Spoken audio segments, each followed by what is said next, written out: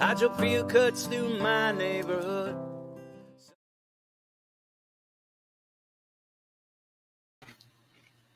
Hi, everybody. Welcome to another episode of Fearlessly Authentic. I have with me tonight Steve on the mic over here. Yo. And we have Shelly. What's up, lady? Hey. I guess Guinness is saying hi, too. In her own little way. Leo, you want to say hi? Tell everybody, say, I'm fancy. I have a bow tie. I wore it to the wedding. It has crabs on it. I'm crabby. Oh my gosh! So when we went in, when we were introduced, like as part of the wedding party, like you know, like the whole wedding party, we get introduced and we go in the room and you know, I'm on the groomsman side, so we were both wearing dresses, so Leo, I guess, is barking the whole time when they're announcing me, and he sees me coming in, like, because he's in there with Steve and Skylar. Yeah. So we are on YouTube tonight. We are on Odyssey, and we are on Rumble. So let's let our peeps get in here. I'm gonna pull up the Rumble and the Odyssey. We just have a very loose, fun show for you tonight. Like, it's just kind of like, you know. We're just going to get it to the bottom of whether or not AOC drove a Black Hawk helicopter and blew up the Hoover Dam. I don't know. I think that she might have an alibi. Yeah, pretending to be arrested. Right. That's her alibi, Shelly. Hello. Her and Ilhan were seen absconding from the D.C. area, jumped immediately into a Black Hawk helicopter and flew to Vegas. And it's more believable than them getting arrested today. It sure is. Oh my God, they're getting arrested is like so pathetic. Like, what come on, cheesy money grab? Who made up the $3 fucking ask? Man, I have never seen politicians do something so fake. That's so like, shady. They're all fucking fake too, and I've never seen them act so fake. I mean, outright, just outright. Oh I know. It's just like in your face. Here's some theater. And the crazy thing is, there's still going to be people that don't see it. No, because they're only going to see they're only going to see the pictures. They're not going to be the ones that are going to see the video and, you know, everything else. But what about the video of Ilhan? Like, there's no excuse for that one. Like, there's no mind blindness. I'm sorry. No, she went off script hard on that. We'll show the people what we're talking about. We gotta play on. So there's that. We have stuff on the Hoover Dam. Like, we know that happened today. Yep. I thought we just established that Ilhan Omar and AOC may or may not have been responsible for blowing up the dam. I think that they might. We can neither confirm nor deny. They might have an alibi. It might have been the same people that blew up the Georgia Guidestones. They could have been the very same. This is very conspiratorial, guys. Everybody pay attention. We're gonna get ourselves in trouble. Oh man. So I have a video that I'm going to show. No, I don't want it full screen yet. It's really funny. It's funny. It's great. It's a great bit of theater.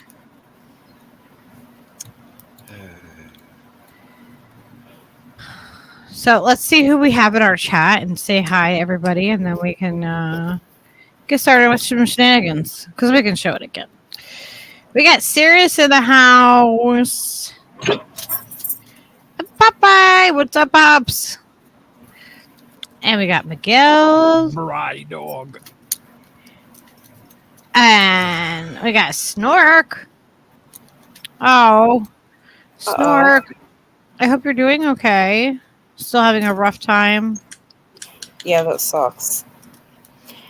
I hope you feel better soon. Hope so too. So he said, I'm partially moved into my new bedroom. My cat is loving it, and my son's cat stops and looks at me like, why am I here? Oh. And we got Gamer. I hope that, the fact that Snork is so brilliant in so many ways that the crack team of scientists that are assembling his needed body parts will get it together, and he could be like Steve Austin in the $6 Million Man. And Well, Elle has a bloody pinky that's saying hello. Elle had an injury on stream last night. Oh no, kidding! I forgot about that. The fingernail incident. Yes. As it shall be known.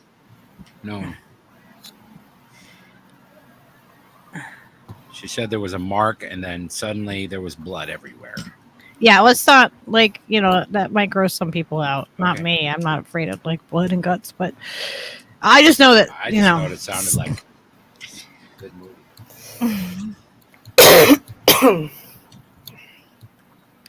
Oh, so Snork says he's been living in the basement for 5 years. I have a nice bedroom, a lab, a computer, a 3D printer, office, and my own kitchenette. But I could have probs walking for a year, so my kids want me. Oh wow, where they can check on me every 2 hours to make sure I'm okay. Well, I'm glad that your kids are taking care of you, Snork. You're a treasure. Oh, definitely. Yeah, man. And Elle, your nail might fall off. You're very well. Very, very, very true that might happen. One time I bashed my thumb with the hammer, and it cracked the nail, and it bled all over the place, but it didn't fall off. It just fixed itself after a while, but it had a weird lump in it for about I don't know 2 years. Yikes. Yeah. Sometimes there's just some funky things. Yeah. My mom had a habit of stubbing her big toe, and then it would fall off and it would regrow. And she do this every few years. It was nails do some weird things sometimes. That is weird. Lady Alex, this is weird. It says there's only 3 people in here. What? That's what it's saying on StreamYard. That is weird. But there's people watching on Rumble. There's people watching on and Rumble. Odyssey too. I can see. And YouTube. Very, it's a Monday's a busy day. Is it Tuesday? What day is it? It's Tuesday. Well, whatever. Near enough. Close enough for podcasting. Hello.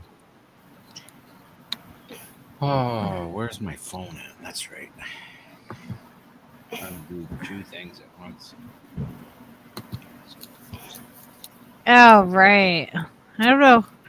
Now it's saying we got 4 people in here. This is weird. That's weird because I don't.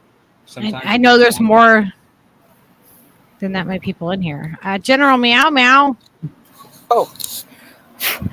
2 kids is too many, is what General Meow Meow said. Yeah, we missed you screaming, Al. That's right. I definitely feel the same way about kids. Yeah.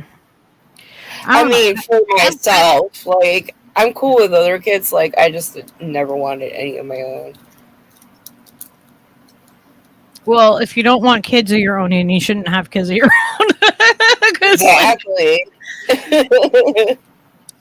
So, as I understand it, if it gets to be over 100 degrees in England, it all catches on fire. Is that correct? Yeah, apparently. Okay.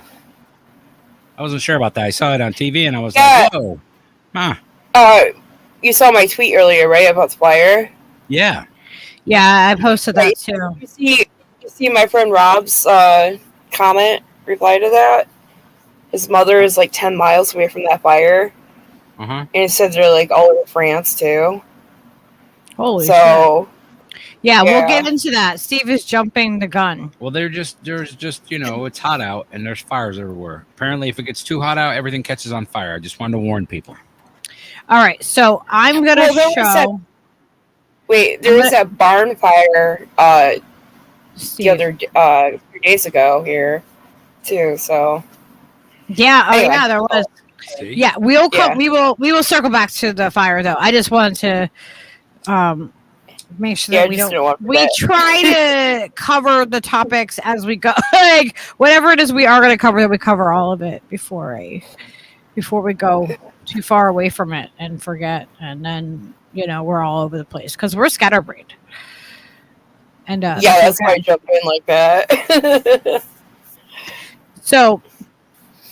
This is a thread. Let me grab it over here. Make it full screen.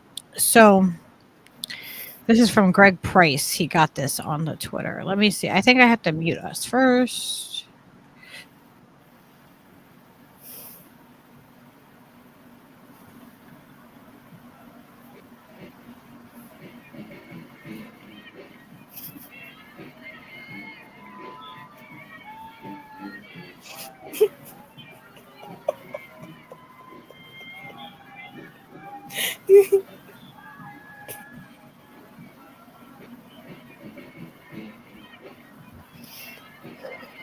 Now, as this is playing, I just want people to pay attention to something for me, okay? I want everybody to pay attention to the fact that the arms are free and they're moving. Okay? Look, AOC is waving, and watch her, like, she puts her arms back just right like Ilhan Omar, like, just like that. But watch at the end of this you even see her put her arm up away. She does not have her handcuffs. Watch her arm. The very end. See it go up? They are not. Yeah, and there's not. Okay, so Ilhan Omar was even worse because there's not even a cop around her. Mm-hmm. Like, they're all like with it, like at least like 20 feet away from her. Yeah. At least the AOC one had no handcuffs. A smiley cop behind them watching the festivities. Yeah, that guy was just like, this is such bullshit. Yeah, he's like, really, you're gonna pretend to be my arrested? Yeah, right. You want me to arrest you? Literally pretended like. So they were out front of the Supreme Court. This is what this was for. Like, so they were out in front of the Supreme Court, and they were protesting, and being activists. Yeah, they are being activists. They were putting the actor and activist. I just have to say, like, this is the first story in about the story of the day, and it just gets a little bit crazier as the day went on. And I have to show this wonderful tweet because I saw this and I was like, this has got to go on the show tonight because look at Squid Diddly. They couldn't cuff AOC, guys. Her activism manicure was too powerful.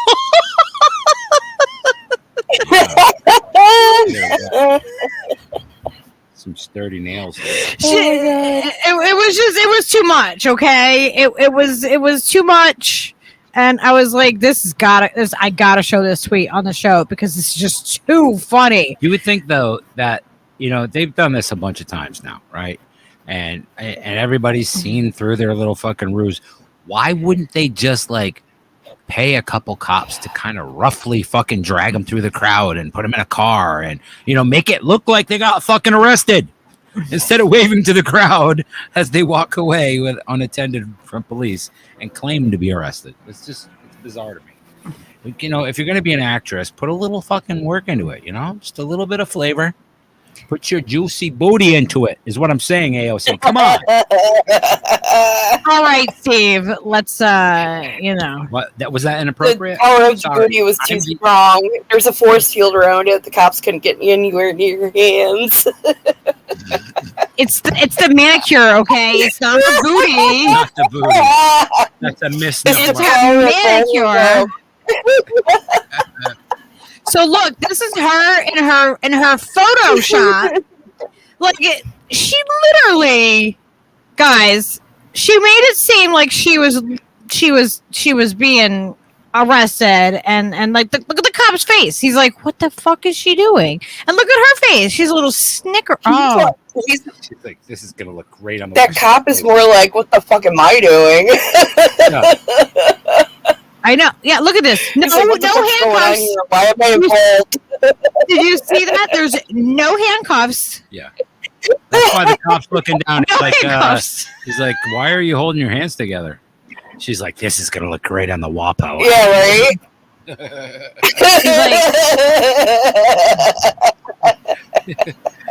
She jerked once, and the cops had no choice but to arrest her. They said, "Oh, we can't mess with that manicure, though. Like, we can't. Take it easy on the. No. We can't do that. You know, like."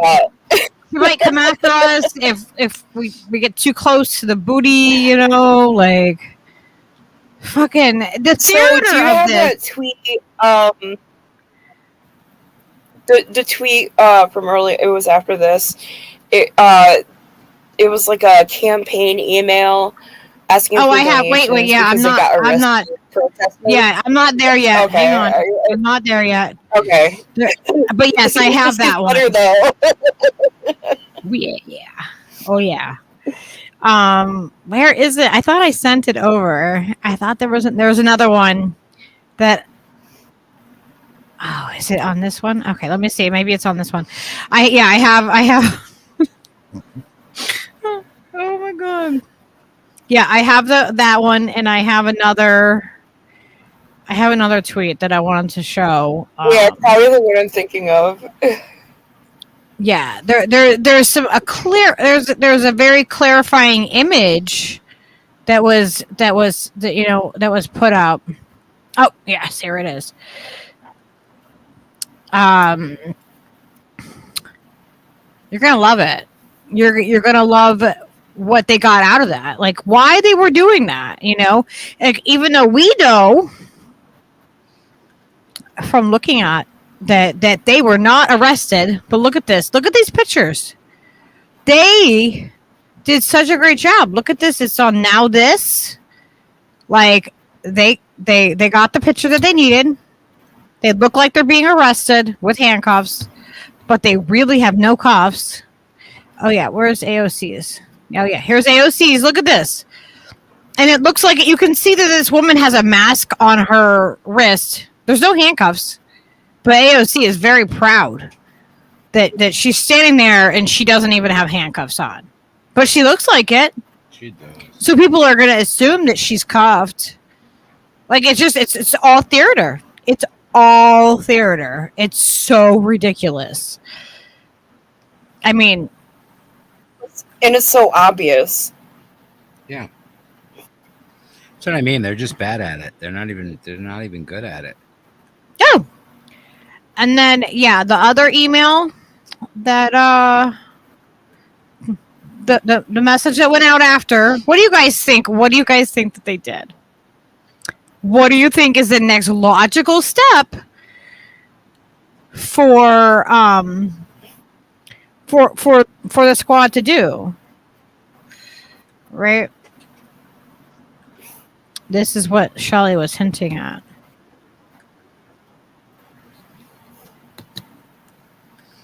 Is it this one? Oh, yes. There it is. Nice and big. Nice and big, guys. Oh, yeah. Can't you rush $3 to her? She's desperate, guys. She was arrested with handcuffs and everything. Well, not so much handcuffs. Well, not so much arrested. Allegedly. They imply. So, yeah, Okay, so they send out this email to another everybody after this happens, right? And This one right here. And at the very same time, they're codifying the marriage. Yeah. Yeah. Right, So yeah, right, they're like, as all we can do it. We can do both things. We're gonna codify that for you. We just need your money first. After our fake protests. But they codified gay marriage and interracial marriage today. Yeah, well, the House passed it. It's not completely codified. Like, it's just in the House they passed it. Yeah, they Biden didn't do anything with it, or the Senate, as far as I know. But what I'm saying is, like, they could have had that right on the table immediately. Absolutely. As soon as that leaked, and they had that time. I mean, it seems like they're rushing the gay marriage thing right now. So why are they rushing this when they had a good 3 or 4 months between the leak and the public decision coming out? They had years to do this because this is their game. This is their game. This is why each step. So, Trish has it right here. Roe v. Wade was what, in the early 70s, like 71 or something like that? Yep. Okay, yeah, so it's been like 50 years they had. Yeah, Roe v. Wade was back then. So the Supreme Court decision for gay marriage happened under Obama. So if you use that span of time, you're rushing through the gay marriage thing. But they had all that time for Roe v. Wade, and they fucking did it. No, it's just a game of steps. They carefully planned out steps. Like, if we do this, this is going to happen. So we got to do this, and then we got to do that. And they're just always playing their odds constantly. They're like compulsive gamblers. Like, if we do this Roe v. Wade thing, maybe we can get the save the presidency and not have not have a Republican this year. And they're just constantly scheming. Both sides always scheming to try to fucking get the upper hand. And whoever has the most money wins. Whoever has the most media control wins every time. It's never been different from that. I don't expect it's going to be different until the whole thing crumbles. Yep. It's crazy. It's absolutely nuts that this theater is what people get all riled up about. Yeah. Theater. And the thing is, like, Roe v. Wade is more than just abortion. It has to do with women's health. Well, yeah, there's women right now. And bodily autonomy in general. Right. Now, the gay marriage thing is just a social thing, and we're gotten to the point in society where nobody really cares. Even conservatives are like, yeah, I love to marry. Nobody gives a shit. Nobody gives a shit about, nobody cares about, racist mixing these days and marrying. Right. But the abortion thing was, and will always be is causing death. That is causing women to be harmed physically, where the marriage is not. That's not the same. That's not on the same playing field as Roe v. Wade. Roe v. Wade. There are women right now who have miscarried, and that need to have the same procedure as what would be considered an abortion, a medical abortion, and they will not let the women have it. They are making women deliver babies that are not viable, that they are miscarrying, and they're making them deliver them and go through that. Allegedly. Yeah. That's what I've seen, is that they're doing that. They're forcing women, to go through the whole birthing process, even if it's not a viable, like they've lost a baby, or, if it's not a viable, like, pregnancy, like that would have been horrific had I had to go through that and women are almost like bleeding out and stuff like that. Like there's just all these, reports that are coming through. I can't independently verify them. I don't have access to these women's like specific medical records, but I know that that does happen with women. I mean, like, just giving birth in general is a lot. You can lose a lot of blood. But then women that if you miscarry and then you have to give birth instead of having that procedure, that's traumatic, and that's like the rest of their lives. And these women are gonna, like, there's women that will probably pass away and die from this. Yeah. Oh, definitely, because that can definitely be fatal. But what there is just so ridiculous that the gay marriage thing shows us how easily it could be passed, but because it's such a divisive topic, they keep it open like that, and they are literally gambling with people's lives so they can get fucking donations and stay in office and get their party in there, and it's just fucking mind-blowing that people, just average citizens, mean that little to them. But they can all just safely get an abortion if they live in a state that makes it illegal. Right. When you have the connections and the money, of course you can get a safe abortion. So it doesn't matter. Yeah. Or you can travel to another. Well, and they're restricting women from leaving the state too. They want to be able to restrict women who are pregnant from leaving a state if they don't allow abortions. It's like, what are you going to do? Like pregnancy tests and like at every state line? Like, what the hell is happening? TSA is going to be doing pregnancy. And you know what? Okay, so Biden, they're trying to push Biden to pass or to do the executive orders for abortion. I think he just did one for the abortion bill to make sure it was accessible in all pharmacies. But they're pushing him to do more executive orders in regards to this.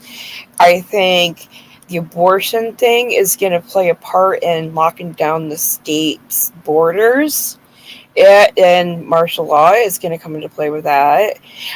We saw all of the abortion clinic bombings in the 90s. That'll come back. That'll come back. They're restricting women. They're restricting women's medications too. Like, if it's something that is technically one of the pills that they use to help induce like an abortion for women, they're restricting these even for women, like if they are of birthing age and all of this shit. Like, it's they're going way too far. I didn't think they would overturn it.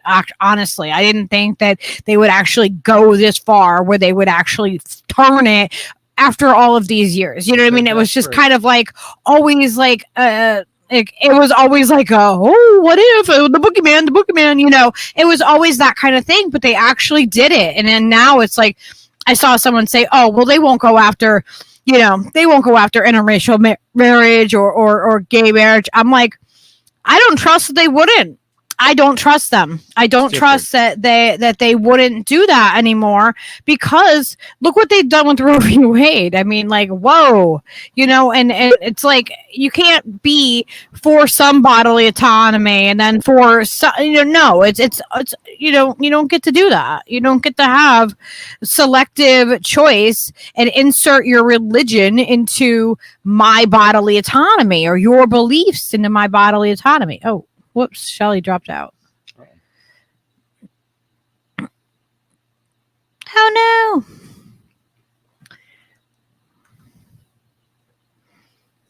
Let me see. She should pop back in. Let's see what you guys are saying too. Oz said, I knew a girl who was so glad she miscarried because her boyfriend was a total jerk. Oh.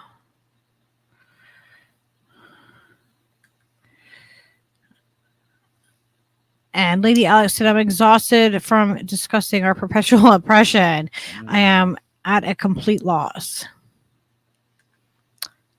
Elle said, miscarriages often happen to those who don't want them. Yeah. I've had miscarriages in double digits. You know, I was only able to have Skyla, and they didn't, you know, there wasn't like a reason, you know, the doctors couldn't figure out a reason why. And they're like, you know, you seem perfectly fine. And this was after I had Skyla and had my, you know, my pregnancy with her. So,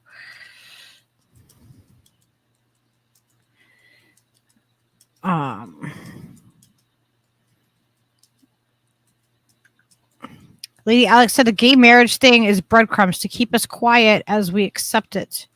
Yeah. That's what I was going to say. It's just crumbs. It's like, well, we're going to take away this, but we'll give you this, even though it has nothing to do with the other thing. And it's not even the same gravity of fucking policy on any level. And, you know, we'll give you the thing that everybody doesn't give a fuck about is what it is. Shut up and clean your room. Yeah. That's what it will. It's yeah, like we all have we have human rights. The oppressors fuck with them, yeah, and they use it like little pawns, you know, like it's fucking nuts. It's nuts. Like, when are people going to be done with this shit and finally say, like, I've had enough?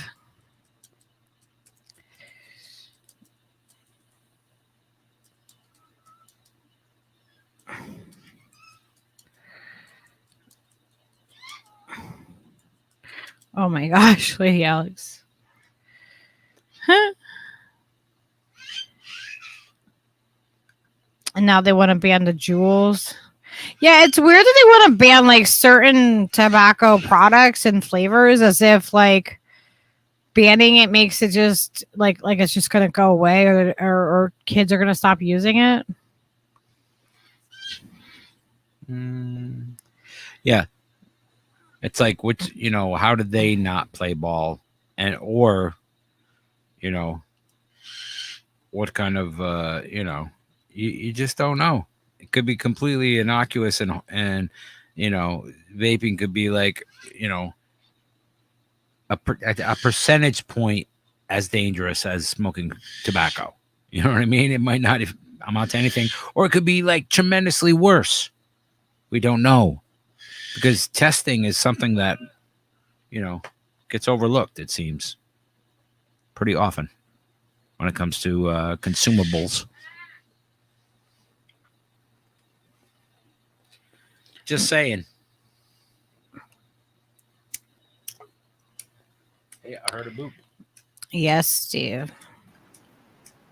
Oh, thank you. There you are. Sorry about that. I had to like clear everything out on my browser and restart, and then log in all over again. So. I know. I just texted you. I'm like, are you coming back? Oh, shit. Should be better now. Yeah, Alice said, don't do drugs unless they're the ones we want you to do. Yeah. That's right. But, you know, fentanyl for everyone. There's plenty for everyone. So. Unless you're like a chronic pain patient and you have legitimate like health problems that are like medically indicated for the actual drug. Like, oh, fuck you then. in that case, you're an addict, and we're not helping you at all. So get on the street, get your own fentanyl. But here's an actual opioid for, you know, opioid addicts. You know, here you go. Yeah, weird. Yeah, it's like, I have no problem with like treating people for addiction, but don't be hypocritical like that. I think ultimately there's so many different ways that you could treat for addiction that could be like tremendously successful if people would just apply them with love and stop criminalizing people for using drugs. You know, provide them with the drug that makes them feel not sick, whatever that might be, and wean them off of that as well, so that until they're completely without using those drugs and are functioning as a normal person again. And you know what I mean? That's how long it takes. You got to go that whole thing. You can't just be like, all right, here's your drugs. You feel better. Okay, now get the fuck out of here. You know what I mean? Like, that's how they do you. That's, well, you detox from the methadone for a week, so you'll be fine. Nobody tells you that, it takes like fucking 40 days to even begin to feel normal after fucking detoxing from methadone. Yep. You know what I mean? It's crazy. It's just how the system works is completely inadequate and broken and backwards and with all these weird ideologies and stuff that make no sense. Instead of making people functioning, high functioning people again by providing them a medication that's going to get them through this transitional period and stay with them the whole time and encourage them and provide them with support and love and give them something to fucking do. Fundamentally, that's one of the most important things that you can do, because you can do stuff even when you don't feel that great. And you can detox. You can do that. It's proven. That's how the Vietnam veterans came home with heroin habits, and everybody went to fucking work. Only some of the people ended up on the street caught out, trying to fucking score drugs. We need to just re-examine and look at how we do everything networks behind them. The majority of the heroin users in Vietnam, when they came back, they all stopped. Like, there was only a small portion of the heroin users. Because it was heroin. It wasn't what people have now. Yes. It's different. It's a different substance. The drugs are different. But the idea is that when they came home, they had something to do, and they had a support system at work. They had family, and friends, and they had work. And work is like the fundamentally thing. That's the thing we want to do, So if you're obsessed with that and getting back into the cycle, even if you feel like shit for a few days, you're gonna come out of that. You're gonna just be like, yeah, I'm feeling better. Each day you start to feel better. After a fucking week, you're good, man. And I mean, I'm speaking from experience. These are the things that need to be in place, and that's the only way that, recovery works, is if you have something to replace the thing that you're fucking doing, and a reason to succeed. Yeah. Well, oh God, what the hell is that scientist's name? He's like a neurobiologist or something, and he talks about how addiction is actually a social disease. Yeah.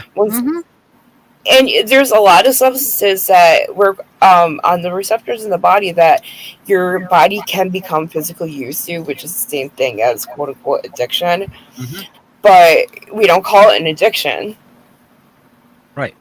Well, now when we talk about addiction, I always like to bring this up, is that we have socially acceptable addictions, right? I can say I'm addicted to coffee.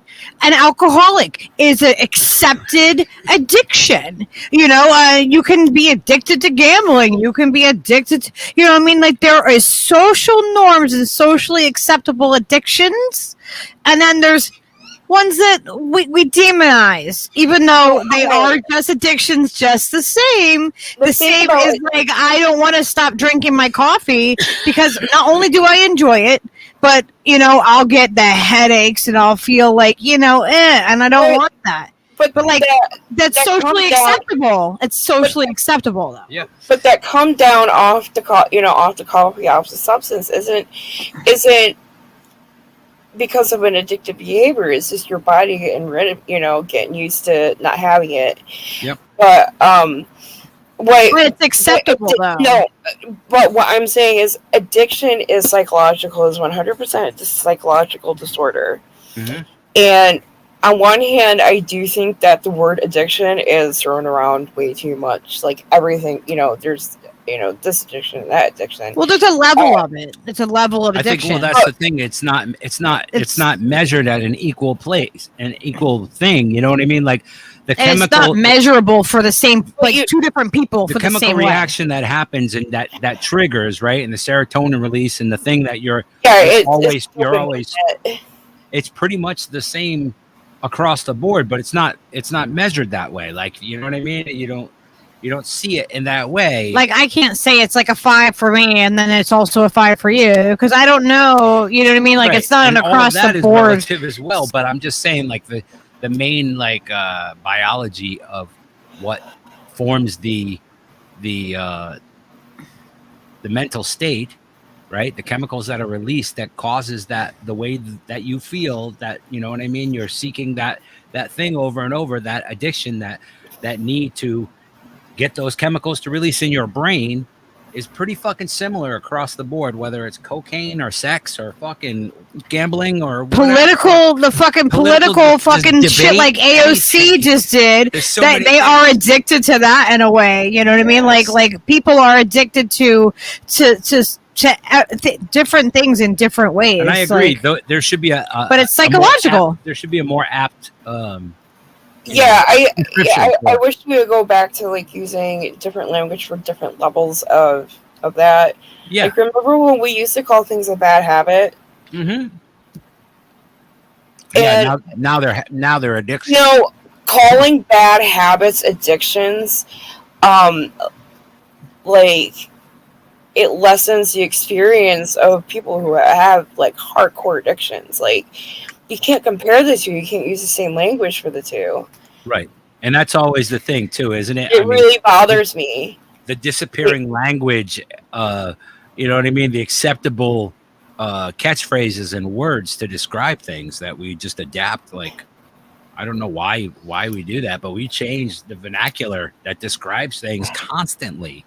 Well, like, I mean, there is a level of anything can is a perfect example of how that changes. Okay, to be careful with that language. I'm just saying, please. That's a good example. I mean, okay, so I mean, just in general, though. But let me just clarify something. Anything can be an addiction. I can be addicted to something that I have that problem with it, but that might not affect you in the same way. Addiction is it is what it is. But it can, hang on, let me just finish my thought. It can be overused. It can be used in circumstances where it's really not what that actually means. Like, it can be misconstrued a lot, but people can be addicted to, you know, like, people have an addiction issue to, like, just say like a cat, like they can have and it becomes a mental health disorder. Like, well, you know, I would say that's not addiction, that's obsession. And I think we're switching the words obsession and addiction too much with each other. That's like, I think it depends. It depends on how you're looking at it. Anyway, okay, so I just had to get that out of the way because there's that he's like a neurobiologist or something. He's like an addiction specialist, and he says that it's all social.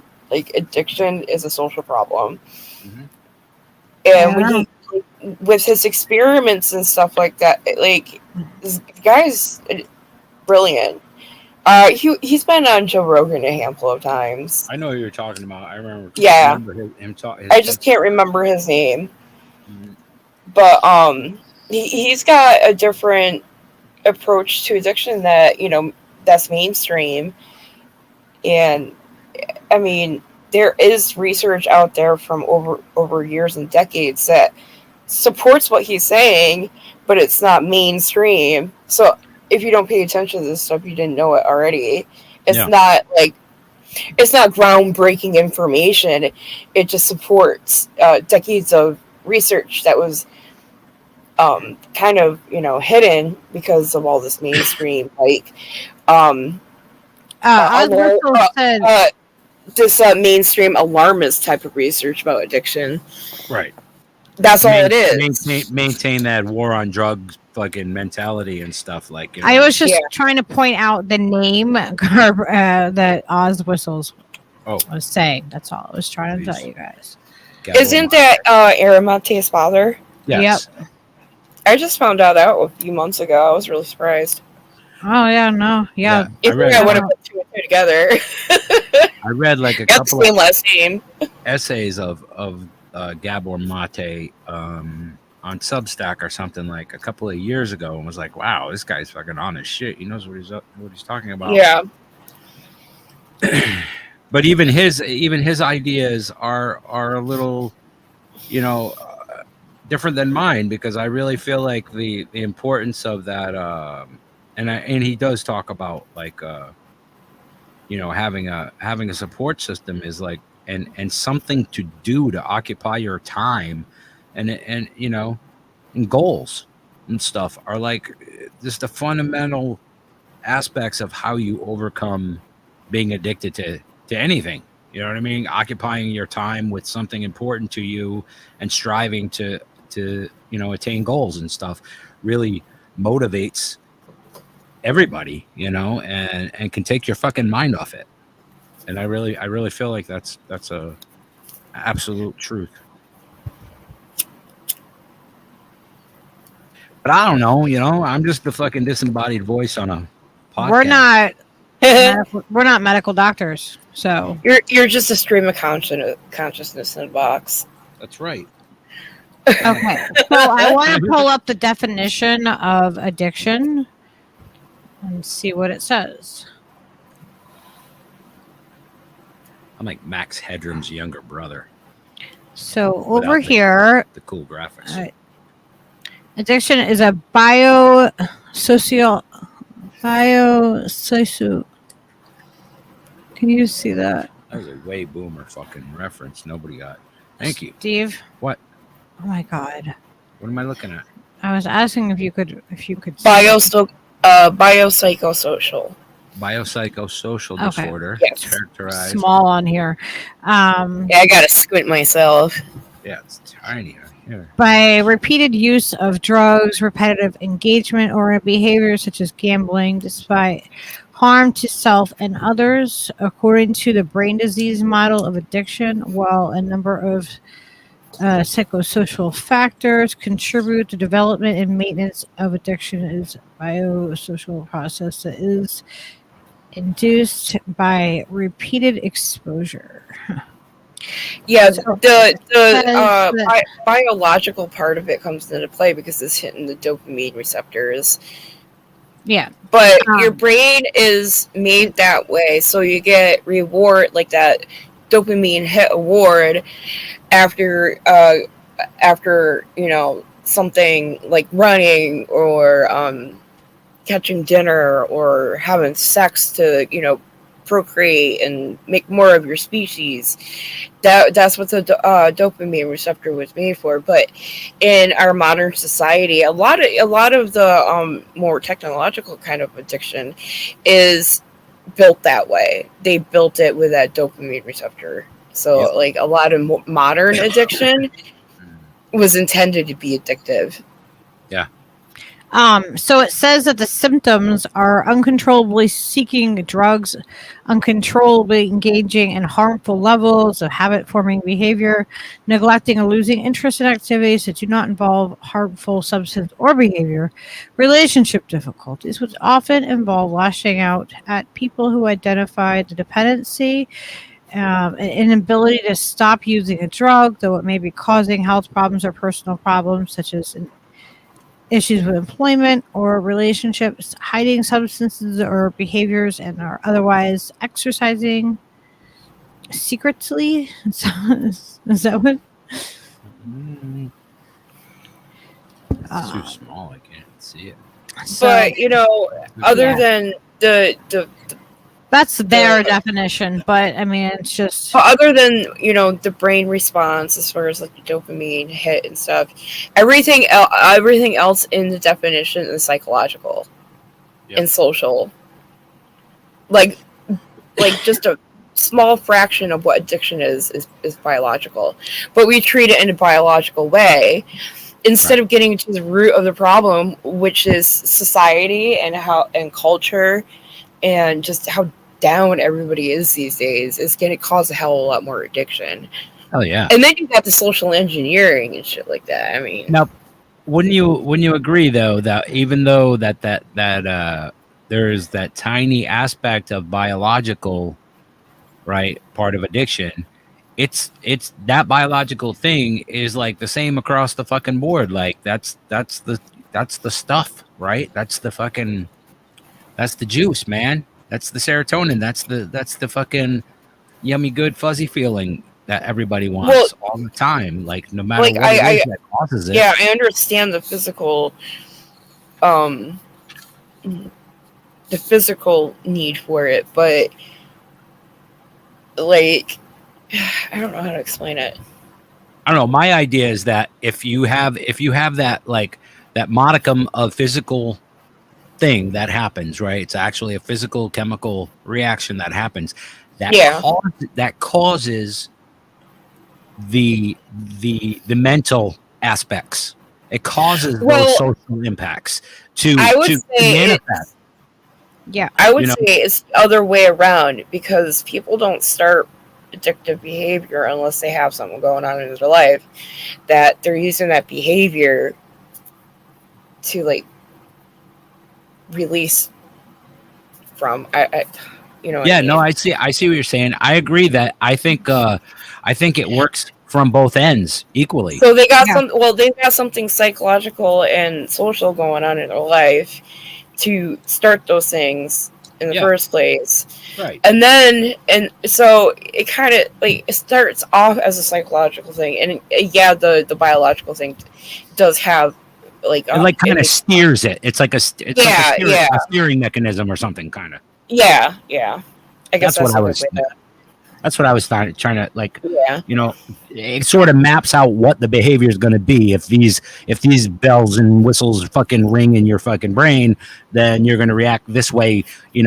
This certain amount of percentage out of the times. But you know what I mean? Like the act of doing the thing itself can be exactly what it is that triggers it and it starts it. It doesn't necessarily have to be that something else is happening, that's what you're covering or you're escaping. It can just be that you enjoy that thing. Yeah. And that you enjoy it too much. There was a time when I would rationalize that I liked the way that my cigarette tasted after I fucking did a shot of dope. That's why I did dope, and the excitement of hunting for that bag of dope or bundle of dope or whatever every day was like that mission that you go on. There's like this all of these chemicals. It's like the hunter-gatherer thing that kind of gets triggered. Super primal. Yeah, and then the adrenaline afterwards, like the adrenaline rush, and it's madness, but it's like very primal on a lot of levels. Yeah, like I do. Well, some of that is because we were so removed from being primal, like our primal, our roots. Like we don't grow our own food, forage for food. We don't, we're so removed from the families now. So those traits from our communities. Like, I mean, that's like the foundation of that's the primal nature of being human. It's like communities and that social connection, and we are so divorced from everything. We're divorced from death, Yeah. And that's part of life, and you gotta incorporate. And when a death happens, it's very traumatic for people. I mean, I'm not saying it was never traumatic for people, but it was more of a way of life. You were right there. You saw the dead bodies. You saw people die in front of you. People are completely just they have like a filter in front of them, so they see people like the politicians that were out there protesting today, the squad. They see people like that doing virtue signals all the time. What kind of example are they setting for young women that you just have to fake it and tell you until you fool the people enough to donate enough to you? You know what I mean? This is the example that's being set for us, and we need to recognize that too, because we're getting all this propaganda and indoctrination from the time that we're born, and the more that we allow this kind of shit to continue, and just people are just out there blatantly lying. They are blatantly fucking lying. We have a culture of lying. No wonder that people have more issues with everything now. Everything is a coping mechanism, because we are dealing with things from every single angle, and we have these fake people doing this stuff, and they're supposed to be leaders and setting example. Imagine how confusing that must be to people that. To me, it's really insane to look at it and to go, whoa, they're doing all this fake fucking shit all the time. They're lying all the time. It's so phony. Everything's phony. It's like that thing that Shelley was just talking about, like how we're so separated from community and normal reaction to things, that our primal urges and things manifest in the weirdest fucking ways and fucking the wrong ways very often, because we don't have any experience with it and we don't know how to fucking embrace those fucking natural feelings and stuff, like, and they manifest in the most odd and grotesque fucking ways. You know what I mean? It's fucking bizarre. This constant reinforcement of being disingenuous and duplicity is like heralded as some kind of fucking, thing to aspire to. It's fucked up. And we wonder why we're trying to escape our reality all the time. Right. Like why there's so much more issues, like why people are looking for those serotonin like releases from all these different sources. Like we're just completely separated. Well, I know a lot of us don't like religion and just as an institution, but a lot of people are raised as atheists and very materialistic as far as like the material world itself. They don't think beyond that.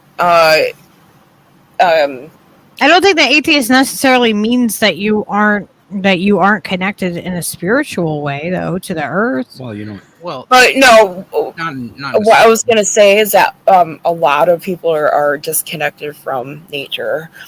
Yes. And you got this generation that's just totally apathetic to everything. Mm-hmm.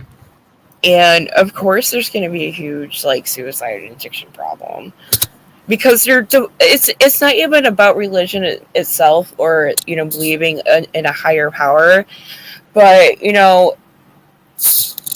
it's having those stories in your life. It's having that experience in nature that makes you wonder just how much of it's connected, and you see the cycle of everything. And so many younger people are divorced. I think a lot of people are divorced from it.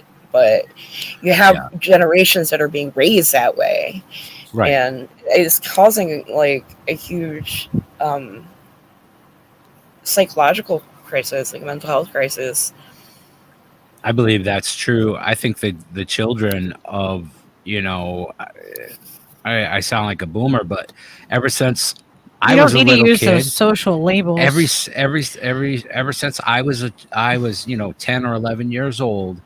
And playing in the woods, and doing whatever until it got dark, and then you had to go home. I had to do the same thing. It wasn't like parental supervision and everybody doing it. It was like, the parents on the block would kind of keep an eye on who's in whose yard and whatever, and that's about it. And all of that. That's how I grew up, all too. of that trust building that you did with your parents, that they could trust that you would be where you said you were going to be, and all of that, you learn that at that age. There's so many fundamental things like that you need to be taught and to understand in order to not be an apathetic fucking, wishy-washy fucking person for your whole life, because it's just, there's certain fundamental things that do not change no matter what the social fucking climate is. You know what I mean? It's like common sense doesn't go away. It's a thing that should be embraced. And I feel like ever since I'm like that age, I watched all the kids that came up, after me, like just getting further and further away from that. Some kids who lived in the country still played in the woods and rode dirt bikes and all this, all the fucking rough and tumble shit that we used to do as children. Yeah. And now it's just like, nope, everybody's in the house playing Xbox, and that's it. There is no like camaraderie of your boys on the block and your, and all the girls hanging out and whatever your social situation was with the children of your neighborhood. You knew each other. I talk about this with kids that were my age on my block. You know what I mean? When I was little, you had community. I talked to those kids. There was community. There was a sense of community, and we're like, just like you said, we're just further and further away from that thing. You know what I mean? And that's not a boomer thing, like growing up like that. I grew up in the 80s and it was the same thing for me. And I moved around every couple of years. Right. So like it was like throughout like the whole like East Coast, you know what I mean? Like I grew up from the time I was little, you know, up until, you know, I ended up in Connecticut when I was a teenager. We moved here. So like I grew up in different, you know, New Orleans and Rhode Island and New York and New Jersey and all those places. It was like that everywhere we lived. It was like, you know, be home before the street lights are on or whatever. That day is gone since you're a child. I'm saying I watched it start to slowly. Well, Well, everyone grew up in different areas in different ways, but you know, yeah, it's the tribe. I think it's the tribalism that we are missing that we're always talking about going back to. You know, I've noticed the difference between Oneonta and, you know, living in Oneonta my whole life and seeing all the changes to the kids programs there, and then moving to Norwich, which is like considerably smaller. It's like under 7,000 people, and I see a lot more kids out and playing with each other, just running out in the streets and riding their bikes and stuff like that. Going to the creek, swimming in the creek, you know, going to the parks during the day, and it makes me hopeful. But it seems like it's more obvious in the rural parts. But on the other hand, there's also a lot of drug addiction here, which has very specific socioeconomic reasons. Yeah. But basically, it's because it's weird. There's a lot of there's some companies that are based here. We have manufacturing, but other than that, there's like two Norwiches.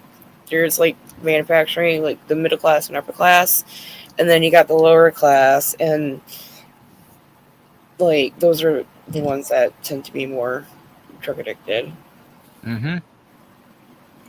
That's the same way. That's the same way it is in pretty much virtually every town. Like there's just like that element. Yeah, it's because it's still still technically an economically depressed region, because once you get outside, the county is very rural. Like half of it is state forest. Right. So, you know, it's like you get outside of like a few areas and there's really nothing. Well, I mean, if we think about it too, though, like what is propagandized to us in the movies and everywhere else? Like it is propaganda, like the propaganda is so thick and clear that lower income people, they do drugs. They just do drugs. They, you know, it's just a normal thing. They just rich people don't do drugs. Yeah, they pretend like they don't. Yeah, but it's always like, and it's certain drugs, and there's certain like, and then people fall into those stereotypes that are pushed on them, or that it's by design, you know, and it's like we feed into it. Indoctrination. Indoctrination. Yes. It's true though. Like, I mean, you know what I mean? Like, it's like, oh, you know that like certain drugs are portrayed to be in certain types of neighborhoods, certain types of areas. You know, like it's different when the cool kids are like, you know, just getting a little bit of coke or something compared to the kids that are getting the crack or whatever. You know, like in the movies and the way that they portray the fucking shit. And well, on top of that, there's you know, the meth is bad here, and this is because of a combination of farmers working long, hard hours, and manufacturing jobs. Some of them are like 12-hour jobs on their feet, and then like construction and stuff like that. And there's pretty much such a need for, you know, workers that they end up like overworking themselves. Yeah. Yeah, people are pushed and pushed because your body hurts, and yeah, and then they work more. and then they start taking like Adderall or whatever, and then they go from there. Well, that's generally the cycle. Is like Right. it's a pep me up, slow me down, pep me up. You know, you got to go to bed, you got to wake up. And it's like an endless cycle.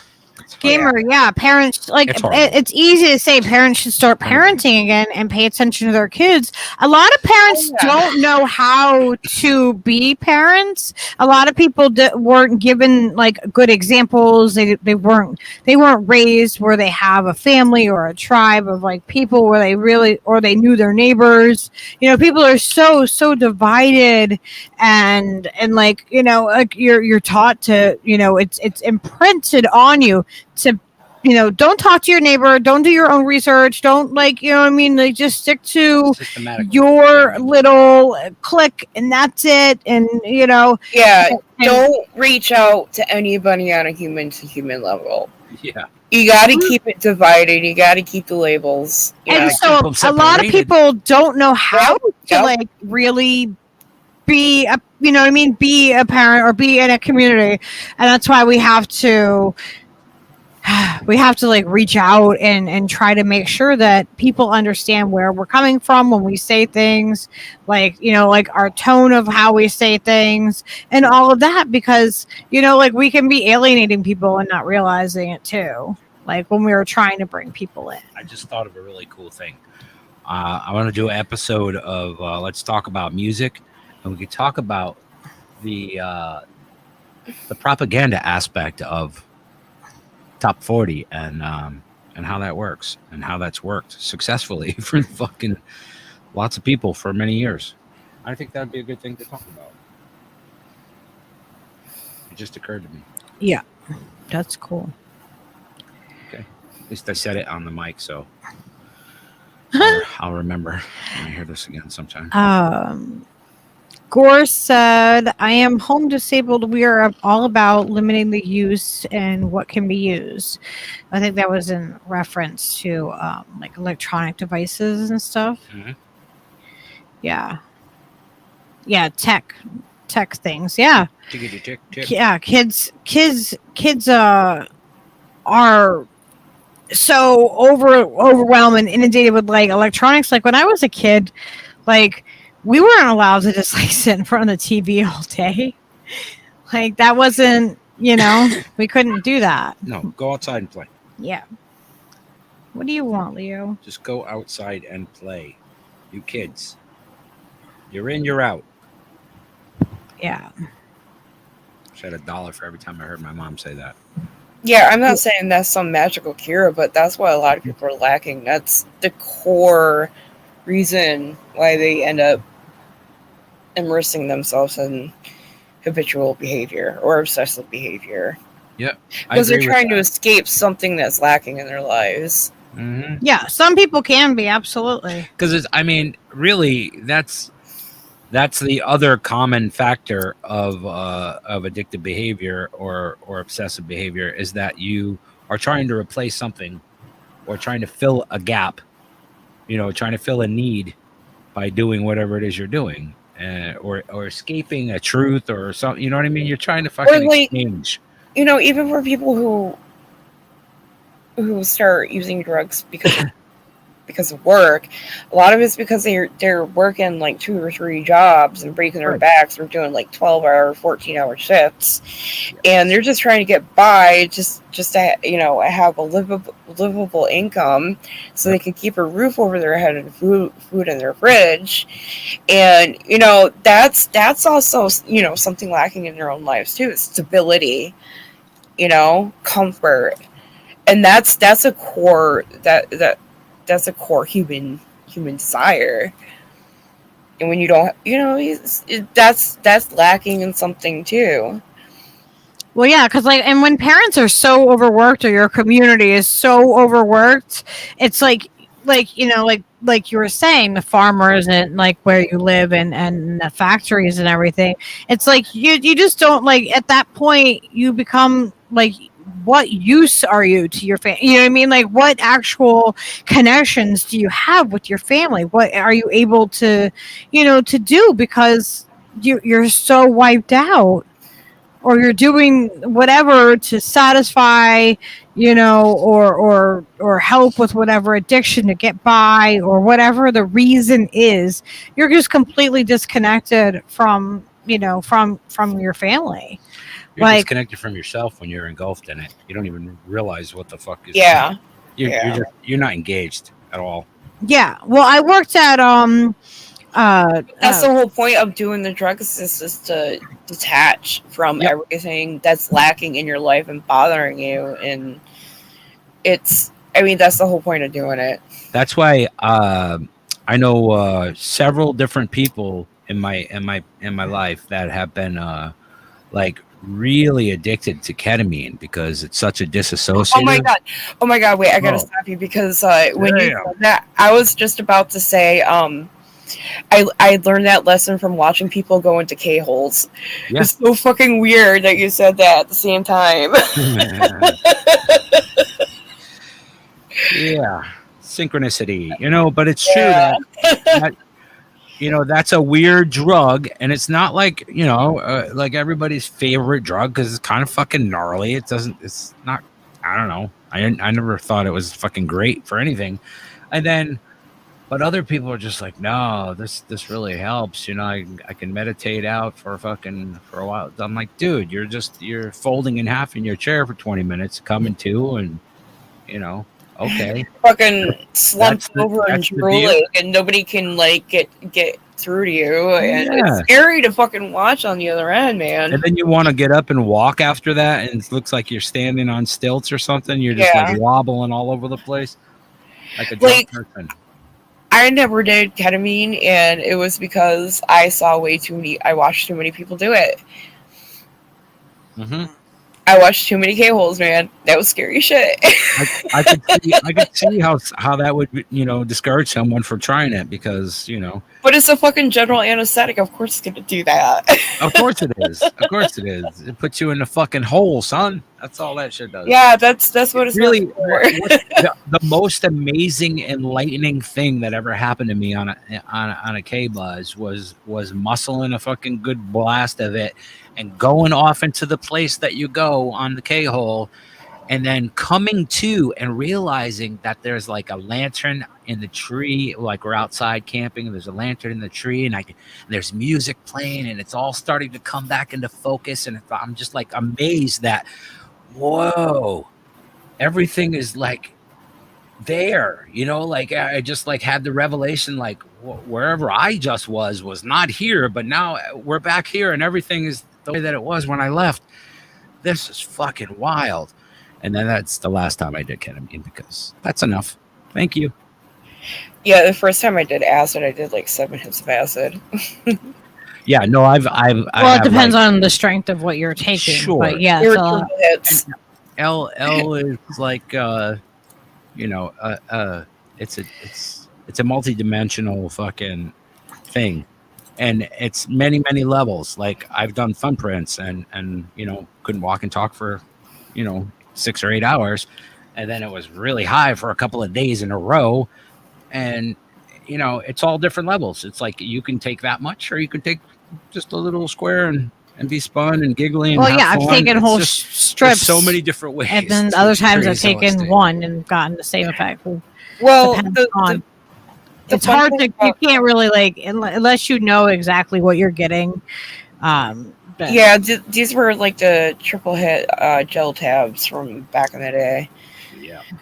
But yeah, the really cool thing about my first trip was we all like psychically connected to each other. We were all having like group hallucinations, and it was so much fun.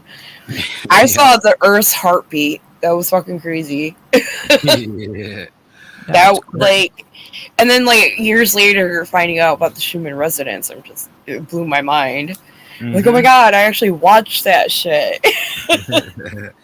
That's the thing that acid did for me too, is just like make me realize the lines of radiation that I could see pulsing over the earth, over the curves of the mountains and shit. Like I could see that energy, like when I was in that certain space, and I'm like, that must be the magnetic lines Yeah, you know you what I can. mean? And it was, it was like I could tell, and I looked at a fucking map afterwards and see where they lay and stuff. I'm like, yeah, that's what the fuck I was looking at. Like, whoa. You can train yourself to see that kind of stuff without drugs. I've done it. Oh, I'm sure. But there is some stuff, there's some stuff that I was already attuned to from the time I was born. So, yep. But I think everybody has that ability. You just gotta work at it. You gotta allow yourself to open up, and that can be scary. And I can understand it.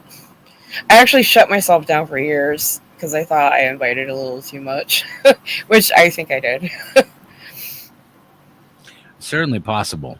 I'm not. I'm less skeptical now than I used to be, because I used to just be like total skeptic about all kinds of things. But I understood that at least in my mind, that everything is, like I said in that Twitter line, is like everything is just wave based in this universe, and we're all made out of that same stuff, and everything's made out of that same stuff, and it's all the same stuff. And it's like that's what music is. It's just manipulating those things, and that's why we react to them, because we're made out of that stuff. And that's why music is so emotional and everything. It's like it touches you in those places. And then you get into like quantum entanglement and there's vibrations like, on that and multi-dimensional fucking shit, man. Yeah. Exactly. That's that goddamn multiverse shit, man. Dang old, I'll tell you what, that dang old multiverse, man. And that concludes the corner chat. How come Dale from King of the Hill sounds like the most intelligent guy that ever fucking was on a cartoon now? You know what I mean? Like it's like 20 years later, and all the fucking crazy shit Dale was saying was spot on. Like, what the fuck? Man, let me tell you, Dale was my spirit animal on that show. I had an interesting uncle and family in general, and I had somebody in my life that was kind of like Dale. He's been living off the grid for like at least 25, 30 years now. Nice. Yeah, he like bounces from state forest in Florida. Sometimes he moves between states, but we keep up with him to make sure he's still alive by arrest records, because he'll get arrested for camping out on illegally on these lands. Yeah, I want to a little crazy, but like now I totally I'm like, you know what, I think he was right on a lot of this shit. Yeah, dude. Ironically, so I want to bring it back to what we were talking about. Bring it back. And folks, get your video on that. There's just been an incident here. Oh. Did you see this one? That's where the helicopter. Oh yeah, this is nuts. It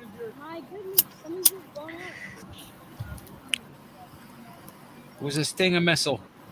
Something has just blown out. They're just like, something just blew up. Something just blew up. My goodness, something's just blown out. This is like, whoa. I like her low-key reactions. She's like, well, something blew up. I don't know. Yeah, like it's just something blowing up over here. NVD, Dad. Settle down. Something blew up. Like I said, yeah, that's totally normal. Totally.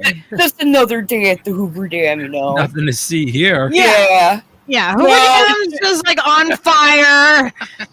Shit It's normal. And there's no need to be concerned about the fact that there's no fucking water and shit. And it's don't worry about it. I think it's by design, in my opinion. I think that's totally by design. I think that, yeah, like that is really old infrastructure and everything. I will say that. Get that out of the way. Sure. Definitely. Razor says that it's probably faulty. I think it's definitely likely that my brain, however, is going sabotage. Yeah, something. Oops. Wait, can I tell them my theory? The Georgia Guidestones just got blown up too. Yeah. Coincidence? I think not. He's connected. We're putting it I together, people. lost the Steve. Steve, come over here. I lost the thing. I don't know where that thing is. I don't know what I did with it. The whole screen's gone. Oh, okay. Thank you. I clicked the wrong button and like all of the whole StreamYard and all the tabs just Everything went away. went away. Oh my goodness, something's blown up. I know you can hear it, but you can't see it. Hang on. I gotta share it. That's what I was trying to do, and then I clicked the wrong button because that happens. My goodness. My goodness.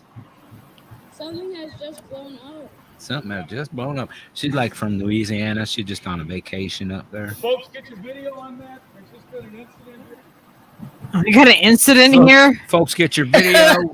We're going to need some evidence that this happened. Was that a fucking tour guide that said that? Please tell me it was. That's so funny. There was a what? Yeah. Please tell me that was a tour guide saying that.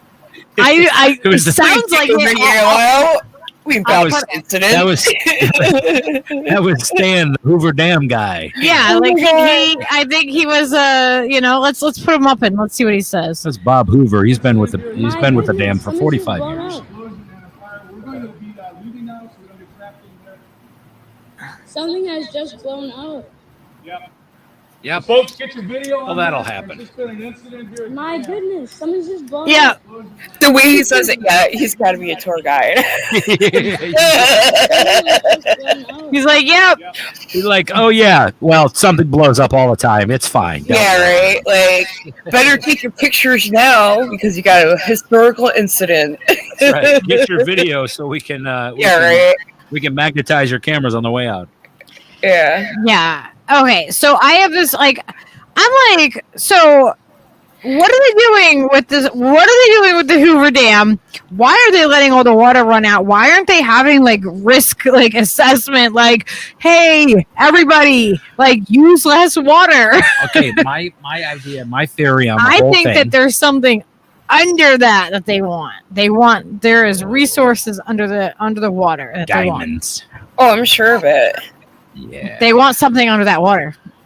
And I think that they want all the infrastructure. Some of that stash mobster cash from the They 50s. want all of the Dude, right. infrastructure around the whole entire country to be gone. They don't want people to be able to have infrastructure because that, in a way, keeps us contained to where we are. If our bridges aren't working, if our water, if our water's not working, it's easier for them to control the masses. If they're controlling the food, Yeah. they control the Yeah. water, they True. control those things, they control that the bridges are oh, well, you can't use that bridge anymore.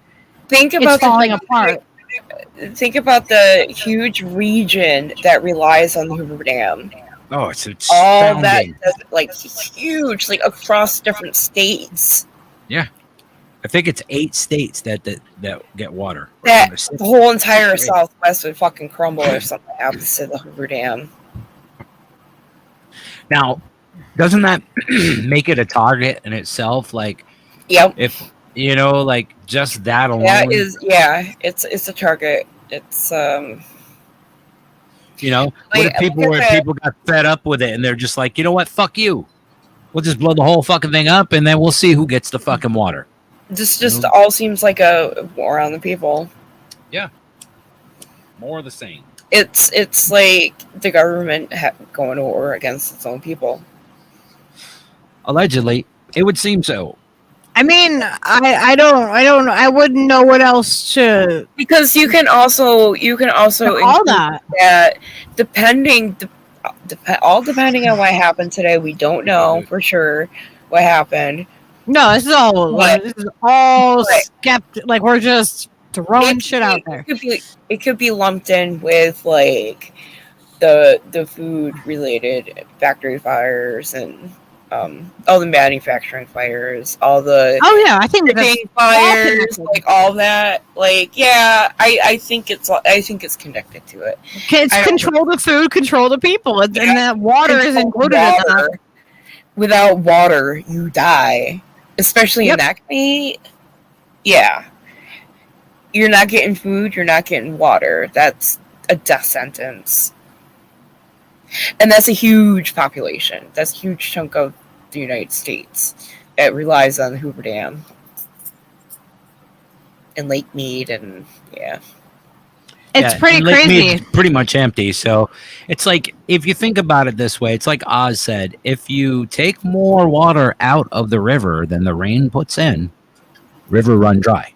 That's just the fucking simple fucking math of it, right? But we don't give a fuck. We're just like, no, everybody got to have some water. We'll just take all the water, and then they run the river down so it's only half as much as it was, and Lake Mead is fucking empty. I don't even think the turbines are crazy. running anymore at this point. No, they shut those down. Because they're not, it's not making any power there anymore. Like, they're not using that water for, like, they can't. It's too carbon, low. damn it. It's carbon's fault, everybody. Just get mad at the thing that gives things life. But remember who controls the weather. Right. And that was my point. Otherwise, when I was talking about this earlier, when I had the idea that, terrorist people could just easily fucking fuck that shit up and be like, oh, well, you're screwed now, And the thing is, our infrastructure is crumbling all over the country. Yes. Everywhere. And all our water is poison. the only article I was able to find earlier, I don't know about right now. There's probably more details out now. But, it says no damage was done. But even with a small, explosion and fire, that structure is still really not that great. It's not in spectacular condition or anything. So it could be in a weak spot where, just the smallest explosion could cause a micro crack that expands over the next couple of weeks and causes a flood. Sure. Gushing out of the dam. I mean, it's not like there's like a 99.999% chance it's not going to happen, but, it's not impossible. So It's crazy too, because like it's it's like like the power grid too. It's easy to do that with power grid too because it's so unstable. It's so old. It's so in disrepair. well, they're not even making power off of the dam anymore right now. Like, they shut that down. They don't have enough water. They can't do it. Well, I'm just saying about the electrical grid just all over the country. It's so Oh old. yeah. Repair. It'd be so easy to just do something minor to the electrical grid and You're saying the sun have a flares capsule. might do it. Sun flares could do it. Do you remember the huge blackout? I think it was like in mid 2000s in New York City across the entire Northeast that went up partially up into Canada. You remember that? Yep. That was caused by like overtaxing the substation in just one specific part because it was so hot out. So many people were running their air conditioning. It made the whole entire Northeast go out without power for days. Well, people are running ACs and electric in houses that nobody's even living in right now. I know. They keep these That's things crazy. like they keep the temperature control of the house and everything you like gotta that. keep it Well, people are safe. living out on the streets, and it's fucking ridiculous because there are people living on the streets, and we have empty homes and we have empty buildings, Can't expect. and they're living on and they don't have anywhere to live. But yet we're keeping a temperature control of a fucking empty building. Unless you have like a super or maintenance person living in your empty house, like a house needs to be lived in, or else it decays at a fast rate. Yep. Like it has to have like regular, just I don't know what it is about it. I've seen it happen. It's like regular exchange of air and like the way the weather works and stuff, it will work against the house if it's just constantly sealed and Like there's like no movement or vibration in the house. It just decays at a higher rate. Or it's so bizarre, and it's almost like the house knows that it's been abandoned and forgotten. But if you get people you can get homeless people into these houses for as long until they're like sold or whatever, as maintenance, have them keep the house up for rent, make an exchange that way. And that way it's still in great condition. And it does, having electricity on an abandoned house is completely crumbling, that will never sell. It's completely useless. It takes more energy than a house that's lived in. I'm pretty we don't do, but we don't do things because they make sense, though, Shali. That's not how we do things, okay? Right. We do things and we don't think about the consequences, and that's how we got to where we are.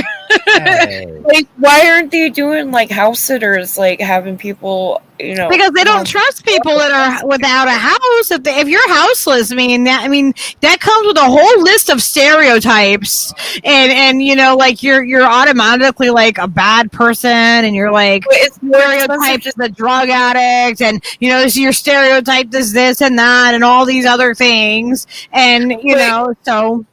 That's just financial, just like on a financial level, it's cheap. It's more expensive just to let a piece of property just sit around empty, rotting, abandoned, than it is to have let somebody live there rent free as long as they do the upkeep on it until it's sold, and it will get sold a hell of a lot faster if the upkeep is constant on it.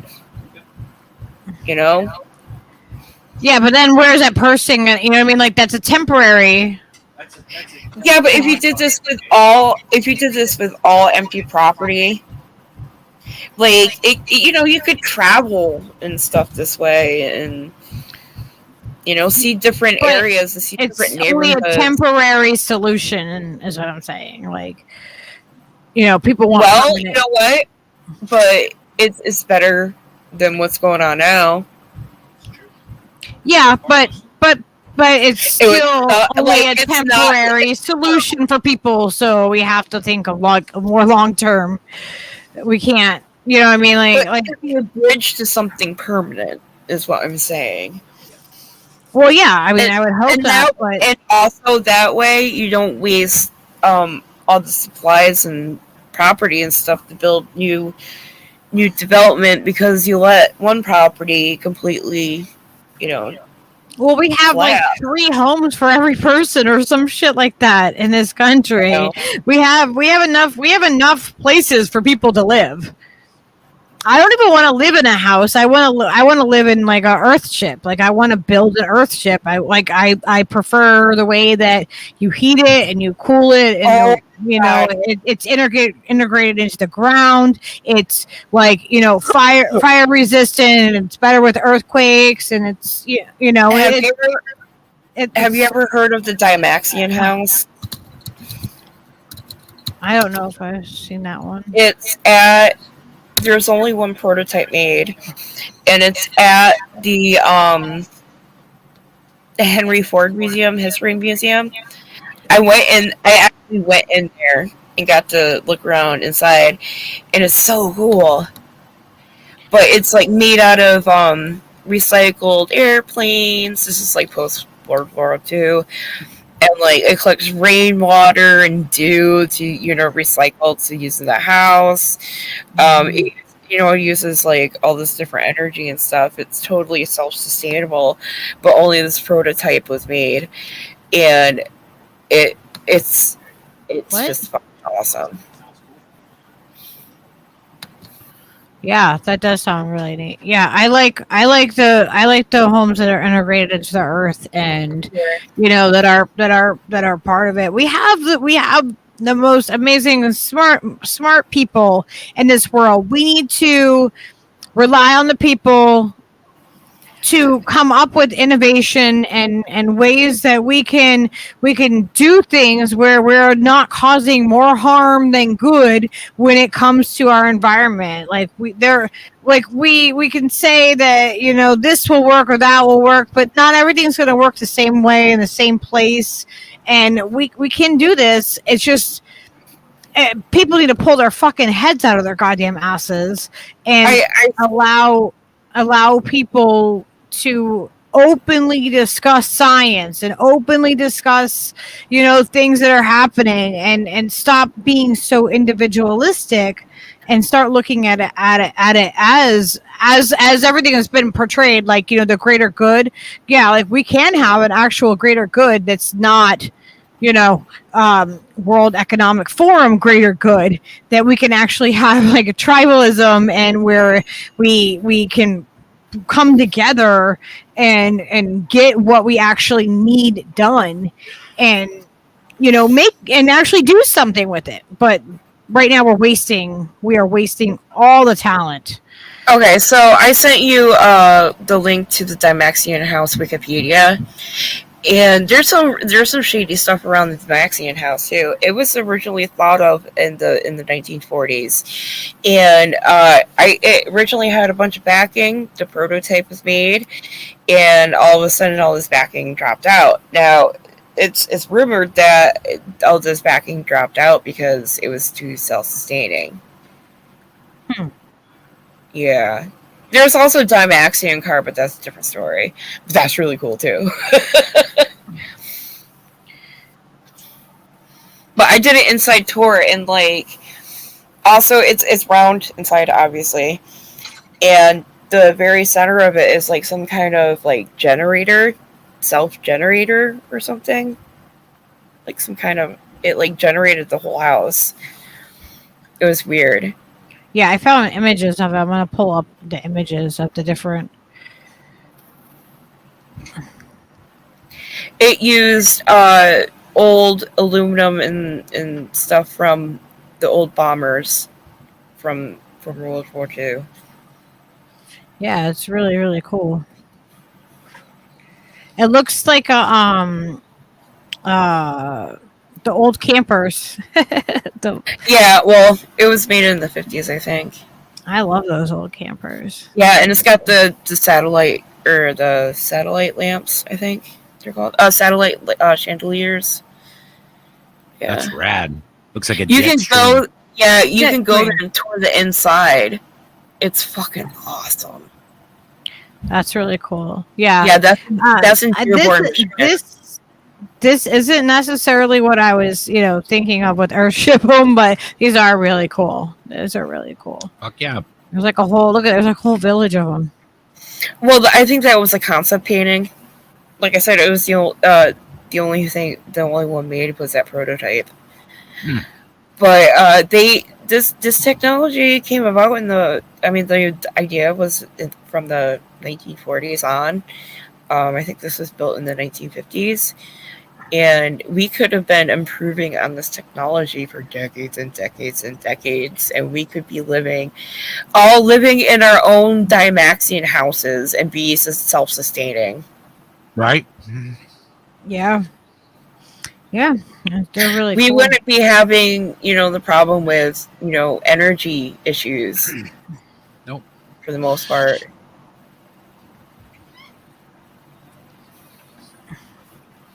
Yeah, those are really cool. Yeah, I think there was like some technical issues, but a lot of it was pretty sound. And like I said, I think it was ahead of its time. I think we could have built upon this technology, this idea at least. But we should have had something like this by now. Yeah, those are really, really cool. And I think there was an actual reason why it was circular like that. It was more energy efficient or something. Oh yeah. Yeah, well, it's the same thing as like the yurts and stuff like that. Like yurts are that's the shape that they are. Did I just click off the thing I wanted? Shoot, yeah. But let me tell I ever since I went to the Henry Ford and saw that in person and got to walk through it and everything. Ever since then, I've been wanting to live in a Dymaxion house. That would be my dream. And there's postmodern houses in Norwich too, which is like a step below that, but it's cool. This is what. Era. Yeah, the ones in New Mexico are This is what I'm interested in. insanely cool. Yeah, They were everywhere. I think some of the ideas actually were built upon the idea of the Dymaxion house. Some of them did take some, like, one or two ideas from that. built on it. Yeah. Maybe not directly, but like a lot of the ideas were shared. The whole heating and cooling system and it's all derived indoor from the garden earth. situation is just like, that's just rad. I wish there were just millions of those everywhere. I mean, like this isn't like, you know, we may think that we're so smart that we came. This is, you know, we look at the animals of the world and how they live and how they've done the things, and we go and we build square houses, and you know, like we completely are missing the whole point of, you know, the fact that we should be connected to the earth and be using and incorporating the earth. Steve, can you? Well, we've also got to get rid of this idea that we are the epitome of intelligence, because we're not. Yeah, no, I don't. We are not like we are not on the technological heap. We would be we would benefit a lot if we took from ancient cultures as far as like heating and cooling, like built into the architecture. Well, yeah, that's what the Earth ships are all about. The way that they're heated, the way that the cooling is, the way that you put your windows, you know, facing, you know, certain directions. Like there is a lot that goes in with it, and they become completely self-efficient. And you collect your own rainwater, and the whole idea of it is that it's like a ship out at sea. It can be self-sustaining all by itself. Yeah. And they do take from ancient cultures as well, especially the Middle Eastern ones and the Mediterranean ones. And like you see the underground cities in Turkey and stuff, and they were definitely more advanced than we are in some ways. Yeah, actually, in a lot of ways. Yeah. Yeah, and people think that we are somehow like more. I'm always saying that, like we're not. We're not. Like a hobbit house is like, you know, like that is the place for me. I want to like, it stays cool. Like it stays like what, 68 degrees or something like that, or cooler, 65 to 68. And there's ways to heat them up if you want heat, you know, like I don't understand. I think that modern houses are really, you know, they're kind of an eyesore, and we should be integrating into the earth, not. Yeah. Oh, I gotta be. I'll be right back. Okay. And not occupying on top of the earth and taking over, you know, all of it. And if we are integrated into the earth. What are you, a hobbit or something? I guess so. Do you have webbed feet? No. Somebody asked me once. No. Okay. Stop with the rumors. Rumors? Yeah. This is merely innuendo.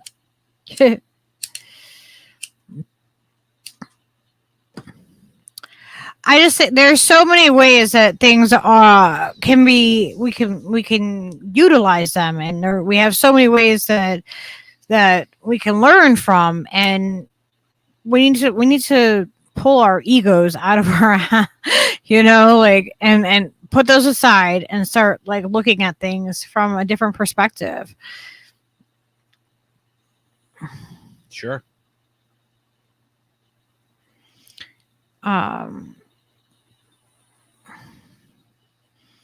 Oh yeah. See, Gore's saying that if they do a poor enough job, they can justify privatization of our resources of our roads. Nothing will be given. Yeah, like I think eventually they don't want us to be able to, you know what I mean? Like if you are the ways that you can control the people, right? You think about it. The infrastructure is a way to control the people. The food and the water, those are ways to control the people. And all of the things that you actually need to get by for any of that, they control that stuff because they have us so disconnected from nature. Most of us wouldn't know what to do if the grocery store, if they were just closed and you couldn't go to the grocery store. Would you know what what you can eat? Would you have stuff stocked? Most people probably not. Yeah, the bank of tire wall full of dirt. That's a motherfucker of building these earthship houses, and you have to angle it the correct way, facing south, and with the correct amount of overhang. But if you do the tire wall correctly, that is your heating and cooling, and if you don't have to pay for heating and cooling, I'd say it's worth it. Beautiful what they look like inside. I'm back. Some of them. Welcome back. I think the Dymaxian house was self-heating and cooling too. That's awesome. Yep.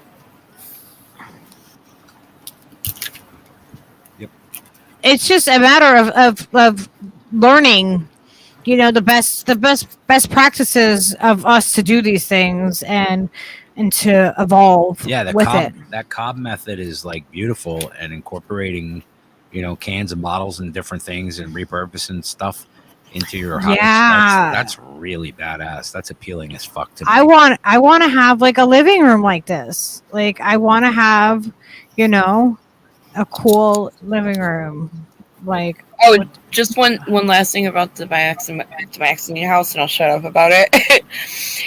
They would come in kits. If they ever went to manufacturing, you would buy it in a kit, so you could just build it anywhere. That's easily. Cool. Without having to, work with the land. You could just plop it on a piece of land out in the middle of nowhere. Yeah, they have the yurts, so they do that. And there's other I've seen people that have gotten sheds, at Home Depot and stuff, and they've turned those into tiny homes.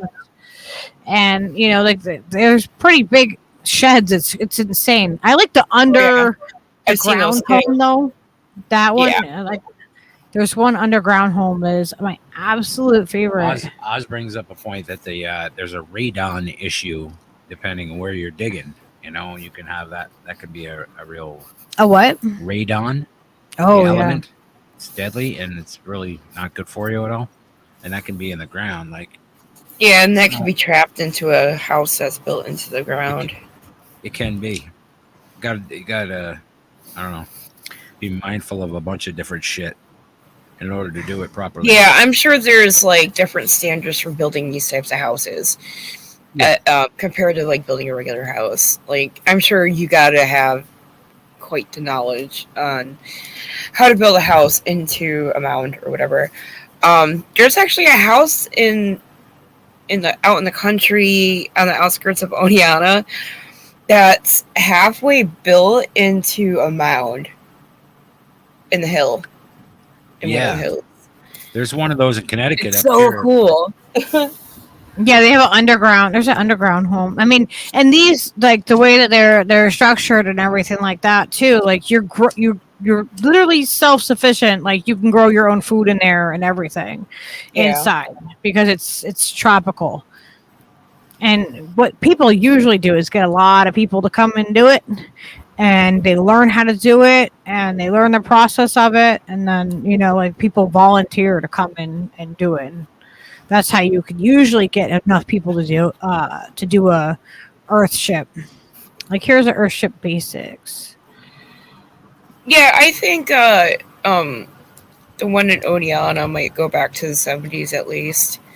That's rad. There is also a lot of OG hippies in the area too. Oh hell yeah! That's why there's one up in Connecticut here. There's one in Attawagan. That's it's beautiful. It's really nice. All you see is the front, and it's just glass sticking out of the hillside, basically, glass and wood. It looks fucking rad.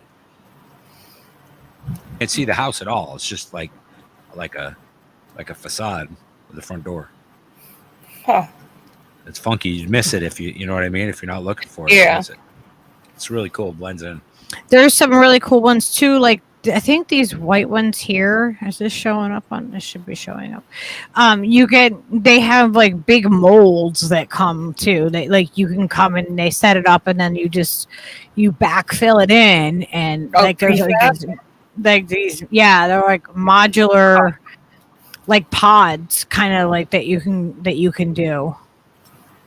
Yeah, there's all kinds of ways. I've looked into these for like years. Oh, like this. Oh my god, this is so creepy right here. This is an underground bunker. Oh yeah, I've seen those. It's fucking nuts. And see, like it's like painted like a sky, and they have like the fake. Some of them are really fucking cool though. This I think hate is to admit it. Oh, the bunkers. I know, Like but the how old silos? I'm talking about the old silos, the old missile Silos are silos. badass. we knew people that lived in a silo. Yeah, Like Yeah, a great those are friends silo. that friends that lived up in Vermont in a silo. Yeah, the silo is no longer there. Oh yeah, Silo look, this burned is down. this is one of the underground house, like the things. Like, how weird is that? It's funky. Like, here's your I mean, like the allergies that would build up in that, like things would eventually break down. Like, people act like you're just gonna be able to live in an underground bunker forever. No way. You know, like most people that they're not going to just be content Yes, living in a all bunker. of these homes that you're showing us look prohibitively expensive. Like they're all really gorgeous though. That I like that. Oh, here's another part of the underground bunker. Look, they have fake trees. That's Oh my fucking god. sick. Isn't that crazy? And of course, It's it's a tropical setting. Yes. Ooh, I like that one. One that just kind of looked like a weird sort of. The underground bunker. For whatever reason, that makes me think of I think it was somewhere in Virginia, and it was the bunker underneath that huge hotel Oh yeah. that I think it was built there in the 70s or something like that, or the whistle was blown on it in the 70s. One or the other. Yeah, this It one reminds here. me of that for some reason. This one is it gonna freaking what the hell? It won't think. Why won't they get any bigger? I don't know what's going on. That's with what she said. it. So they have they have a pool in that underground one. Well, you gotta have a pool. I mean, in the if bunker. you're gonna live underground. Right? I like the flower shaped one. That's kind of cool. Yeah. How come we haven't seen anybody like house up an old like New York City, Manhattan sewer system or something and convert it into like a beautiful, fucking billionaires fucking twisted lair or some shit. I'm sure those exist underground there. Yeah, and I'm sure a lot of those are it. You gotta have like mucho money. Yeah, for those but things. just that stupid money. I know I'm gonna buy a chunk of the sewer system that has been out of commission for 40 years. Or I'm gonna build like some self composting thing where I would never have to worry about it. Right. Yep. Because I got the scientists behind it. Exactly. Because I got the money to build this. Eventually, you're going to meet some young, turtle guys with famous classic artist names, and inevitably have to. Are you talking about Teenage Mutant Ninja Turtles? Arizona Half Show. Yes, I was. I was joking about the sewers and the New York City reference and the turtles and the. All right. I'm old. Sorry, guys. Sorry about the turtle reference. Heroes and a Half Show. Oh my gosh. Turtle power. Thank you. So yeah, there's some, these are crazy. Like, these are not what I was thinking of, like, but, yeah, there's like a bunch of really cool, like, things that we can do, like, to make, a whole village in the earth. Oh, yeah, the knowledge is out there to do it. Oh yeah. We have. I think the knowledge to like live within like subterranean things in the earth has been like part of the collective knowledge for millennia. Like, because all kinds of different indigenous tribes like living in the cliffs and the things and the caves and the fucking holes in the rocks. It comes down to epigenetics. Yeah, absolutely. Yeah, it's crazy too that you can get in trouble for collecting water, right? But like you can have a freaking swimming pool or a pond. Yeah. That's fine. That's not collecting water though, right? Like I don't really get Right? it. Do you have to put a No, liner? because it comes from a source that you have to pay for. You know, you pay for that water. Right. If you're collecting water, it's free water, and God forbid you do that, the government's got to get in on that. You know. Well, not if it's a pond or But something. yeah, if you have a pond, it's like, I'm sorry, You're still the collecting rain water. put water in my pond. It's 4 inches higher than it was 2 days ago. Well, That's going to cost you $75 a gallon there, Bob. Sorry. You should have put a rain blocker on there. No collecting water. You know, it's just builders, stupid though. Like I almost think that there's some builders of these like self-sustaining houses that put the information out there open source. I used to like be really into like looking into the Ubuntu kind of culture thing. Mm-hmm. So oh god, it was so long ago I can't remember anything about it. But I like a concept like that, how everything is open source. I think there might be some of the builders of these houses that put that knowledge out there like that. Yeah, They have like a similar philosophy. Yep. I've definitely seen a couple of builders like that on YouTube things where they're just like, if you want my plans, here you go, and like everything is just open source for everyone to share. That's fucking beautiful. More and more people are becoming open source. You know. Yep. Like people with the knowledge, people with the skills and stuff.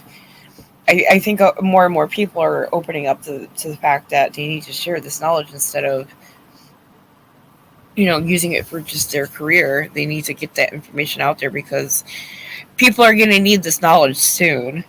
Right. And that's the same old adage, knowledge is power. It is, that's the thing. People need it. Got to get it out there. Got to share it. That's why community is so important, because things like that, traditions and knowledges and information about things gets passed on when you have that network of community. It gets exchanged more readily than trying to fucking make YouTube content for people to fucking learn a thing. Also, there's an empty old bank building on Hollywood Boulevard that people hang out near all the time. It could house people. How amazing. Yeah. Think about all the Scientology buildings that they have that are just empty buildings. People could be housed. Don't say the just S word. Scientology buildings. We're on the YouTube. Don't say the S word. Scientology freaks me out. It's creepy. It's no more creepy than... It really is. Like the Democratic Party or anything. No, it is. It is more God, creepy, Steve. No, it's pretty, more creepy. It's pretty similar. Okay. Yeah. I can show you. There's a lot of similarities. And, you ever watched the South Park episode about Scientology? Yes. No. And the one about Mormonism? That the Mormon one is my favorite episode. I think that's the funniest fucking thing I've ever seen. And they're like, yeah, this is what they actually believe. Like through the whole episodes, the entire episode. Like this is the actual story that these people believe. Yes. The songs that are telling the story through that episode are like fucking. They should have won Grammys for that shit. That shit was fucking. Brilliant. They weren't making anything up about Scientology or Mormonism. They weren't making anything up. It was just funny that it was just the way they told it was funny. But you didn't even have to tell it that way for it to be funny. You could be like deadpan, just reading out of the fucking Book of Mormon, and it's still hilarious. It is, dude. I challenge anybody to read the fucking Book of Mormon and not be giggling to yourself. Come on. It wasn't like Scientology. Okay, I don't. Scientology started from a sci-fi novel, like. Yeah, L. Ron, baby. Yeah. Shout out to L. Ron. L. Ron H. No, we're not sharding We're out not L. shouting Ron out Hubbard. Scientologists. Okay, We're No, not. My no, mistake. no.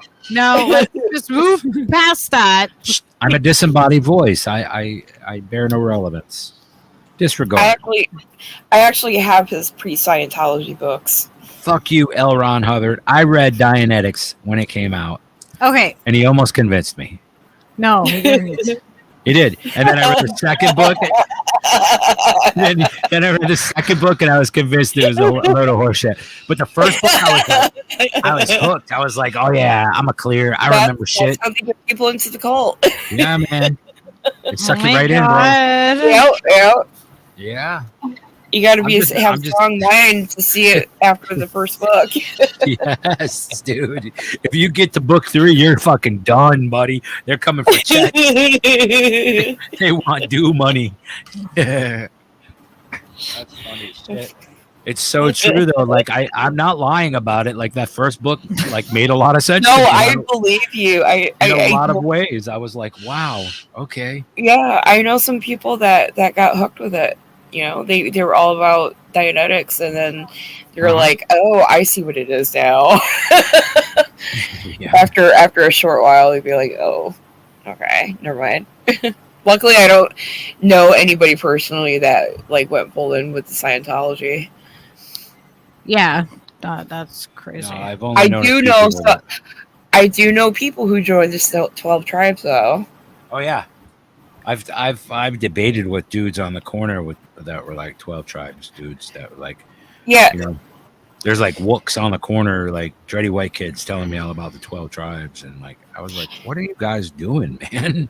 What the fuck?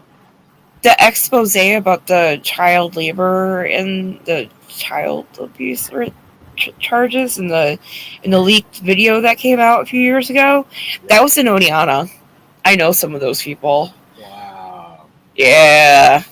I used to go to the Yellow Deli all the time in the middle of the night and chat with everybody in there. Plus, I was close to somebody that joined.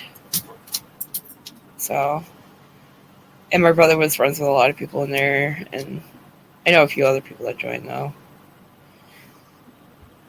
Yeah, it's crazy. Yeah. Yep. Back to cults. That was a really big full circle. That spanned like quite a few episodes. It's all connected, though. I mean, it really is. We can connect anything that's like happening right now into things that have happened that we've talked about in other shows. Like we can literally make the connections to all these things because it's really not hard. They're not. As long as you don't stop yourself from like allowing that free thought that people tend to restrict on themselves because of either identity politics or it's a conspiracy theory or I don't want it to be true or the propaganda has told me that it's not true. But if you open your mind and you really look for those connections, you can start to see them and you go, oh shit, yeah, like that's not crazy. That's not crazy. I'm not crazy for thinking that. That's a real thing. It's pretty nuts. It's pretty nuts how we can make the connections back to just about everything. Yep.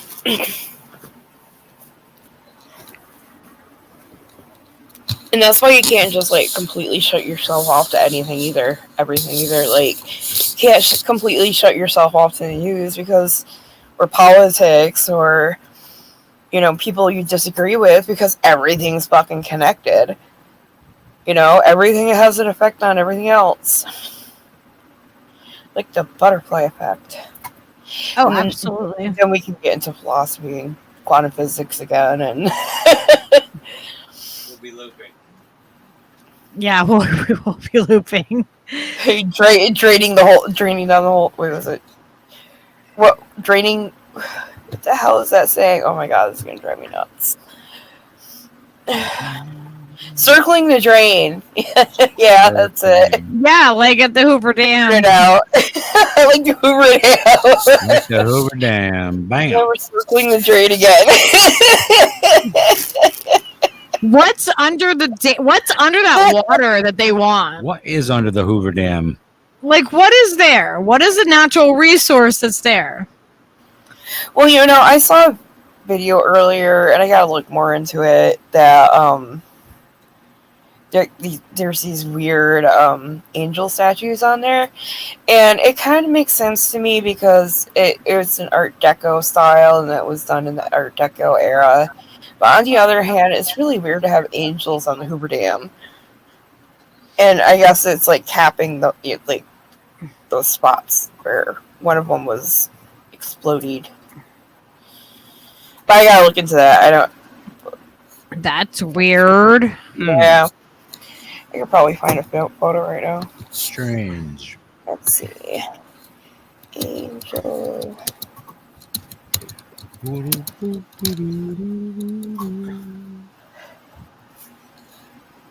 So what do you guys think's under the Hoover Dam? Let us know. I want like, what do you think that is, there's got to be some resources that are there. Oh, it's on Atlas Obscura. They're real. I love that website.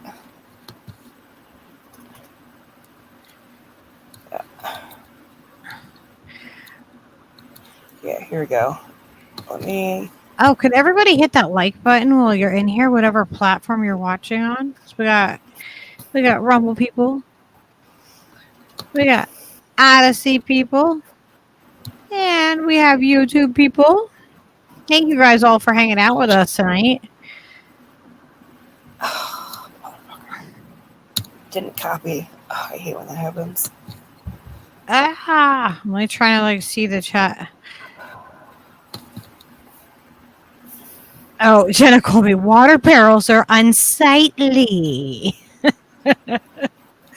Well, how are they going to let it's ridiculous. Like it's like you can't have a water barrel. I sent you a link in the private chat.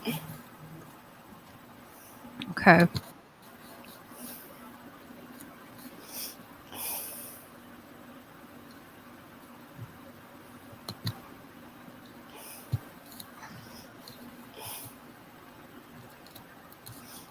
Oh, these are at the entrance. Yeah. These are at the entrance, but it's still fucking weird for a dam. Why are these here? I don't know. Their Norwegian-born sculptor created these soaring guardian angels entrance to the Hoover Dam. Guardian angels. They Wow. It's like having a weird ass statue in the front of fucking CERN. Like, so random. Very. But did they? I don't. Yeah, this isn't the spot where the explosion was, but Oh, okay. the fact that they're there at the entrance is just fucking weird. Like, It's kind of freaky and weird religious-y. And look, the Statue of Liberty is thing. just kind of in the middle of all of this. it looks very like Egyptian. Why is the Statue of Liberty there? Look at the I don't picture. It's very strange that these symbols of like Christianity and Jesuitism. Yeah, look are how all big just, they like, are. Well, okay, so angels with, people with wings are not biblically accurate depictions of angels. Okay. Angels in the Bible are pretty freaky looking. Like, if you read the description of Ezekiel, it's really weird. Those things are I freaking remember. weird, though. Like, These what guys is are happening? weird winged. And, like, I understand this was done in the era of Art Deco, and it's very Art Deco. Yeah, he looks like a hood ornament for a Rolls Royce. But like it looks very Egyptian to me. Yeah. Almost Yeah. yes. like a cross between Egyptian and Greek. Yep. Yeah. The shape of the wings looks Egyptian. And I understand, like, I know that there was also Egyptian, like, a revival in that era too, but Whoa, what just happened? But why is there angels at the entrance? Oh, Well, let's see what it says. it's magic angel water. 2 soaring figures flanked the 142-foot flagpole at the Hoover Dam Visitor Center. They have a patina, the bronze after the years of the elements. These figures are ripped with muscles. They got muscles, man. Raising their arms to extend wings that doubled their height. Hitting over 30 feet while their toes have been rubbed smooth and golden by millions of hands looking for good luck.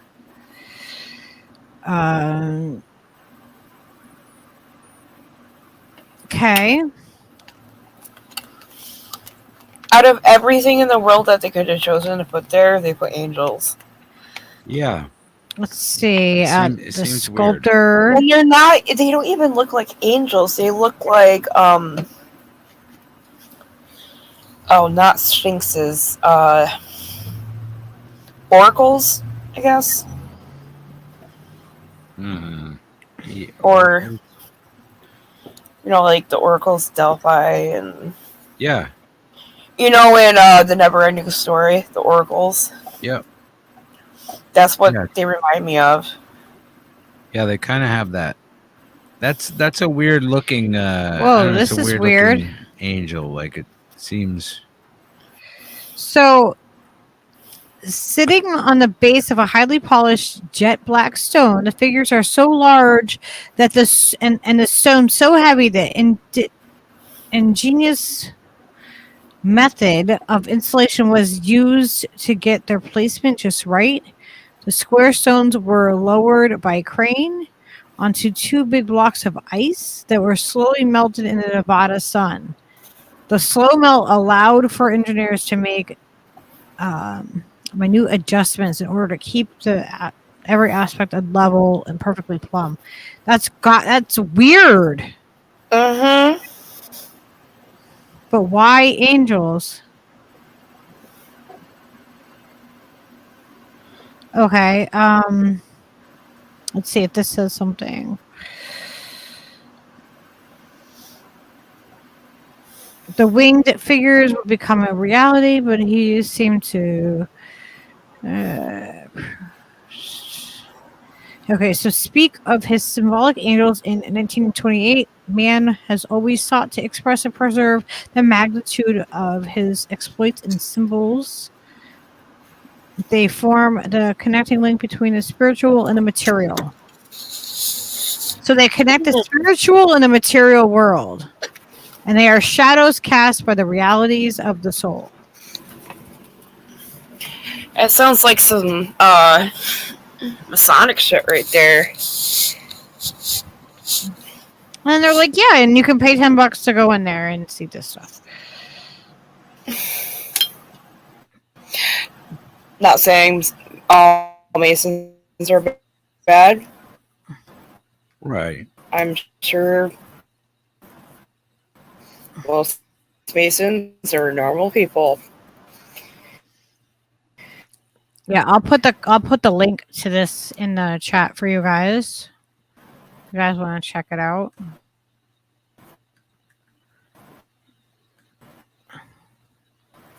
What do you guys think of these angels? My ex-mother-in-law, she used to collect like angels. She was obsessed with them. Very religious. Are you still there? Shelly? Did we lose her? I don't know. I cannot hear her. Might have had to mute or something. Oh, no, there she went out.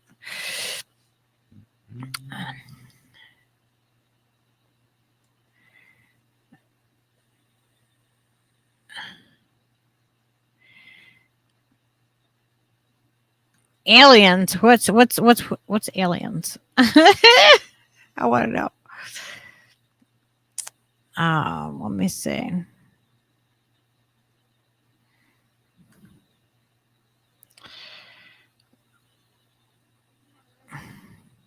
Oh gosh. There's stuff about the fucking Scientology. I'm not getting back into Scientology. Oh no.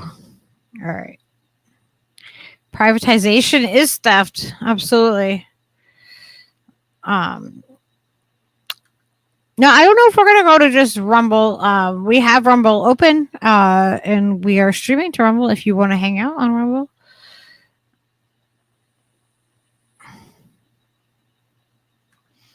if you turn a blind eye to the mechanics of the world around you, you will be mashed in the gears, circulating the drain was of the old band of mine. There she's back. Yep, I heard it.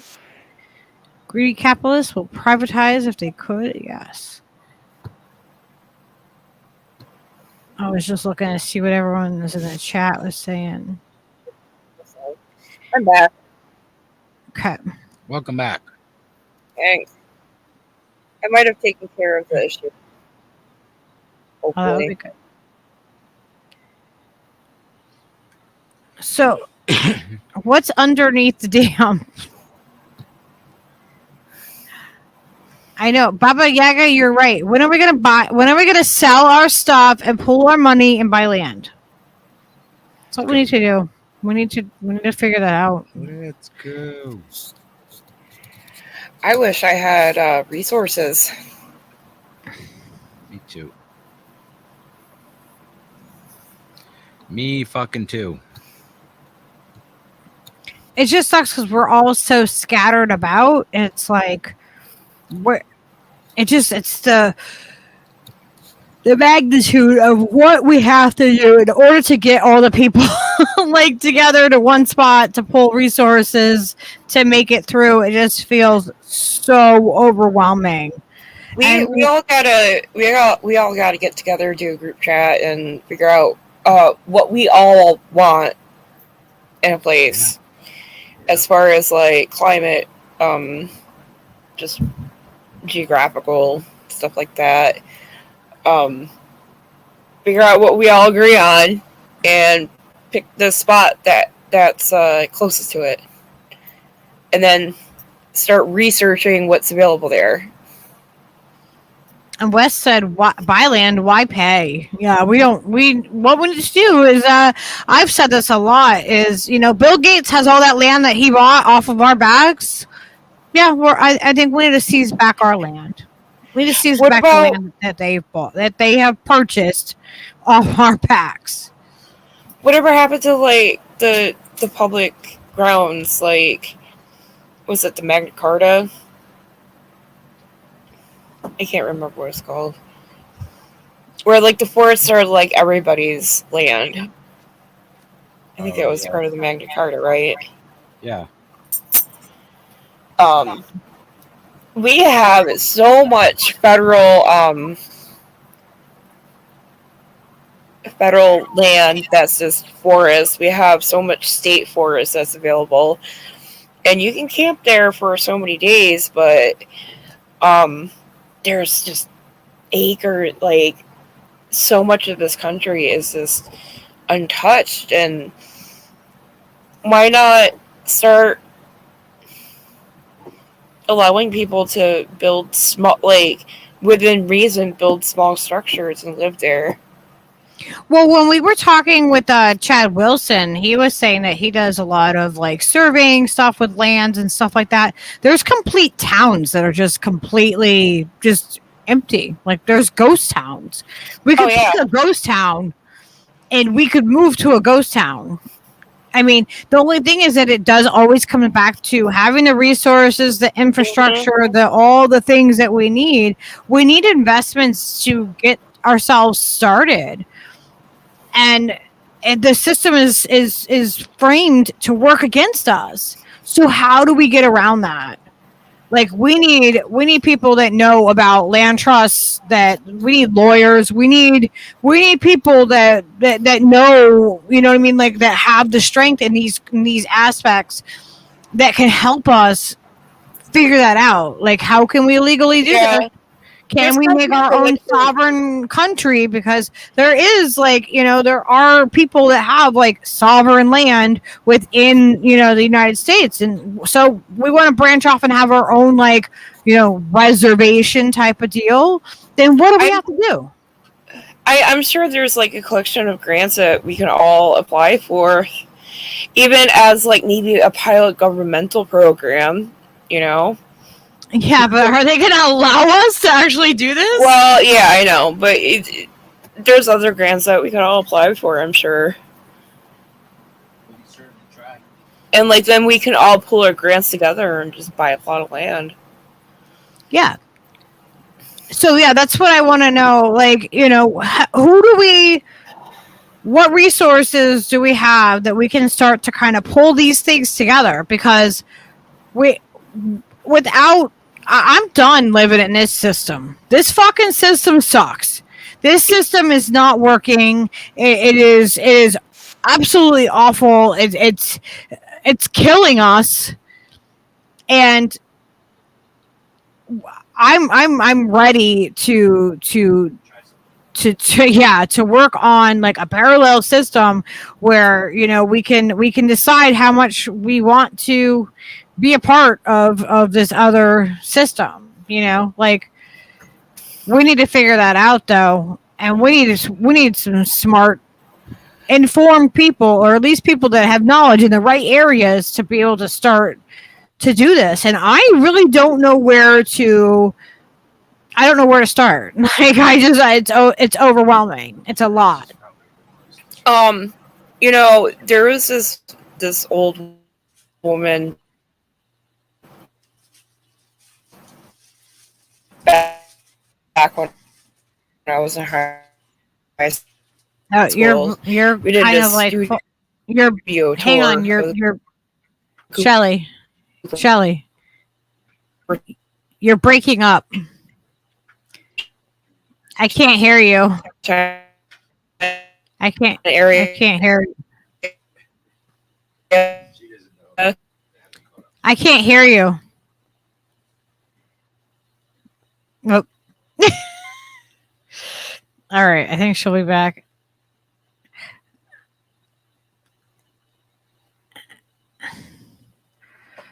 No, Gamer, we're not going on just Rockfin only right now.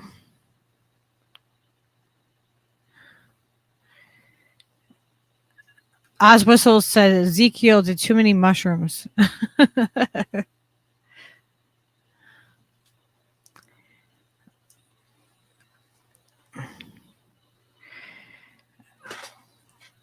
Oh, it sucks that her mic is acting all wonky. Your interwebs probably. Yeah, it's probably there. Aggravated progressive said I fell through the rabbit hole. Oh. It was bound to happen, man.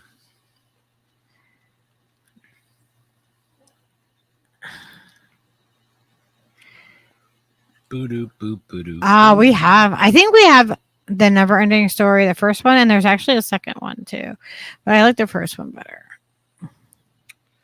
Bum, bum, bum, bum, bum, bum. Nice to see you, Aggravated Progressive, and Omar, and Julie Lovely, and L. Latham, and Gamer Ganja.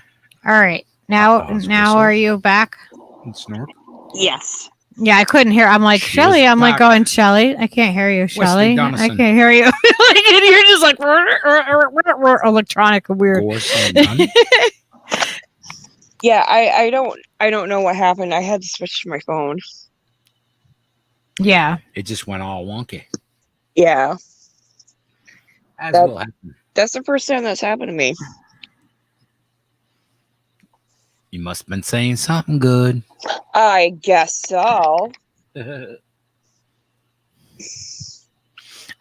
I was saying, the last thing I remember kind of like saying was like, I don't know where, you know what I mean? Like what smart people, where to go to do any of this, because, it's overwhelming, it's a lot, in order to try to get grants and all of that. Like, where do we start? who we need an elected, we need people that are organized, that that can help us take this on. I don't know. I'm just throwing ideas out there because at this point, any idea is better than none. You know Oh what I no, mean? yeah, I'm agreeing. I'm saying, like, who do we talk to though? Like, who knows I have about no this idea. stuff? Mm-hmm. I don't know We'll either. figure it out. We'll figure it out. But we're gonna put it out there. We're gonna manifest it by talking about it, right? Yes. We're gonna figure that out by doing that, by saying, okay, well, we're putting this out there. This is what we want. We're planting a seed. Like let's brainstorm. Let's brainstorm and figure out how we're gonna do it, because this system is fucking killing us, man. It's just killing us. Oh, I know. Organize, strategize, and fuckigize. And it's doing that by demand too, like by design too. Mm-hmm. You know, it's not a glitch in the system. It is the system. Yeah, it's not a glitch. It's that is the system. When it works the opposite way, that's a glitch. Yep. we are trained to think about things in the absolute ass backwards way. Well, that's why I do stand by general human rights, natural human rights, and constitutional rights. They could be worked with, but in general. But I do believe that there's no working with this system because the system, was rotten from day one. Yeah. And it just needs to be torn down to the ground and built to be more humane, but with more freedom. You said it, sister. Yeah. I mean, there's just basic things that there's no fixing it. No, it's fucking trash, man. You strip off the parts that you can still use, and we build something else. That's what the fuck we should do. Yep. Yeah, and Elle said, like, land should be free. It's Earth. Yeah, everybody should be able to have, like, a spot that they can, grow their garden if they want to, or do their thing. Well, that's what I'm saying about all that state forests and stuff. Like, yeah, all the federal land that's just 100% completely untouched. And I'm not saying to keep, to start really encroaching on nature, but there's a lot of empty land out there. And there's no reason for anybody to be homeless. There's no reason for anybody to be worrying about their housing. There's, Mm-hmm. Yep. The entire West. The entire West is federal fucking land, man. Like, yeah. Like those giant ass states where, like, there are very few people, and all the rest of the land is owned by the federal government. So it's like, why are people sleeping on their fucking freeways? Well, the national park system got started in New York State. Yep. By Rockefeller, I think. Of course. Fucking New York, man. I do love the state. I love the history. There's interesting culture all over the place, but I really hate government. I really hate all of these elites that run the state, have always run the state. It's like the state for the elite. Yeah. That's exactly what Connecticut is too. It's just slightly smaller. Yep. Like, I'd love to, outside of the winters, I'd love to continue living here, but it's just that deep history. And I'm part of it too. Like, my own family is part of it. I got to break from that. Yeah. Yeah, I think, I don't know if I mentioned this in another live stream, but Hobbs needs a wrench. I am a direct descendant of two of the founders of Hartford, Connecticut, which is like the first incorporated city, I think, in U.S. Incorporated town. Yes. So I'm OG American. Freaking blue blood. Yeah, I gotta get away from the Northeast. She's a wasp, you guys. Look at it.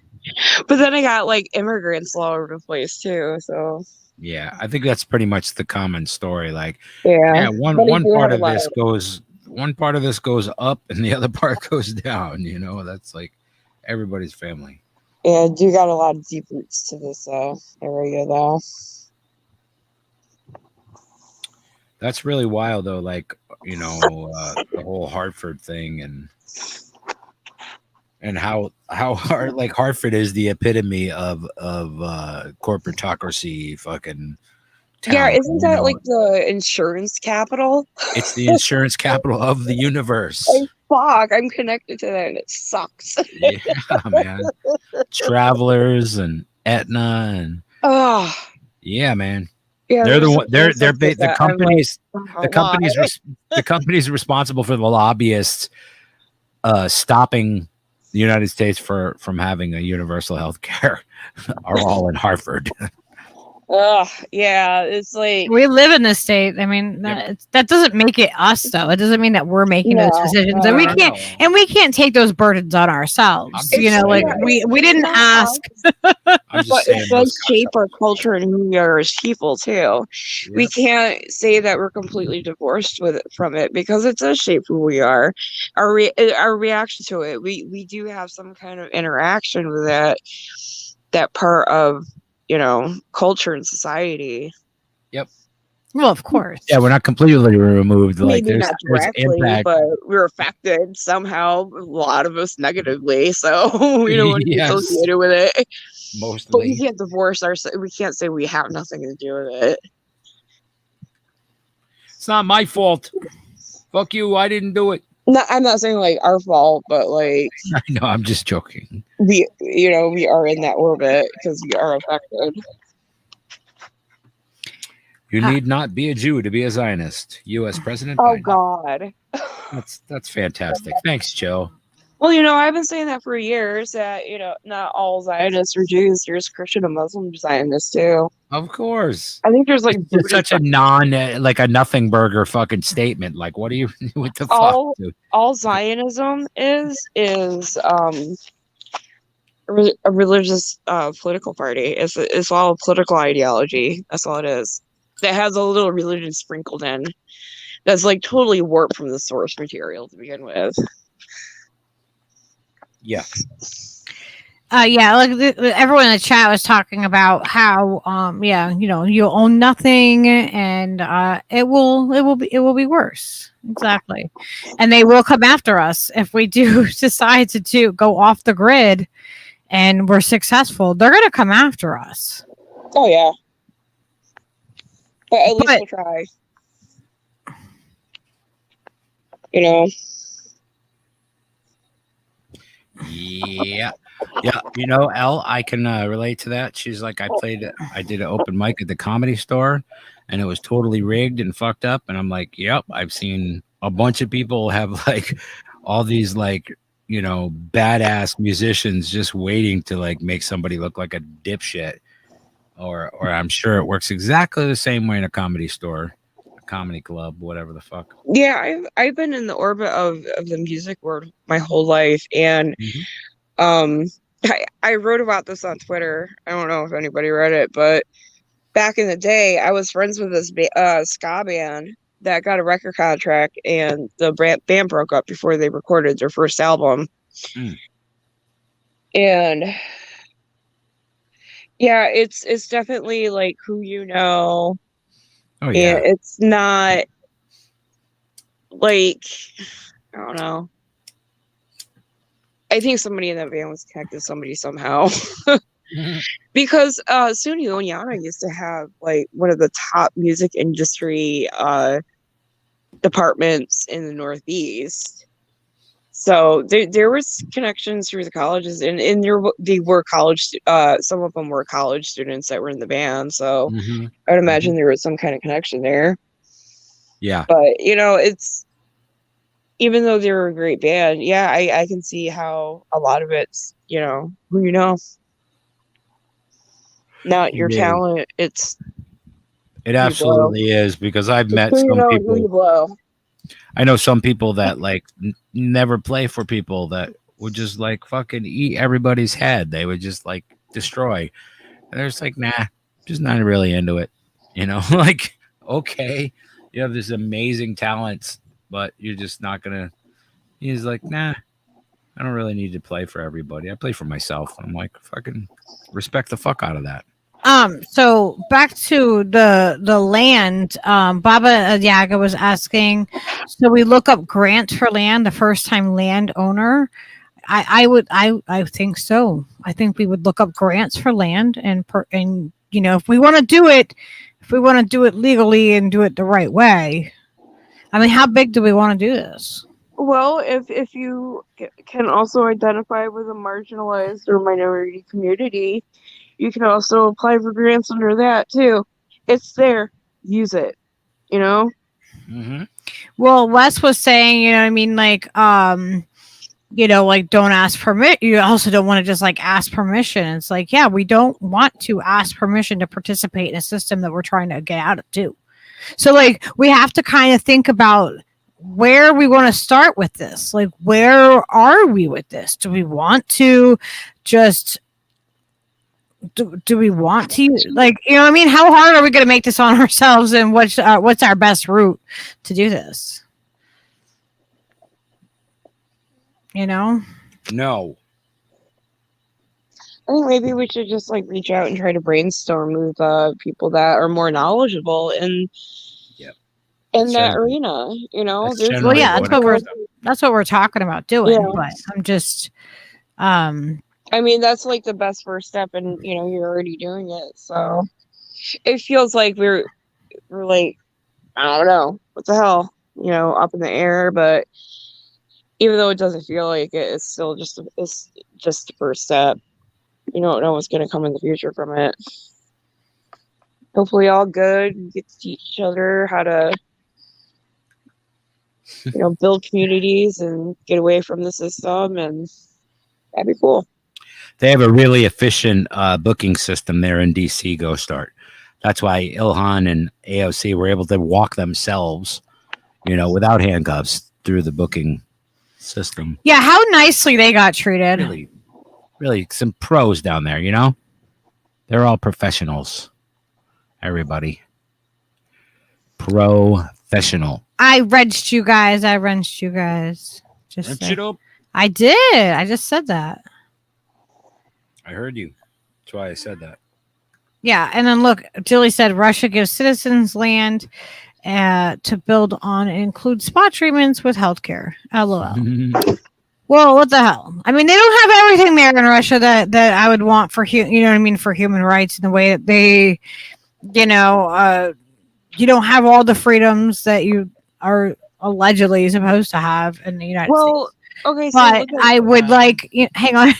Okay. I like a lot of what they do there, though.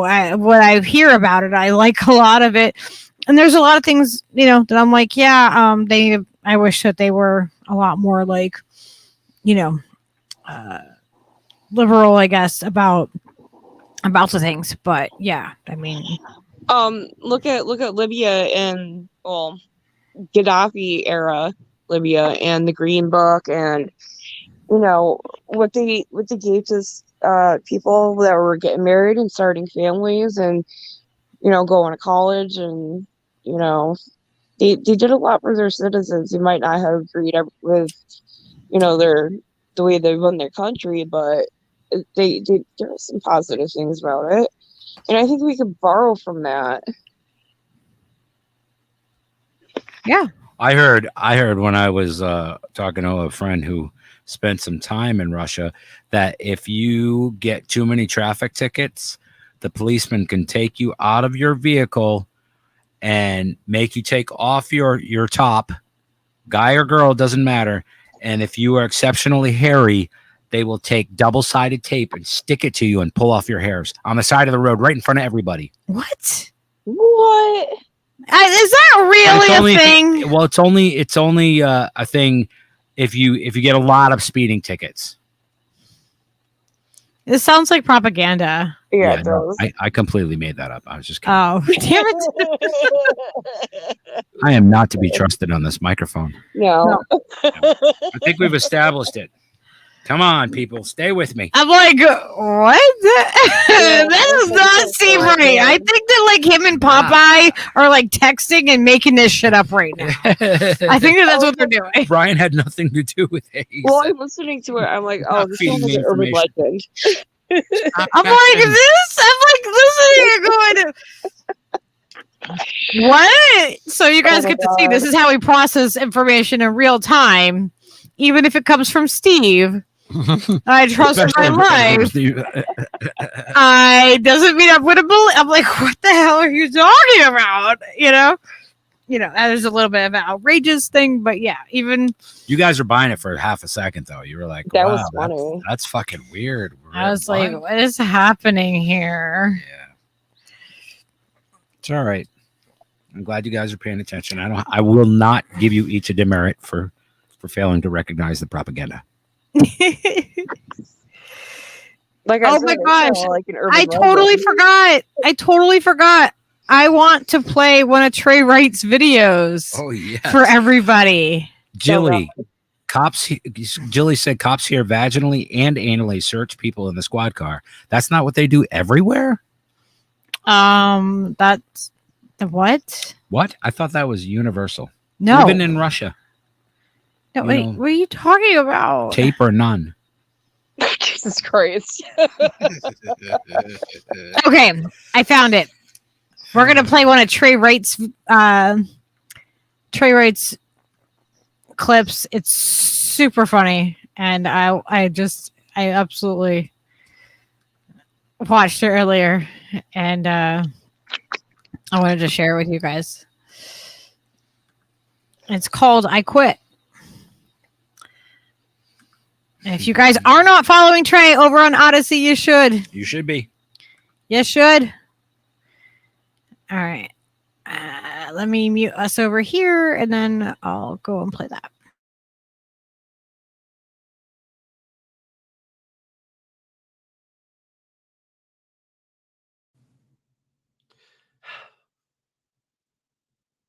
NATO is expanding. We keep poking the Russian bear. We're gonna poke the Chinese bear. We're gonna poke all these bears with nukes, and nuclear annihilation will be coming. There's a high chance of it.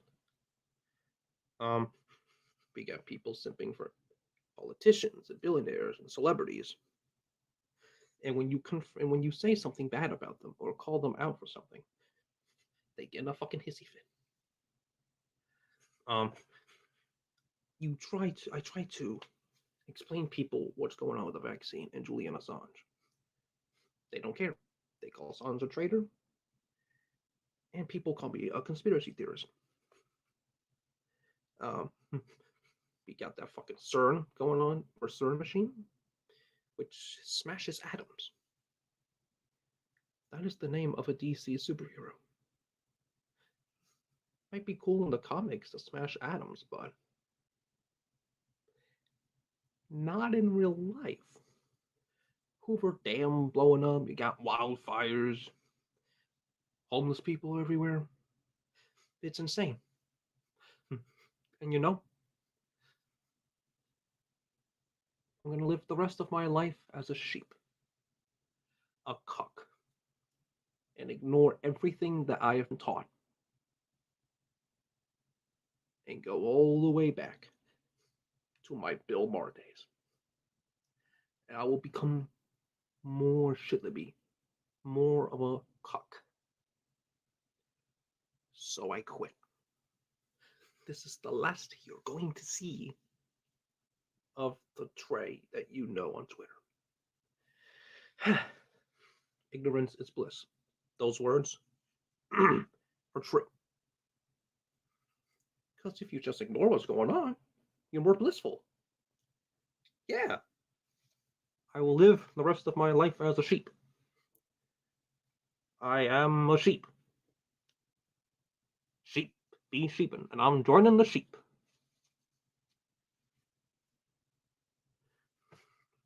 So yeah, I'm done. I'm gonna get I'm gonna have a little cocktail mix of Pfizer, Moderna, Johnson & Johnson, get a little risk of that blood clot, and then blame it on people with no masks and aren't vaccinated. I think I'll do that. Ignorance is bliss. Because I'm at my limit. I'm done. Because people out there are so fucking...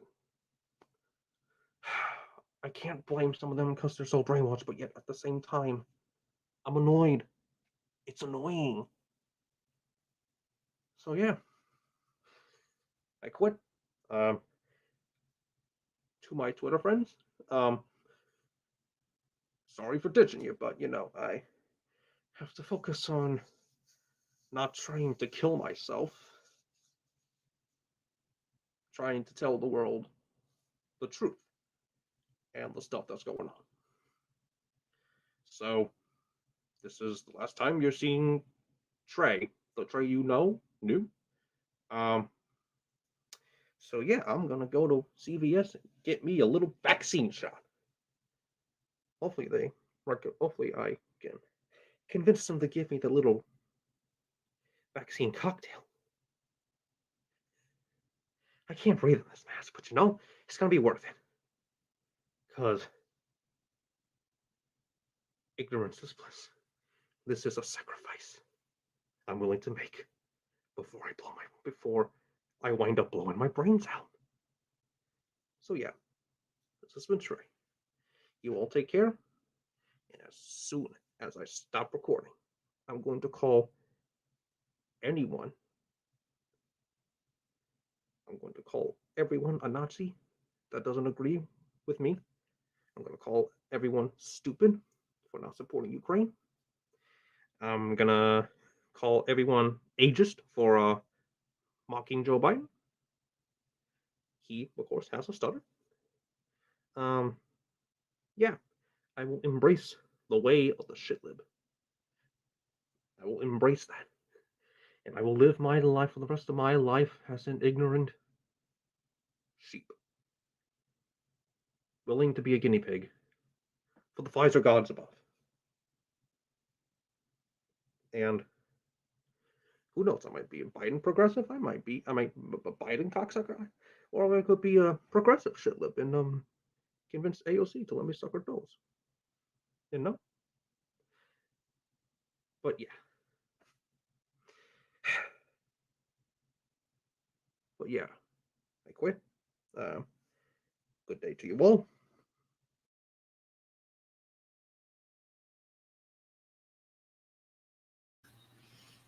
Okay, guys, I love Trey. Like, I was cracking up so bad watching this earlier, and I'm like, seeing him trying to like fix the eye holes so he can see. He's like, it's hot in here. He's going backwards, guys. He's going in reverse.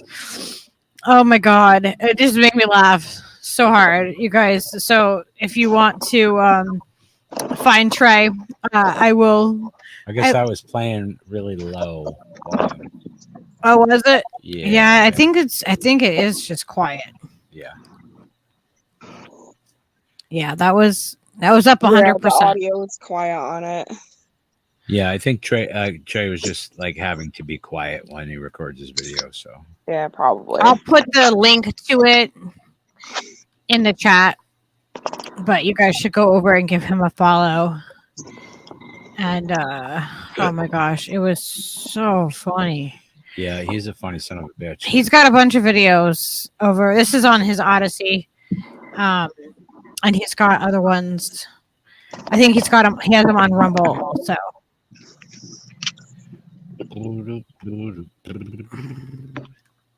That's really cool, Hobbs, that you got a 12-string guild. Lucky, privileged son of a bitch. I hate you. Just kidding. Be nice. Rock on, dude. No, I mean, I've owned a 12-string before, and I did not keep it. I gifted it to somebody else because I don't know. Because I'm a dumbass, I guess. Because I wish I had it. Because it sounded really pretty. It was loud. Made a lot of noise. Could make a lot of noise with one guy and 12 strings. You know what I'm saying? Yeah, he can go to CVS, get root beer and shots. Can't hear me now. Once. What the hell's that about? I don't know. Shelly's muted. Yeah, I'm getting my meds out. It's a little noisy. You're still on here. I don't know.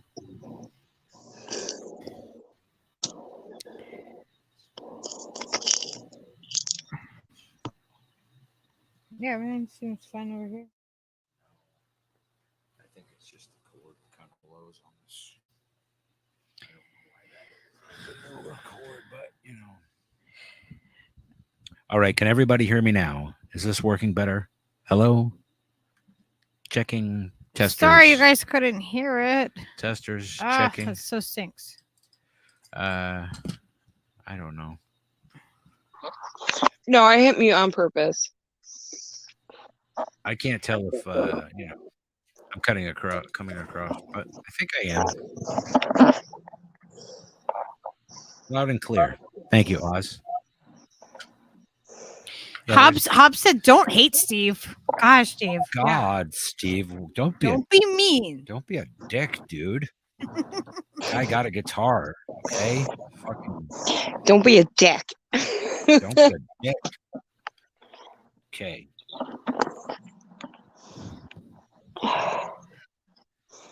Can you hear me now? I can hear you. I can hear you. Can you hear me? Is it working? I can hear you. Can you hear me? Oh, thank you. We can hear each other. That is perfect. Drew is fashionably late. Drew. Hello, Elmo. How are you feeling? And I can just imagine that you're answering me back in an Elmo voice. Drizzle. The Rizzles.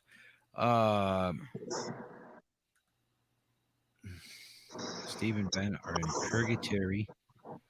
I don't know. Yeah, no, sometimes it goes away and because if I move the microphone for whatever reason, there's some kind of like short between the XLR and the wire or something. Yeah, I don't know why I'm having such issues tonight with everything. That was weird. Like everything started freezing on me. It froze on me like 3 times. Oh my gosh. Yeah, and like I deleted all the new stuff and it was still freezing. So don't know what was going on there. I cleaned my browser. You know, I took the new apps off. I restarted it like a bunch of times. And yeah. Now that's the first time I've had issues like that. Do you want to have an intermission, Steve, and play guitar? Do you want me to do you that? Want to play a song? You want me to do that? I'll do that. Yeah. You do that. I gotta go pee. So I'm gonna have Steve play a song. Yeah, that sounds like a good idea.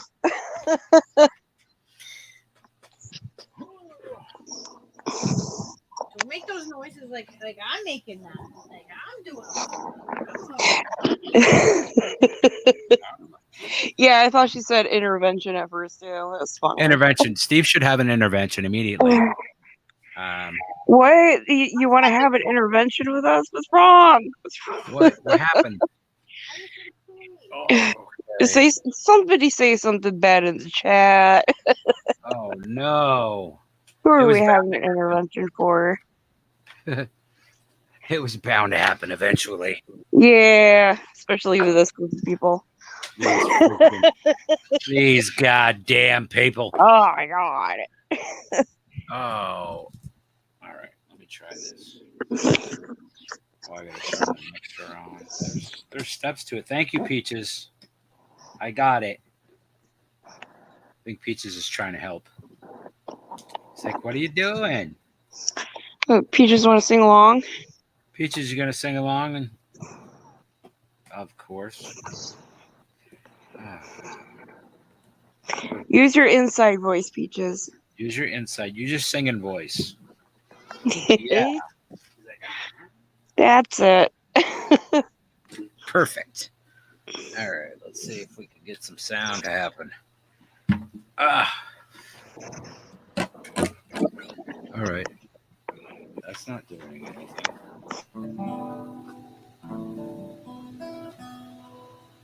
Why?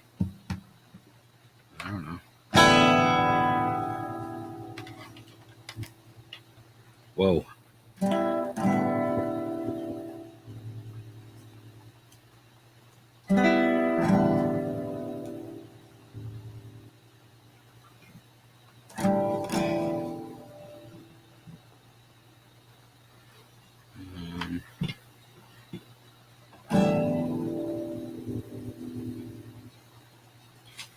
You haven't done anything yet? No, I'm trying. I didn't have everything all hooked up, man. You're just like, oh, gotta go play a song. And I'm like, okay, And then you're I not. will. I'm trying.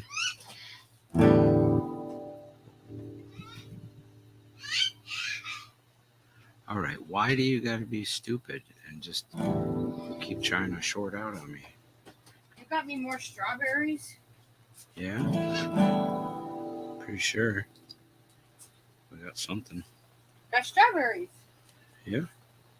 Well, there you go. That was loud.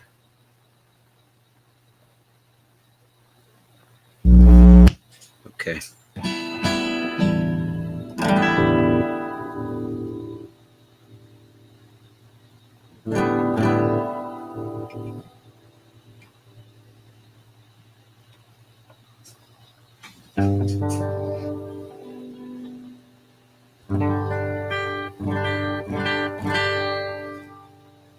All right, hopefully that's working okay. Is everything functioning properly out there in the world of sound? Putting you up over here again. I think it is. I think it's going to work.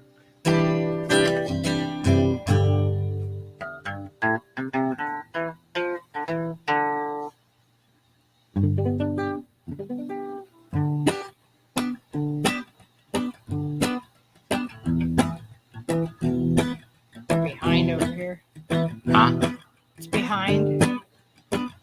Why am I not hearing anything? Oh, do you have it muted on here?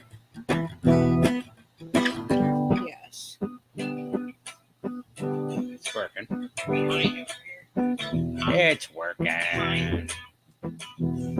I not hearing?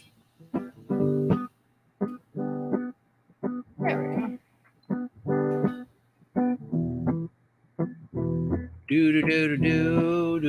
Drew is making annoying noises with his nostrils, and I feel like his wife is going to get annoyed with him and be like, go see if Lucky and Steve are online. Go hang out with them. Take your annoying nostrils and go hang out with them for a little while. They can't hear you do it. Is that what happened? I don't know. I'm guessing. All right. Drew can tell me if I'm right.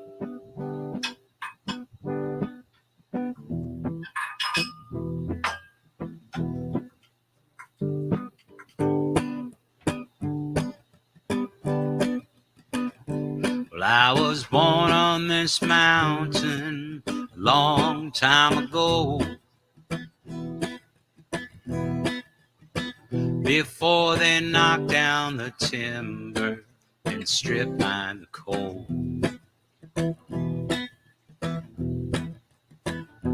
When you woke up in the morning before it was light, and go down in the dark hole and come back at night. And I was born on this mountain. This mountain's my home.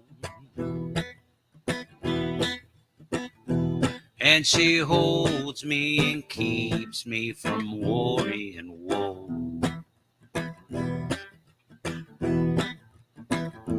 Well, they took everything that she gave, now they're gone. But I will die on this mountain. This mountain's my home. And I was young on this mountain, but now I'm old. And I knew every holler and cool fishing hole. Till one night I laid down and woke up to find that my childhood was over and went down in the mine. And I was born on this mountain's my home.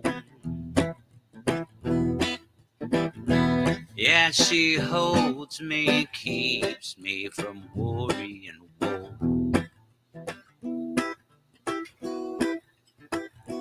Well, they took everything that she gave, now they're gone.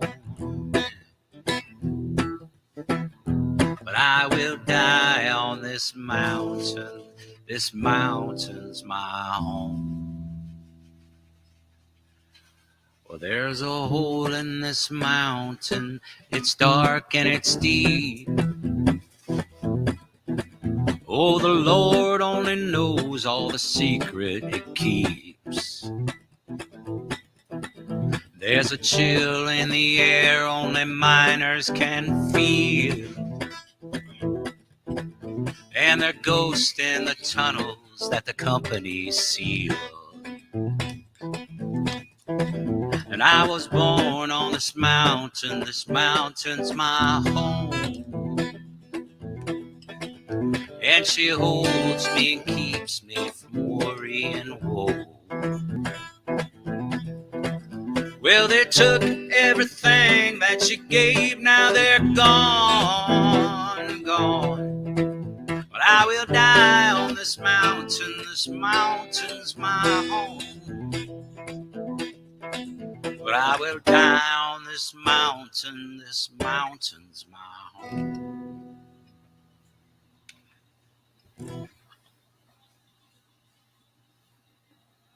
All right. The Mountain. Good old Steve Earle song from way back in the day. Made popular again by Benjamin Todd and the Lost Dog Street Band. He does a fine version of it with the banjo.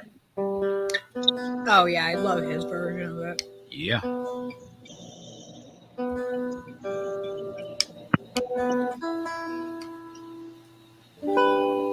All right, I'm going to sing one more song. Applesauce, everybody. Thank you very much. Oh, they said applause. Whatever. I can't spell.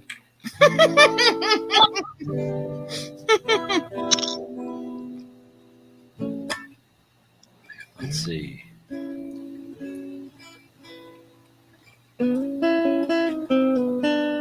Oh, yeah, we love Using Again by Benjamin Todd. Yeah. That's good, too. Yeah. That's a sad song. Yeah.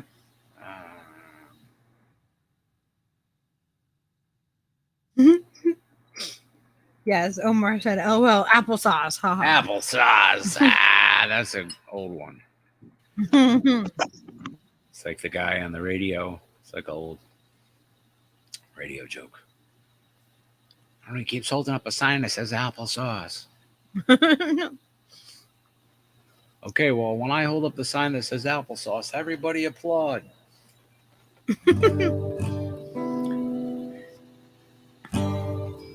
See, we can just always say applesauce now.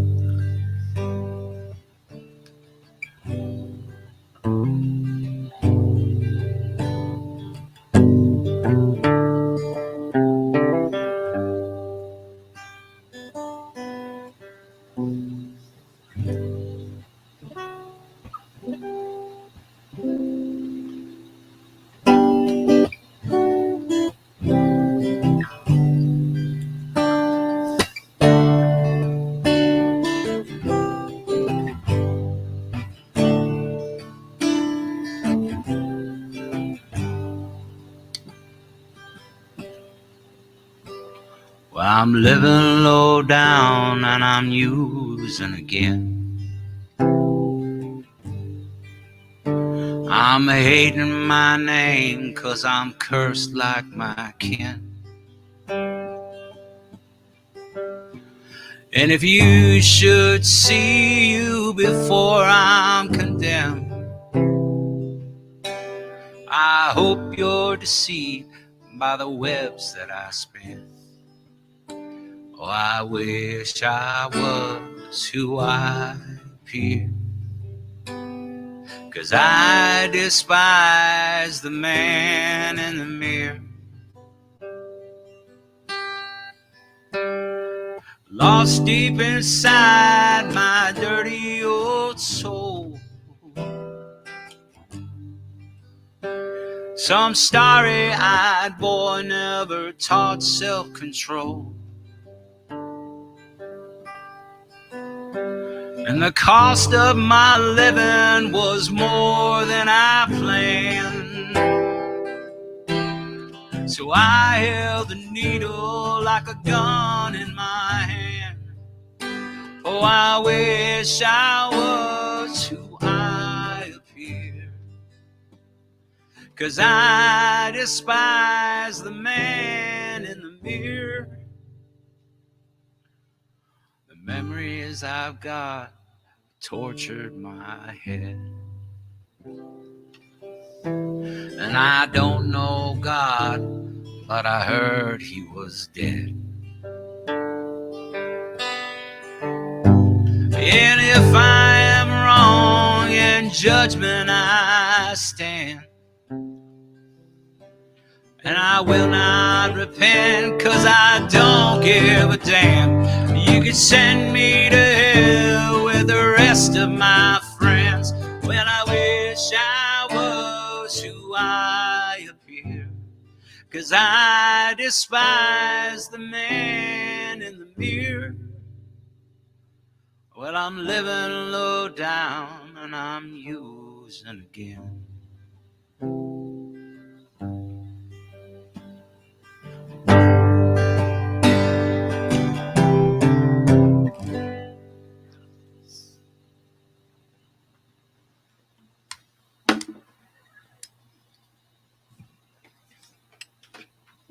That was awesome. All right. Are you ready to switch seats again? We can do that. Okay. Put this down. Put that there. There. Hey, thanks for listening, people. That was a Benjamin Todd song. Benjamin Todd song called Using Again.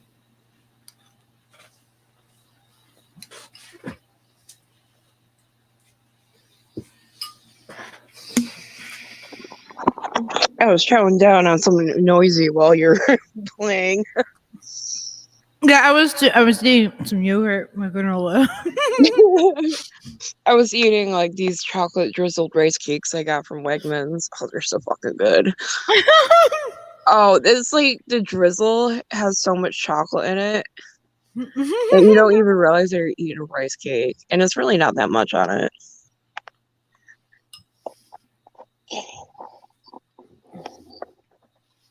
That's funny. And they're fucking good. Gore, son of none, says he lives in deep North Maine. It's a lovely country up there, and they got really good reefer. Stephen King Ridiculously country? good weed up there. Does he live in Stephen King country? I don't know. Is there Is there a portion of the state that's like just dedicated to the suck of Stephen King? Did you guys see what Stephen King friggin'? Oh my god. That was the best. That's the funniest. That's the funniest shit I've seen in a while. I can't fucking on. concern is brain marmots. Yes. He's got Clearly brain marmots. He's like, Nazis? That spells M-O-O-N. Move. Oh my god, you should play it. It's so fucking funny. I know, I'm looking for it. It's like it's hilarious, and on the other side of it, it's like terrifying because yes, it just doesn't seem real? Like, how is this real? How is any of this fucking how is real? this guy getting fucking trolled this hard Like, how and is not this know it? reality? What the fuck? How is this not satire or parody or it's gotta be Yes. fake? No, it's not fake. It's fucking real. How is it real? It's like you How is circle. how is this not doesn't have an onion stamp on it? Are we sure? What the fuck is happening? Yeah, and that's why you gotta laugh at it too because it's so unreal. Fucking Oof. unreal. Stephen King. I think that's from all the fucking blow he did in the 80s and late 70s. All the blow and liquor. Fucking That's sad, Drew. brain. I could relate. He's like, I sang for the pedophile, homosexual bishops of Erie Diocese. I may have Oh my! known some Well, of the kids like that I too. won't even read it because of what I've seen, like certain passages from that book. I refuse to Yeah. read it. Oh, Although I read that. the new book, the new movies are fucking awesome. But I think I'm just partial to what's his name? Kuntz. Skarsgård. Yep. The one that plays Dean Koontz is awesome. Really Oh. cool. I liked. Yeah, I the whole Skarsgård family is really talented. That The one that played Pennywise, I can't remember his first name. yes. Bill Skarsgård, but he was also in Castle Rock, which was like an amalgamation of all the Stephen King movies. Yeah. Or all the Stephen King stories, both long in series and short stories and stuff. Mm-hmm. And he was honestly, I like Castle Rock a lot better than any straightforward Stephen King story. Well, that's because it's refined. It's like all the best parts of all the books. Reinterpreted. And it's really fun. It's fun to figure out after having read a bunch of Stephen King to figure out which books are being representative, and you know what I mean? It's an interpretation of Stephen King through new eyes, and like it's kind of like what they did with the show Hannibal because they couldn't get the rights to Silence of the Lambs. They got rights to all the other books except for that one. So they had to do some creative writing for the show, and it ended up being like 100 times better than it might have been if they had gotten the rights for Silence of the Lambs, because they had to write around that whole storyline. They had to figure out how to add elements of it so it was more linear. But right. Shit, what was I talking before that? We were talking about Stephen King. Castle Rock. Castle? Yeah, Castle Rock is written sort of the same way. They just take the Stephen King stories and just mash them all together into one story, and it's like way better than any straight Stephen King story. Probably because other people are writing it. Okay, I want to play the Stephen King thing. What is this? Oh, you open tabs. I was like, what is happening? Why are there tabs open?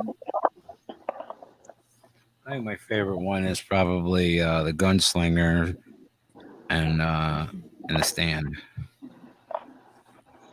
Okay, I'm gonna mute us and I'm gonna play this clip. Show everybody for context what we're talking about with Steve.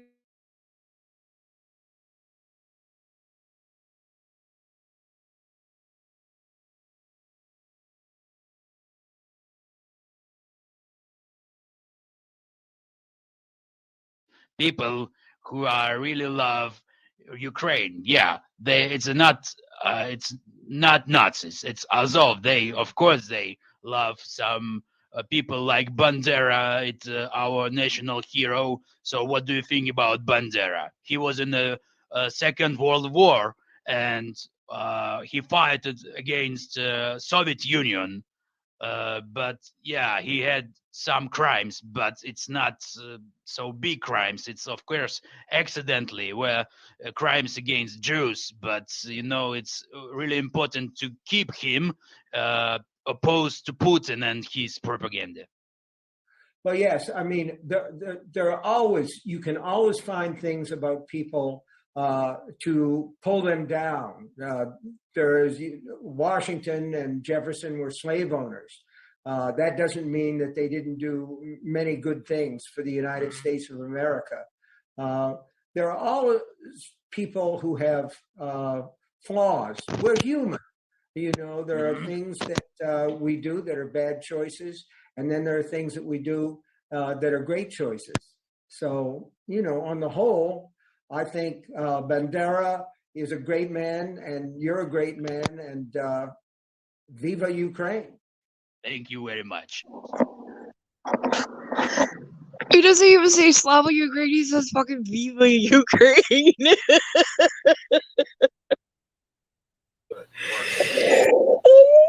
That is Stephen King, guys. That's what's happened to Stephen King. Did you guys catch that? It's the brain marmots, man. They've gotten to him. It's all that coke. He did too much coke with Zelensky. What the fuck? And like Al points out that it doesn't even sound like Zelensky. No, he doesn't. He doesn't. And like it's bad. And he did it to Bush too. Oh my god. Bush Jr. Right? Oh shit. He did it to W too. They pranks call him too. Like, I mean, what the fuck? And look at the useful idiot smile. Look at the fucking useful fucking idiot. You know, like you know, as far as I can tell, Nazis on a whole are pretty all right. You know, like, cool. I'll agree with you. I know why Ukraine hat. I know the founding fathers did some bad things, but come on, like fucking compared to the Nazi that never fucking backed down from that. Like he wasn't like, well, you know, I was born into being a Nazi, but I'd like to see it abolished. Like he wasn't like that. He was like, yeah, I'm a Nazi. Fuck yeah, you know. What are you gonna do about it? You know, until his death. So, like, you cannot compare the two. It's just. He says fucking Slava Ukraine. He doesn't know about any of the shit to begin with. Idiot. Like he actually believes that all the Nazi shit about the Ukraine or the Ukrainian history is all fucking propaganda when it's not. It's fucking truth. Yep. I mean, you know, yeah, Nazis. You know, you can find things to pick apart about Nazis. You know, all day. I mean, like, just watch the expression on his face. Yeah, he's just right. You know, yeah. Oh, yeah. I'm just gonna, you know, yeah. Oh, of course. There's, you know. Sure. I mean the guy's a Nazi. Of course, you could find flaws with him. You know? Have you said Pennywise in the back? Look at you. See Pennywise? Oh yeah, I did. Yeah. Oh, yeah. Okay, see. Look around his mouth. See the way he holds his mouth and stuff. Isn't it very lizard-like? Like Bill Gates has developed that look with his mouth. Elon Musk looks like a lizard now. His eyes. It's so weird. Like the higher up these people get, the more like elite like to become. The more lizard they look like. It's so fucking weird. That is a good point and valid because you see it on the faces of so many different people.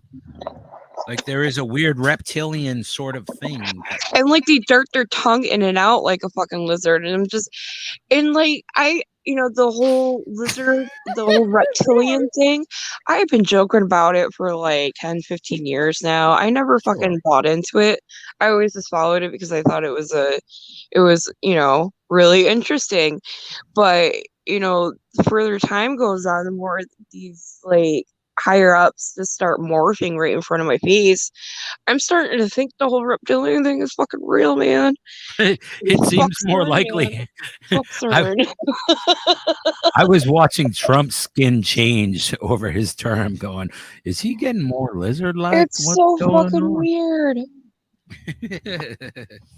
Oh wait, it's fun not to know, an but echo. It's also frightening. Did you mess with this stuff, Steve? Did I? Steve, did you do something over here? I might have. Pull that back. Oh my gosh, thank you, gamer. Steve was gonna let me just keep going. Sorry, do we have a little reverb on the vocal? My mistake. I agree with Oz. Like he writes psychopath stuff so well because he is a psychopath. It would seem so. Well, he is because like his dreams and shit like are inspiration. He takes inspiration out of his own life for these like if you take out all the mystical shit, it's they're all fucking autobiographies, like alcoholic English teacher and like all this other shit. Yep. It really makes you wonder, like, how much of that, like, was he molested as a kid, and that's why he writes all that shit, that weird ass shit. Yeah, probably. Like, makes me wonder. It really does, because there is a lot of biographical stuff in his work that and he also takes inspiration from the towns in the area of Maine that he's from and lives in, and it's just like, what is going on? To be fair, the best writers write what they know. Exactly. So Yeah, he just writes it instead of doing it. Is that what's happening? I don't know. Maybe a little both. So practical experience. Oz Whistle said Hitler was super nice. He gave his girlfriend and kids a nice pill and everything. Oh, that's sweet. Yes, gamer, his brain is broken. Yeah, man, it's from the mountains of coke he did in the 80s. Yeah. I think they changed their DNA. Coupled with his hard drinking. Did Bob Saget and Stephen King get into a fist fight once in a Los Angeles bar? Yeah, I've never even heard of that. Is it a true story? I think I remember that. That'd be really funny if it's true though. Right? Also, the King always looks like that. My money would be on Bob Saget all day. Oh yeah. Just saying. I think Bob Saget was unassuming. Yeah. He was what? But he was a pretty good sized dude too. Unassuming. Though. But that's because of was it not Family Matters? The fuck is the name of the show? You know what I'm talking about. Family Ties. No. No. Bob Saget. God damn it. Oh, Full House? Full House. Yeah, Full House. It should have been right on the top of my head. It's like, how burnt is your brain from the late 80s to the early 90s? Hey, I mean, it wasn't like Family Ties or anything, But he was so, he came off as unassuming because of that show. But when you watch his stand up and stuff, he got fucking down and dirty. And I bet he could fight like a motherfucker. Yeah, he's a funny motherfucker. Yeah, he was. He had a sick and twisted sense of humor, but yeah, he was funny. Definitely. And I know there's rumors about him, but there's rumors about almost everybody, except for maybe Keanu Reeves. Except for the fact there's just rumors of him being a really nice guy. He's just a super nice guy. He's never done anything wrong to anyone ever. No, I mean, he is an alien from a different planet and a different galaxy, but he's super nice. See what Snork said? What? Shut up. No. What does Snorky say? I'm not watching. But I think he's the only person from Hollywood that doesn't have any rumors about him, like bad rumors. Him and Ricky Gervais. That's pretty much it. Yeah.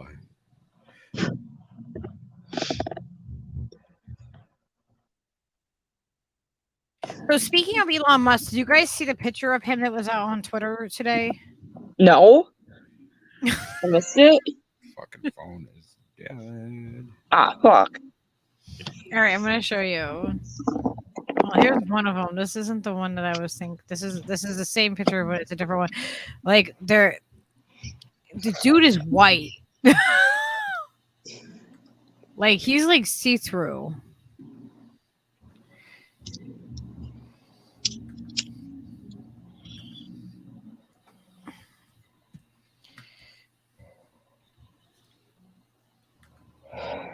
You see him? So people were talking about Elon Musk's barrel chest. Holy shit. He is below white. He is shield your eyes with the sunglasses and look away white. Seriously. And they were saying something about his chest because his chest is like huge. That's all he does is bench. How much you bench? Huh? Well, he only gets color on like a little bit of his arm and his face. And why is he hosing him? That's got to be so pleasurable right there. Like, I would just love to be able to just spray him down with a hose. He's a fucking genius. In He's the got back of the rocket head. ships, and he tricked the whole government into buying electric cars. Come on. You know, he didn't even create Tesla. He like stole it from the All of the companies are Yeah. like, they've stolen all of the stuff. Yes. And by genius, I meant completely fucking plagiaristic fucking douchebag. He's more like I am just like totally blanking on names. Well, Edison. He's more like a Thomas Edison than a Nikola Tesla. yeah. Like he would be the one stealing patents from Teslas. Mm-hmm. There was a different shot of him today that like doing the same thing, like rinsing off by the water, but like, oh, I agree. Oh, yikes. that's That's pretty accurate. oh, it was this one I think right here. See, like they were like Oh, people were saying like his chest is just he's very barreled, like barrel chested or something. I don't know what that means. Human genetic experiments and cloning has been going on a hell of a lot longer than public knowledge. So maybe he was one of the first like genetic experiments, and that's why he's built so weird. Come on, think about it. Maybe that's why he looks like a lizard too. That's why, because they took lizard DNA. They got DNA from Joe Not Namath. to make fun of like the way that somebody looks, you know what I mean? in Like, the but 70s. it's a very unique. He's a very unique body when it comes to his chest shape. He's like a 1973 Joe Namath. You know, they took some of that DNA from. Can you see it, Steve? From Joe. Well, his requirements for girlfriends and stuff is so strict and demanding as far as like looks go and behavior. I think he's fair game, honestly.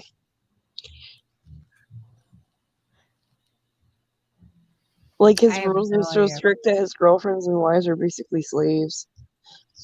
Like psychologically. Yeah, that's got to And be they've a all lot had of weird- like IVF. Like all of his children are IVF. Like, come on. There's something weird going on there. They're all IVF. Yeah, all of his kids are IVF. That's weird. No, it's not. I mean, he's had a lot of kids. I mean, it's a lot of kids to purposefully have like with IVF. You know what I mean? Like most people are like, yeah, we won't. We'll have another kid, or we'll try, or whatever. You know what I mean? Sometimes people get pregnant by accident, but. Well, remember that night I went down an Elon Musk rabbit hole? Sort of, yes. I was watching about because we were going to do a whole thing on it, right? We were going to do a whole show on Elon Musk. Yeah, right? I was watching about his like relationships and stuff, and all of his girlfriends and wives, and him and his first wife had their first child was natural, and it died like within the first 2 months, I think. So all of his children after that are IVF, but there's like a lot of sets of twins and triplets, and he's just like putting fucking embryos in everybody. I swear to God, like the newest one was that Neuralink CEO or executive or whatever. Yep. Yeah, like he's just gone hog wild. Well, I just saw something about his stepdad is having a baby with his stepdaughter. I mean, like there's some intergenerational trauma that's happened in that family. Well, when you're cloned, it's different. Don't judge. God. I don't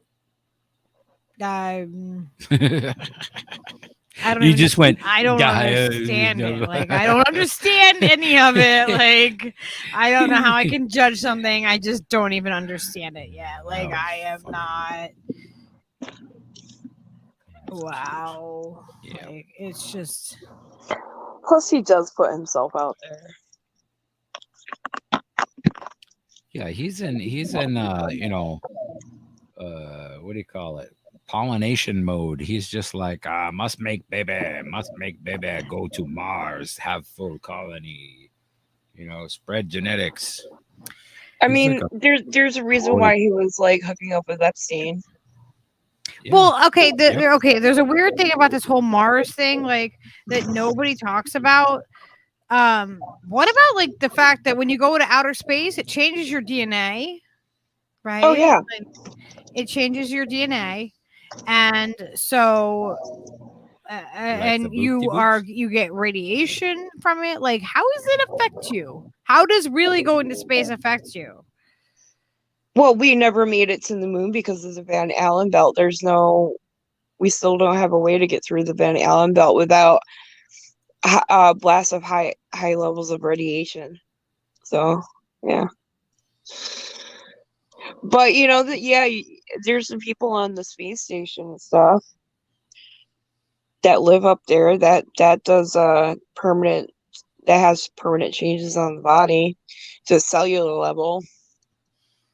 And so what are they doing? You know what I mean? Like, what is what is the I don't know. I just there's just a lot of stuff that I have way more questions than I have any kind of thing that resembles any kind of hypothesis or an answer or anything. Like, there's just information that is just like, it is what it is. That's all I know about it, and I can't come to any kind of conclusion about it until I get more information. And there's some stuff around that goes around with Musk that's definitely there. I don't know. I don't get it. Yeah, and now he's getting sued. Apparently, yes. I saw that. Oh yeah. He's by Twitter. The court allowed for cited on the site of the Twitter board. Yeah, they're gonna let him they're gonna let them expedite it. It's like, are you kidding me? In this state of what we're in right now, you're gonna like expedite that as, like, you know what I mean? Another court's doing some other bullshit. Well, no, Elon was trying to get the court the hearing date extended out, delayed. Yeah. But the court ruled on the side of the Twitter board to get it done faster. So Elon Musk doesn't have time to stall. That's basically what happened. Well, the thing is that Twitter, they're lying about what the product. They're not being transparent about the product they're trying to sell. Well, no. I mean, come on, you're going to try to force somebody to buy something that you're not being transparent about. And the whole Elon Musk buying Twitter and Twitter board being mad, all this like public shit. It's all theater anyway, because Twitter is basically a DARPA project, and Elon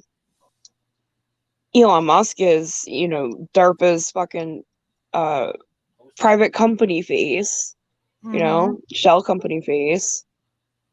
So there's really no difference between the two. There's just a public bickering match to get us distracted from the important shit.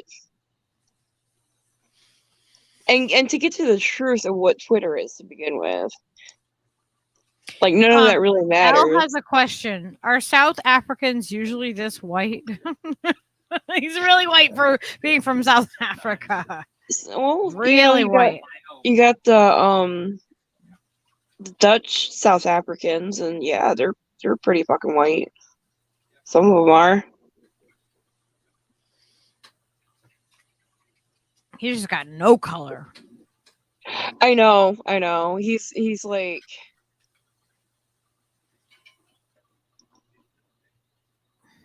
Dayglow. Yeah, he's definitely Dayglow.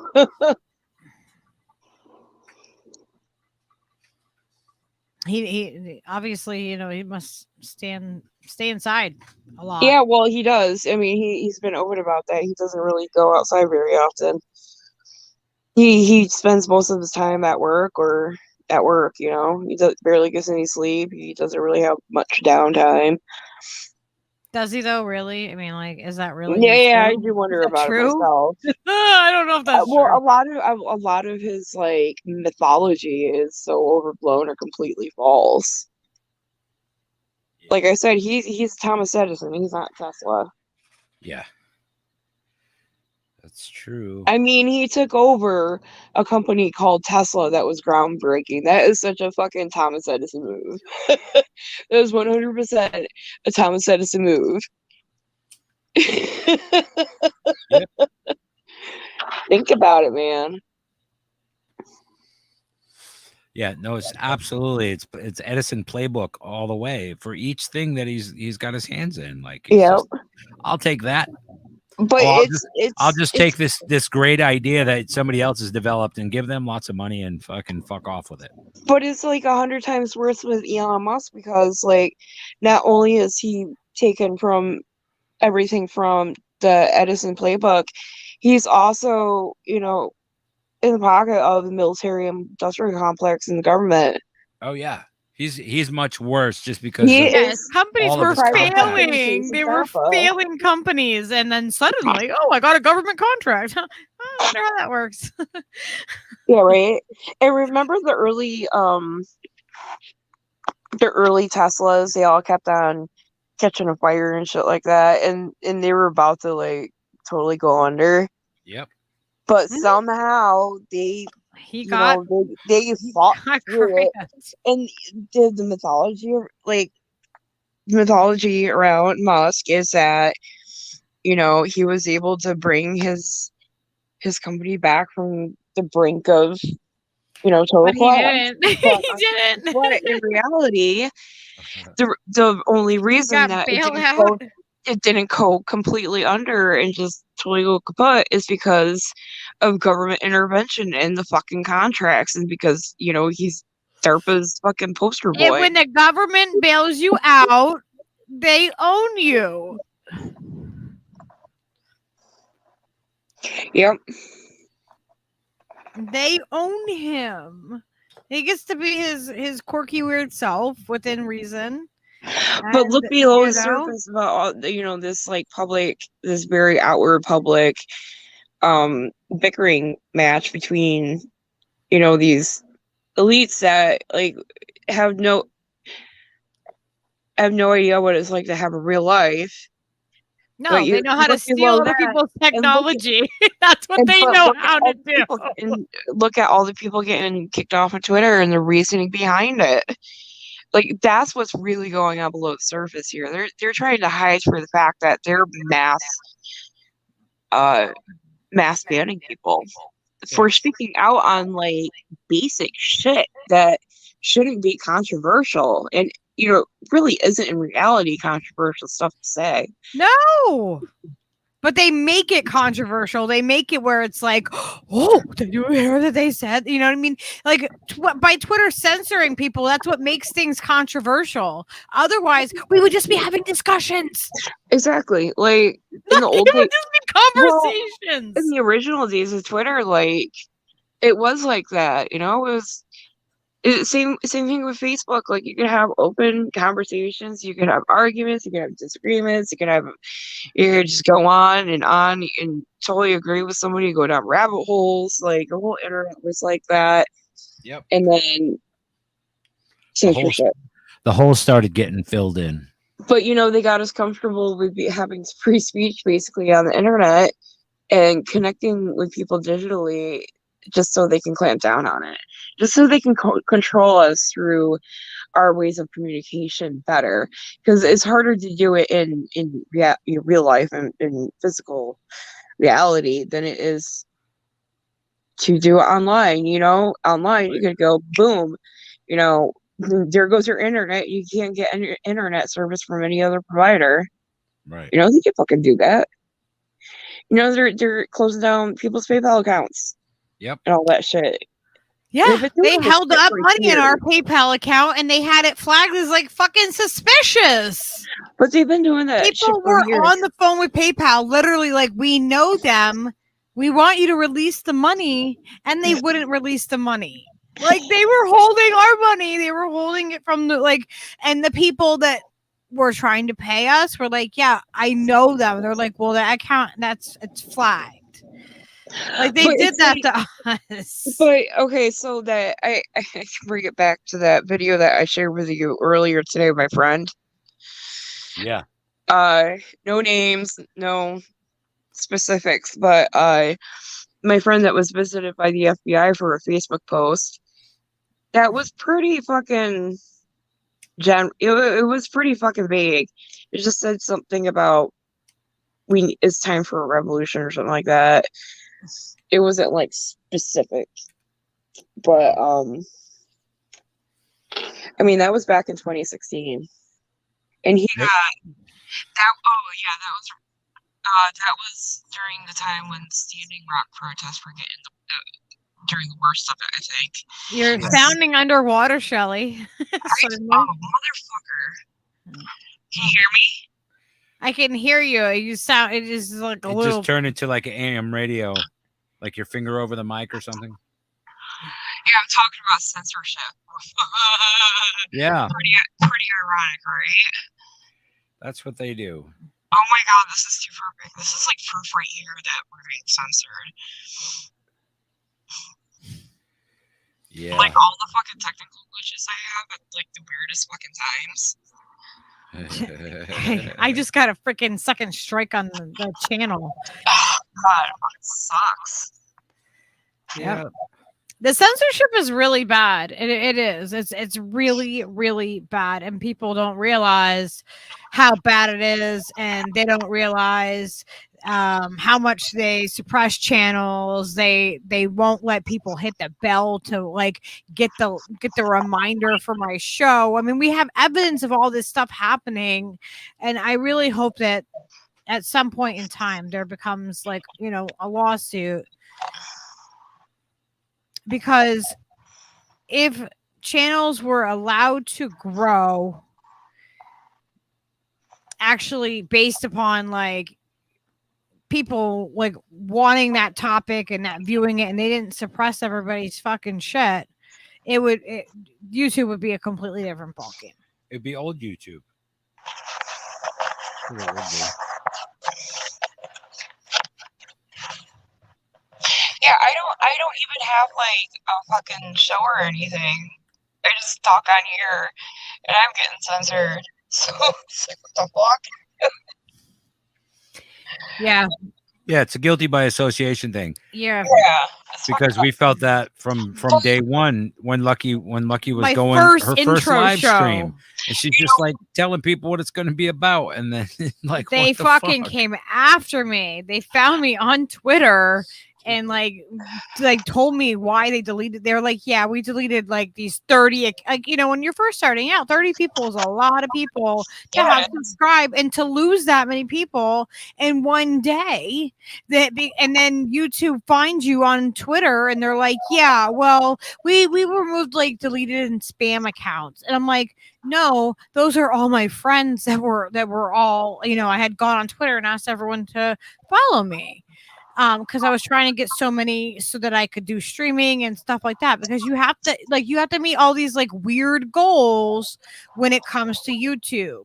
With Odyssey, we can receive tips over there on Odyssey and on Rumble, and like we pay to stream to Rumble, but you don't pay for YouTube. But YouTube, you have to like get so many subscribers before you can monetize your content, and then they still take, you know what I mean, like 30-40% of it or whatever it is. And we'd never be able to monetize the content that with stuff we talk about. No.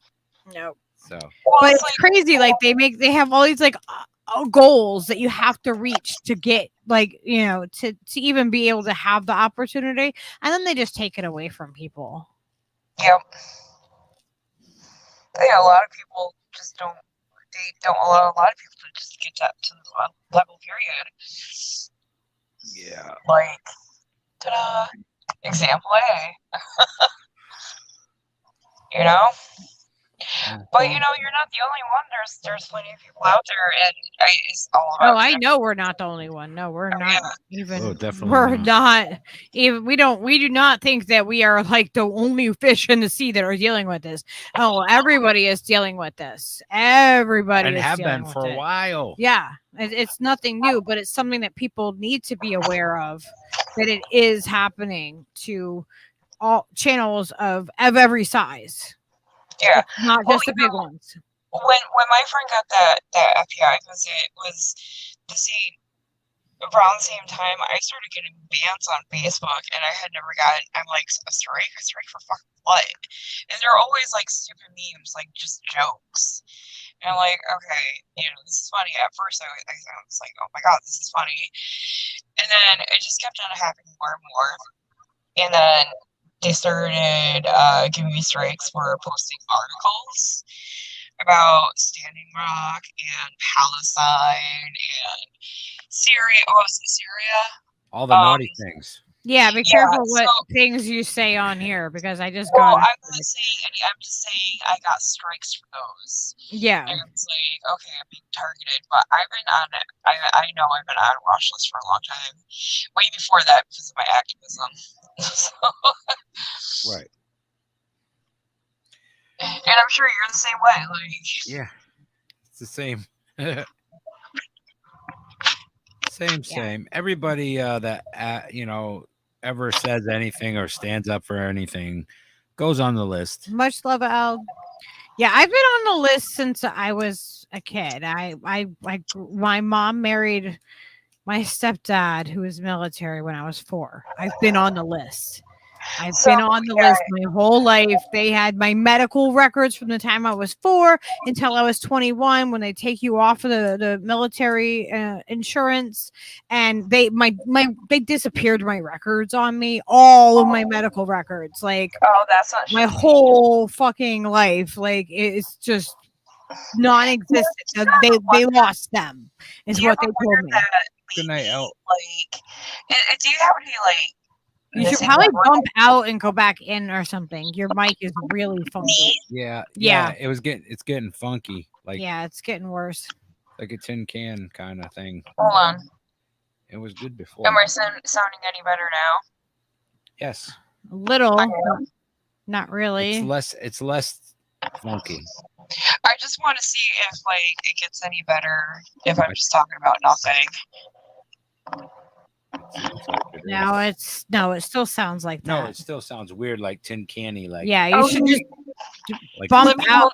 Yeah, I'll bounce out and come back. Yeah, no, I don't think it's a matter of her precise wordage. I don't think they're necessarily messing like that. That happened with her phone a couple times too.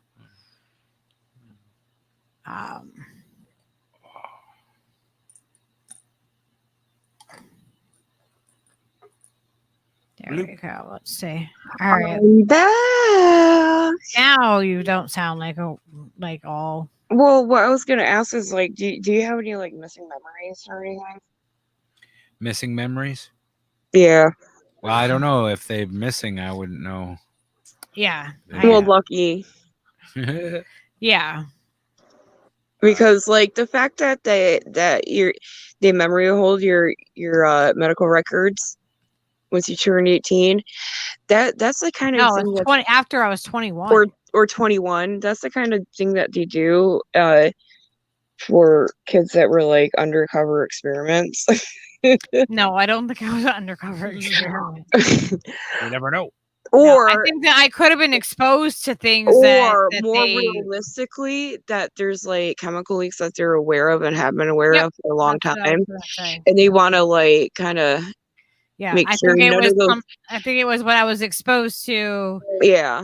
And you know, because the bases that we lived on, all the bases are fucking poisoned with chemicals. Like, I know. Yeah. Every single one of them. It's not just the ones that break publicly, like in the news. It's every single one of them. Oh, I know. So Lots of I know. stuff. that's probably why the memory hold your because even if you weren't affected, it's just easier for them to destroy everybody. So No, my mom and stepdads didn't go missing. so statisticians can't go in later and look at medical records and do the data crunches and stuff. Yeah. They Yeah. love to hide that shit. It's just hiding, Obfuscation mass is poisoning. key. It's just to hide mass poisoning. Yeah. Yeah. Well, you got to obfuscate it as much as Yeah. possible. Because that's not normal. No. Well, the records all go to Virginia, down there, and they get stored, I guess, in a huge warehouse.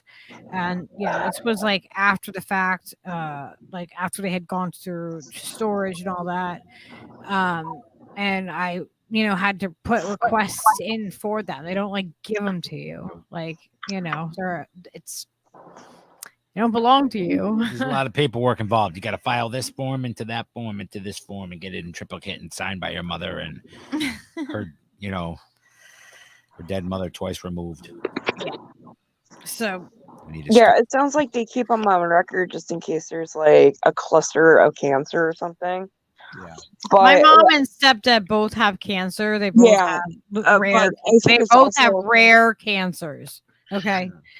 Yeah. So it's probably just to hide that from public knowledge. Yeah. So statisticians can't find the clusters through data. Because that could be public record anonymously, for there's certain things that are public record anonymously, Yeah. Yeah. I don't want to get too much into that. So. Yeah. Well, but yeah, it's crazy stuff. But yeah, I've been on the list. They're fucking aware the fuck of me. They have been. You guys are bad influence. You're getting out of here. I've always been a bad influence. I don't look at. I'm that kind of person that's like, oh, come on, just do it. It'll be fun.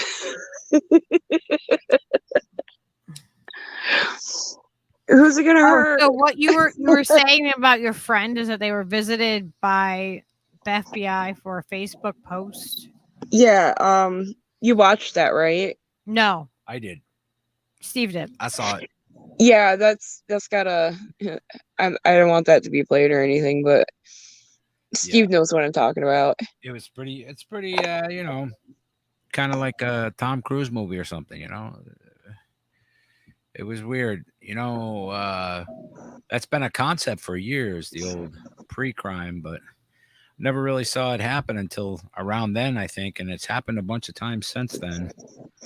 But yeah, that was in 2016, and both him and I were getting bans before that visit, and a lot of people, some of the other people we knew, and yeah, it's been going on for a long time. It's just now that it's happening to so many other people that are like, what the fuck did I just say? Right.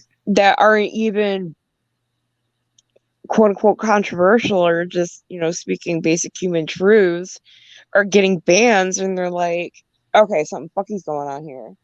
Yeah. But, a lot of us have been screaming about it for years, and they're like, well, just stop posting, controversial shit. I'm like, that's not the point. Right. They're going to come for you next.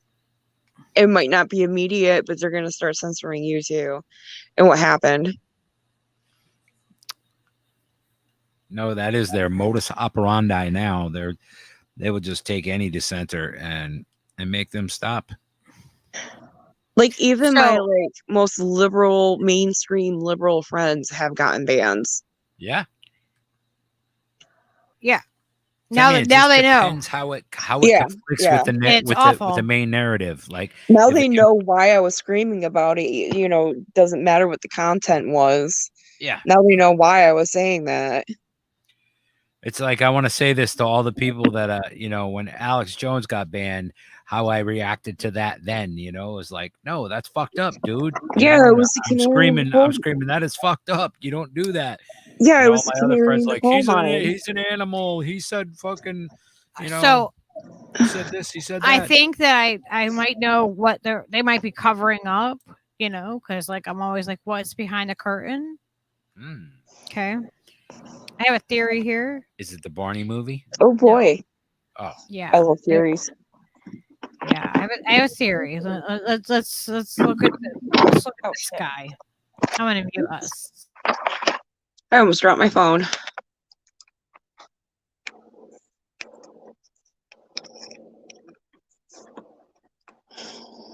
联想到此前曝光的美国和澳大利亚军人在阿富汗杀害平民事件，美国及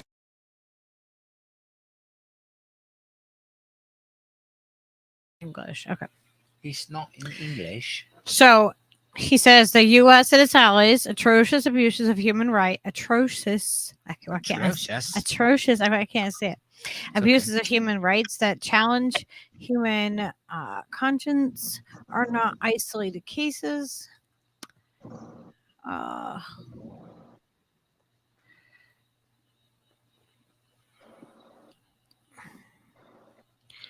They are persistent, systemic, and prevalent reoccurrences. Let's see.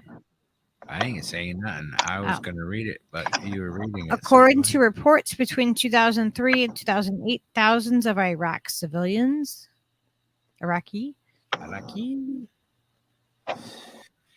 were abused by British soldiers in ways such as detention, beating, humiliation,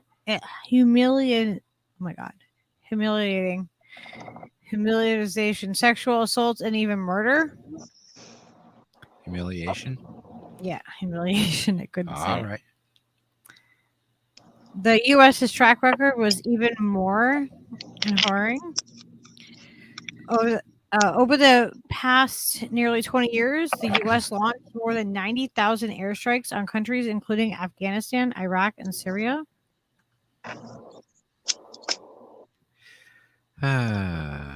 Claiming as many as 48,000 civilian lives. That's fucked up. Farmers harvesting in the fields, children playing on the streets, families fleeing from wars. 90,000 airstrikes. And villagers hiding inside buildings, all because the U.S. troops. These are facts. These are the facts. Those who are most vocal about defending human rights have turned out to be the deadliest murderers of innocent civilians.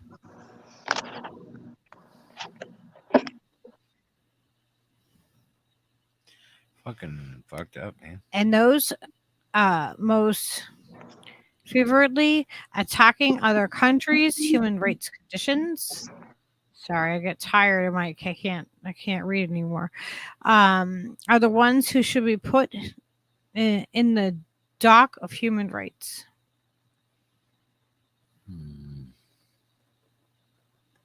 Okay, so what is your There should be a thorough investigation, an international investigation into the UK and US's war crimes and human rights violations. There it is. Ding, ding. Well, yeah. Let justice be done for the innocent victims and protect people all over the world from more bullying and cruelty. Right on. He's completely right on all angles. Nothing going to happen? What's going to happen when the country start, like standing up and saying, no, it's not okay what you've been doing. Everyone wants to shit on China. China has where are China's military bases all throughout the United States? Where are their bases? They may be doing things that we do we think that we can have judgment on or not. We have bases, right. We have bases in almost every single country, and where we don't have bases, we have either pop-up bases or covert intelligence operation. So we are literally all over the world. We have infested like a parasite all over the world. Look at Guantanamo Bay. That's not even like that. We're like, and like we, as a country, we have to remember like Hawaii is being occupied. They don't want to be part of the United States. That was a sovereign nation. Alaska, too. You know, Alaska, Puerto Rico, like and United States. Nothing. There's nothing united here. Like like a lot of people don't know that this Puerto is stolen land. A lot of people don't know that Puerto Ricans are U.S. citizens, but they don't have the same voting rights. They have no voting rights in federal elections, but they're U.S. citizens. Right. So they're forced. You can't tell me we don't still have colonies. And then there's Guam. Yep. There's a bunch of servicemen, people that go into the service from Guam, and they fight for, the U.S. military or the U.S. government. But when they get back, they can't get like benefits, and they're not, and they can't vote in federal elections and shit, because they're not considered full citizens. So we are still colonized in so many fucking places. That's overtly colonization. There's no. What do you think reservations are? Reservations are what Israel is doing to Palestine. That is what we are doing. What they're doing to Palestine is apartheid. They learn from us. But you know what I mean? Like it's the same thing of like like you get this little bit and like we're taking. Like it's the same. No wonder people are okay with what's happening though. Like the. Well, it's the conditioning of it. They learn how to survive by acting like their enemy, but their enemy got all of their ideas from U.S. system. Right. So, yeah, it's all. I don't know. It all roots back to how fucked up the U.S. system is. I know, and everyone, like, a lot of people are like, oh, well, we should be expat, expatriates, we could just leave the country, like, where you want. And it's like, we're not safe from the U.S. government anywhere in this world. No. We're not safe from them. We're not safe from them as long as it is in existence in the way that it is, and we don't have people in power and not corporations in power. And political refugees in Russia, like Edward Snowden and certain journalists, you got that the Russian government's partly watching them just to make sure that intelligence assets in Russia don't fucking kill them, because we have assets all over.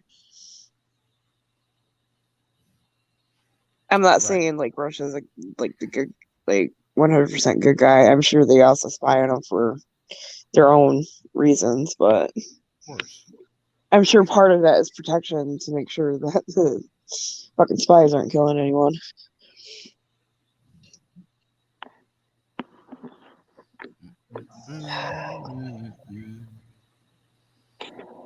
Oh.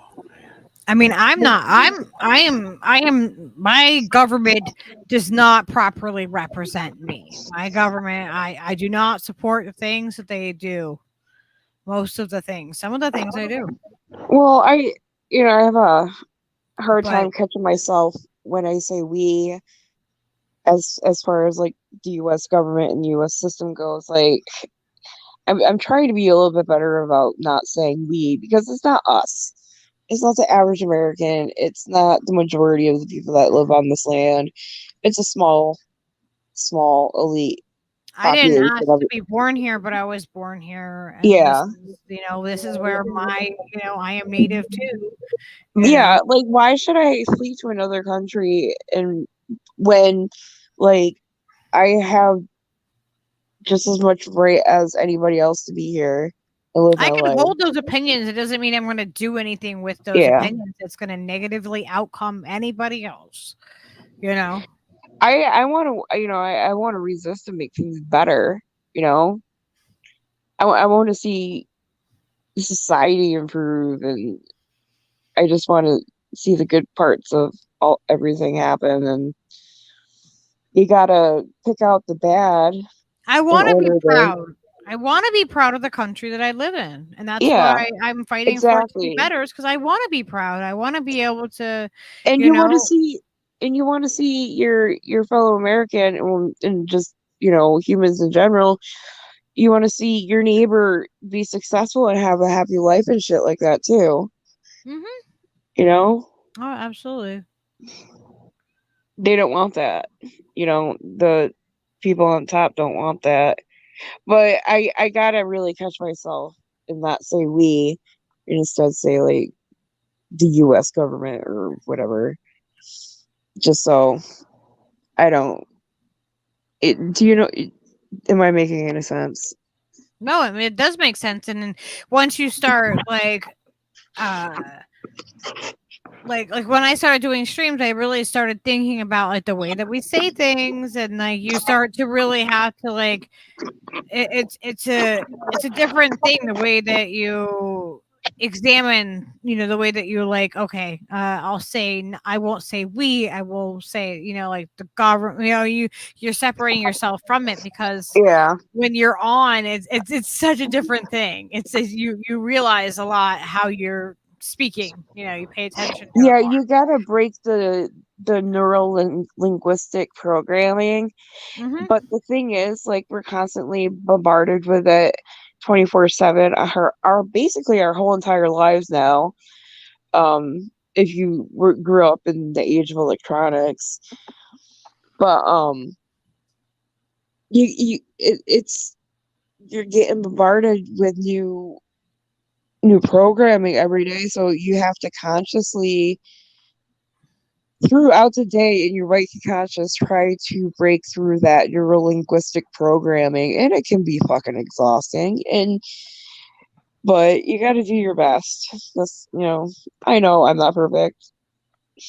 I have a weird kind of sixth sense of humor sometimes, but I try to do my best with language and stuff. You just do the best you can with what you have, and as long as you stay humble and aware in the process, that's the best that you can do. And you're gonna learn a lot more that way. And try to have empathy for other people that I don't know, that are not that I don't have a similar background to, or it can be hard sometimes, and sometimes I need to fucking vent, like about Elon Musk. But other than that, I try not to buy into that drama and that negativity too much. But I will go off sometimes.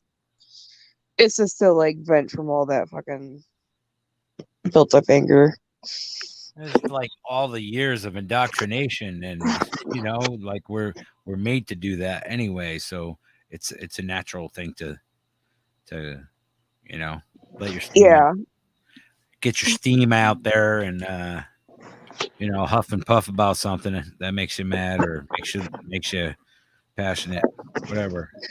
Yeah, but it's like every single hour of every single day there's some new crazy news story coming out, and then you got like cartoon level, like comic book level villains running everything, literally comic book villains running everything.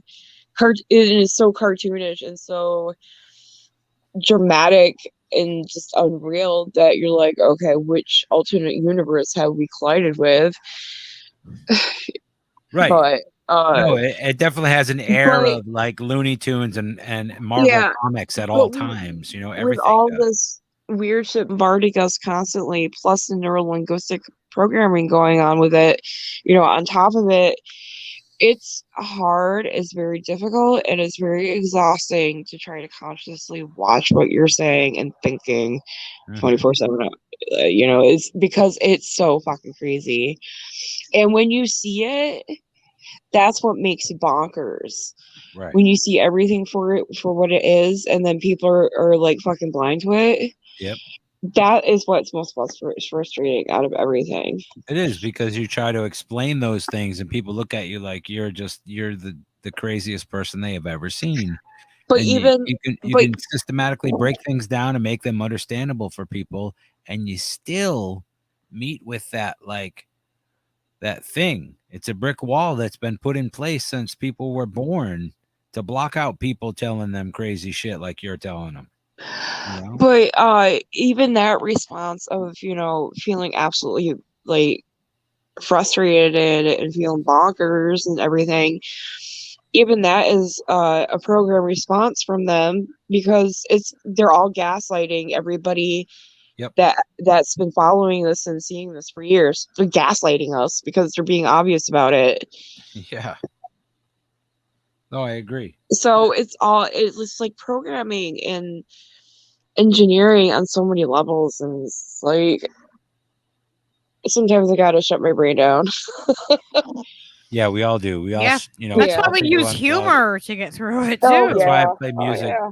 Yeah, that's why he does his music streams. Like it's we need those breaks from the heaviness of the reality of what we're really going through and what we're up against, because it's a lot. And I think that we'll go absolutely crazy, or you know, that's why we, you know, it drives people to certain levels If you of don't things laugh, you'll and go coping crazy. with things, and then it comes back to the whole addiction thing like we talked about in the beginning. You know what I mean? That coping mechanism, and then we just continue on with the cycle, and we just accept our demise, and we like, Circling the yeah, drain you again. know, we'll accept these fucking Yep. crumbs, and you know, we just continue on, and then we're, you know, we pass it on to the next generation. And I'm saying, I'm done. We got to stop passing it on to the next generations. I We know. need to say, I'm breaking the fucking cycle. I'm done.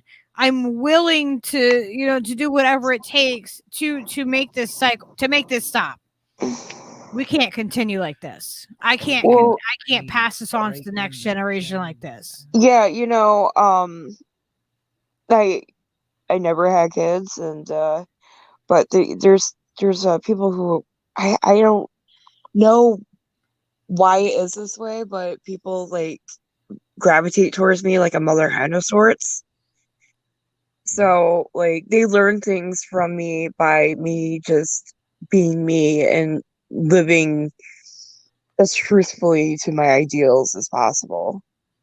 Yep. And just being an open person, you know, and being open-minded, and Yeah. and that changes people.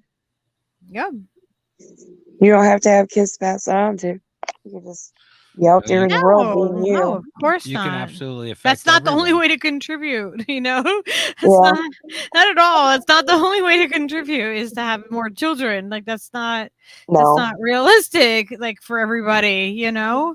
But you can pass on ideals that change thinking and plant seeds, and you know, just be involved in the community, just be there and be who you are, live your ideals, and that just being yourself and involved on some level will change Being people. fearlessly It'll authentic. change it'll change people for the better. It'll change society for the better.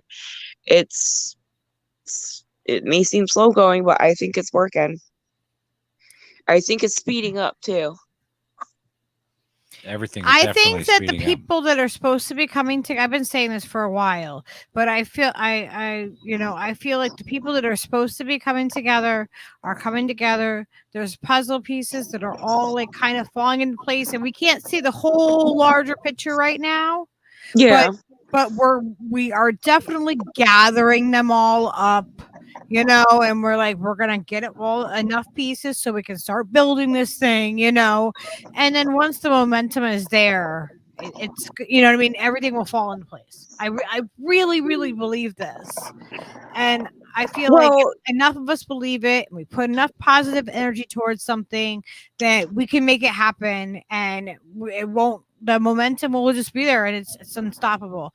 Same way as the momentum of the opposite of what we want is working right now, because they have all the momentum. We just have to stop the momentum. well, like I said, I was supposed to meet you two. I mean, shit, we live in the same town, just in a different state. That's so weird, isn't That is it? I weird. We know. both live in a town called Norwich in 2 different states. What And the don't fuck? you live near Hartford, It's like a half we're hour away or something? Yeah, like half an hour, 45 minutes probably. yeah. Like, yeah, Yeah, not and far. I'm a direct descendant of the founder, one of the founders. That is so fucking funny. Like I said, we were supposed to meet, and we both have issues with our back, Mhm. like severe issues with our I back. told So it's Steve like, earlier, I'm like, if we were like in the same area in real life, like Shelly and I would be like best friends all the time. oh my like, god, hanging yeah, out. It would be ridiculous. we'd be People would hanging think we were out like all sisters and the stuff. Like they would be like, what the fuck? time. Absolutely. I believe that. I believe that everybody like we're making the connections, and we're meeting the people, and you know, we're it might feel like we're like stuck sometimes or stunted in it, but I feel like it's happening. I feel like it's happening for a reason. We're building these relationships, and we you know we're gonna make some changes. We're destined to do it. Yeah, It's there's like definitely like it's like something. changes or bust. I mean, like There, there's not really like there's no in between. there's definitely like, God, there's definitely some kind of like collective consciousness. There's a web that connects everybody and everything, and if you're in tune enough, you can feel that vibration, and Oh yeah. you can feel people that are vibrating on the same frequency, and somehow, some way, something will click in your head, and all of a sudden you're connected with these people. But like if you really look in quantum physics, it basically proves this thing is real. I mean, look at what's behind me, right? Like the background, Yeah. see me. So like, I feel like that's like kind of like how it is. Like we're all interconnected in these layers, and like there's parts where like it crisscrosses, and you know, like, but we're all on this like path. See, like that. Like, we're all in there somewhere. It's like it's all connected. We just don't necessarily know exactly, you know, where we are in that connectivity right at this moment. But There's a theoretical quantum physicist in India that I watched an interview with years ago, like 5-6 years ago, saying that there is no singularity. It's just like infinity, and like the Big Bang isn't what we think it is, and yeah. yeah, I know. I don't think that time is linear the way that we think it is. I think No. it's in a much different, like, And what we yeah. think is the Big Bang could be like the collective consciousness, or the source. What we think of the Big Bang is probably like the source or something, and we just don't understand. Like, we're just too in the mundane world now, not enough philosophy, so we don't see it that way.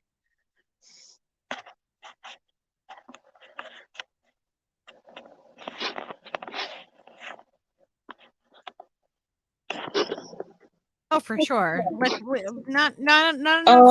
You know, not enough people like are. I didn't even catch that because I froze. You froze for a second, and I'm on a different device. So that's fun. What happened?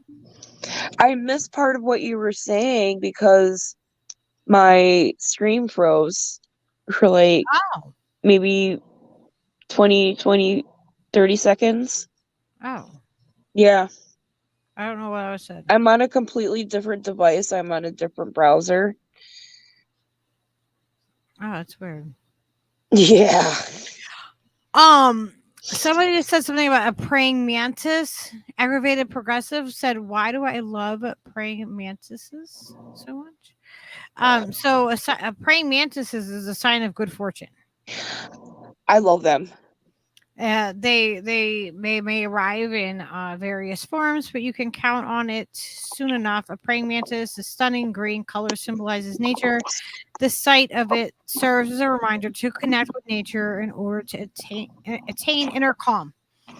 That is from this website. I'll grab the link if you want. Every once at my mom's house growing up, every once in a while there'd be like a praying mantis on her backdoor screen. They were really cool. It was always really cool when they showed up because they didn't show up all the time. And there's also the ladybugs nest at my mom's house during the winter too. Oh my gosh! Outside of the wedding, we were leaving. Skyla, a freaking beetle landed on Skyla. Oh, it was so big.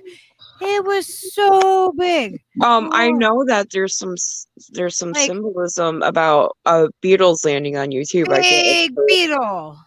Oh wow. Mm-hmm. Yeah, like it was freaking big. I've never seen a beetle that was like that big. Like it was a big. She has a picture. I'll have to have her. Maybe she'll put it on her Instagram. Yeah, there's follow her. symbolism. There's symbolism behind like a lot of different insects. So I'm sure that has some kind of meaning. Oh yeah, I have an animal speak book by Ted Andrews, and it's awesome. Yeah, I used to work at a new age store. I managed one for a couple of years, like for about a year of it. So you probably know Ted Andrews books and stuff. Yeah, well, this was like 2000 to 2002. This is actually where I hurt my back. So, but it was my favorite job. I bought a lot of books from that store. And I bought a lot of books from that store before I even started working there. I have a collection of like witchcraft books, symbolism books, herbalism books, oil books. Yeah, I have. I got a bunch of voodoo books. My Caribbean folklore. I don't have voodoo ones. Yeah, my Caribbean folklore textbook written by my Caribbean professor that he put a photo of me in. I have a bunch of old art history textbooks, but yeah, I have a lot of different stuff. But I'm sure somewhere I have symbolism book for animals. I even have a book that's all about seals of Solomon. Oh, but they're all at my mom's house. I really wish I had them. I would love to freshen up on all that shit. Yeah. But I was really, really knowledgeable about all this stuff at one point. And part of my job was actually to bless candles. If a customer came in and bought a 7-day candle and they asked for it to be blessed for a certain reason, like that was part of my job to do that. And I also made intuitive oil blends for people. They would come in and say what they want in a scent, and I blend oils for them, and they always came out perfect. I just had a intuitive talent for that, and made special magical blends for them because it was the Anna Reeve and magic oils. Yeah, that was actually a really cool job.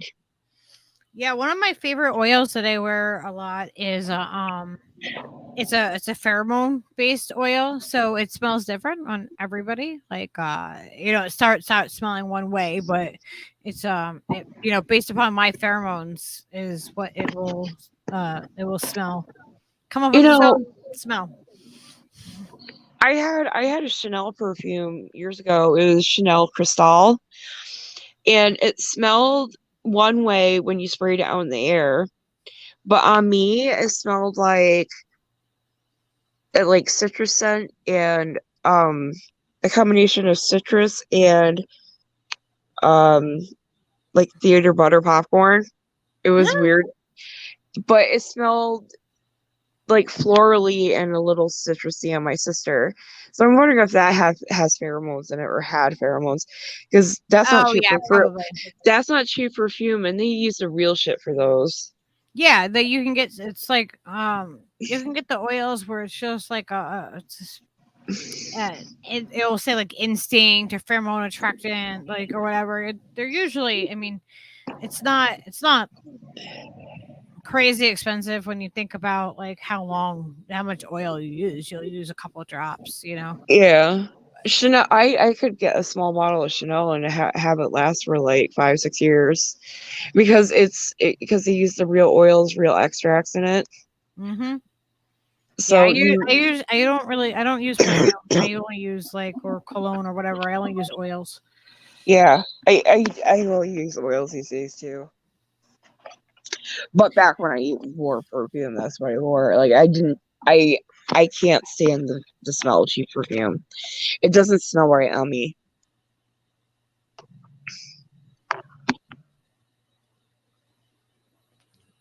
Someone said that they're going to. Gore is going to get. He's like, I have to be up in a few. Yeah, you better get some sleep then. Thank you for hanging out with us. I'm so glad you guys hang out with us. Oh my gosh, did I show you the soap that Lady Alex sent me? Can you pass me that? I don't think so.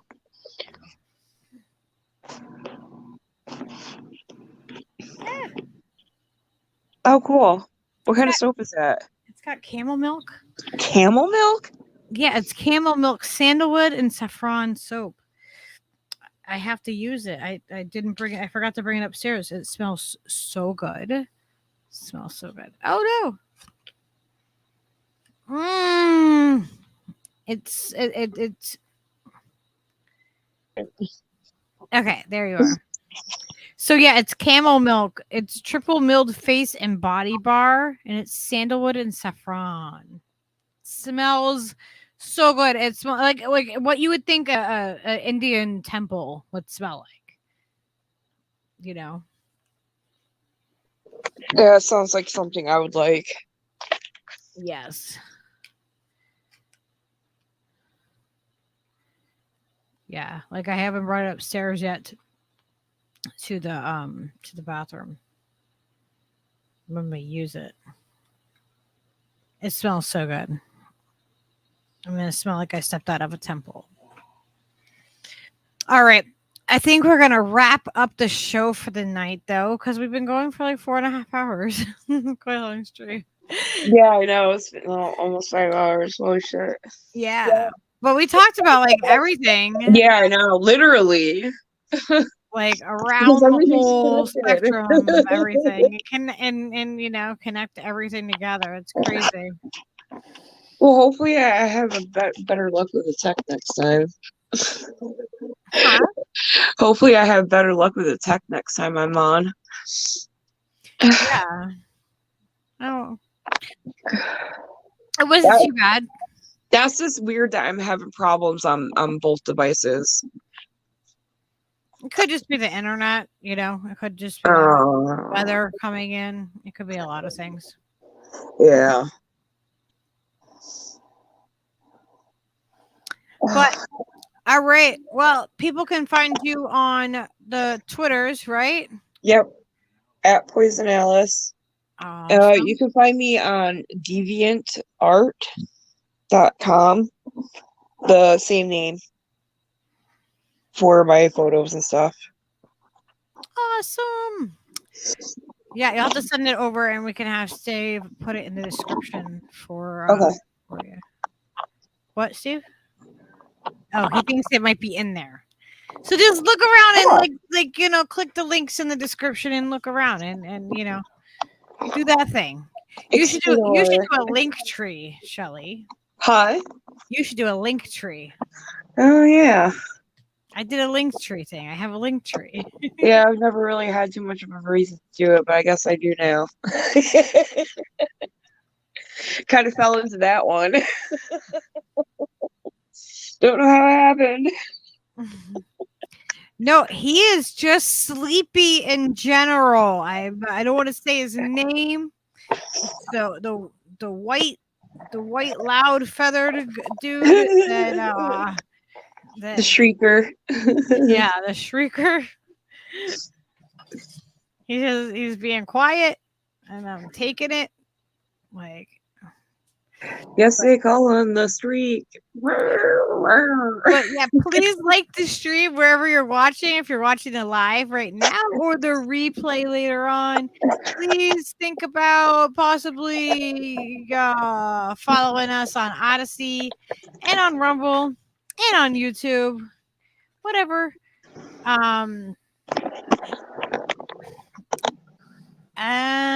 let me see. I don't know. That's about it. Was there? Yep, that sounds just about good. Yep. Oh, and Steve Cutler live on YouTube. If you yeah. can follow him over there. That guy. We are currently trying to get on to Rockfin to be able to stream to their platform as well. And if you would like to let them know with an email, at them on Twitter, whatever, if you feel like it, let them know that we should be over on their platform as well. And I think that's basically it. Oh, yeah. luckyburrito.indiemade.com is my site where I have all the handmade items that I make. Yep. I think that's it. You should click the link in the description, and we'll see you next time. Peace out, girls. Good night, everyone. Good night. Night, John boy. Good night, Mary Ellen. Night, Grandpa.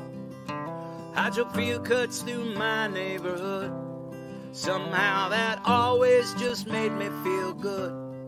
And I can put a spare bulb in my hand, light up my yard. Late at night when the wires in the walls singing tune with the din of the falls. I'm conducting it all while I sleep to light this whole town.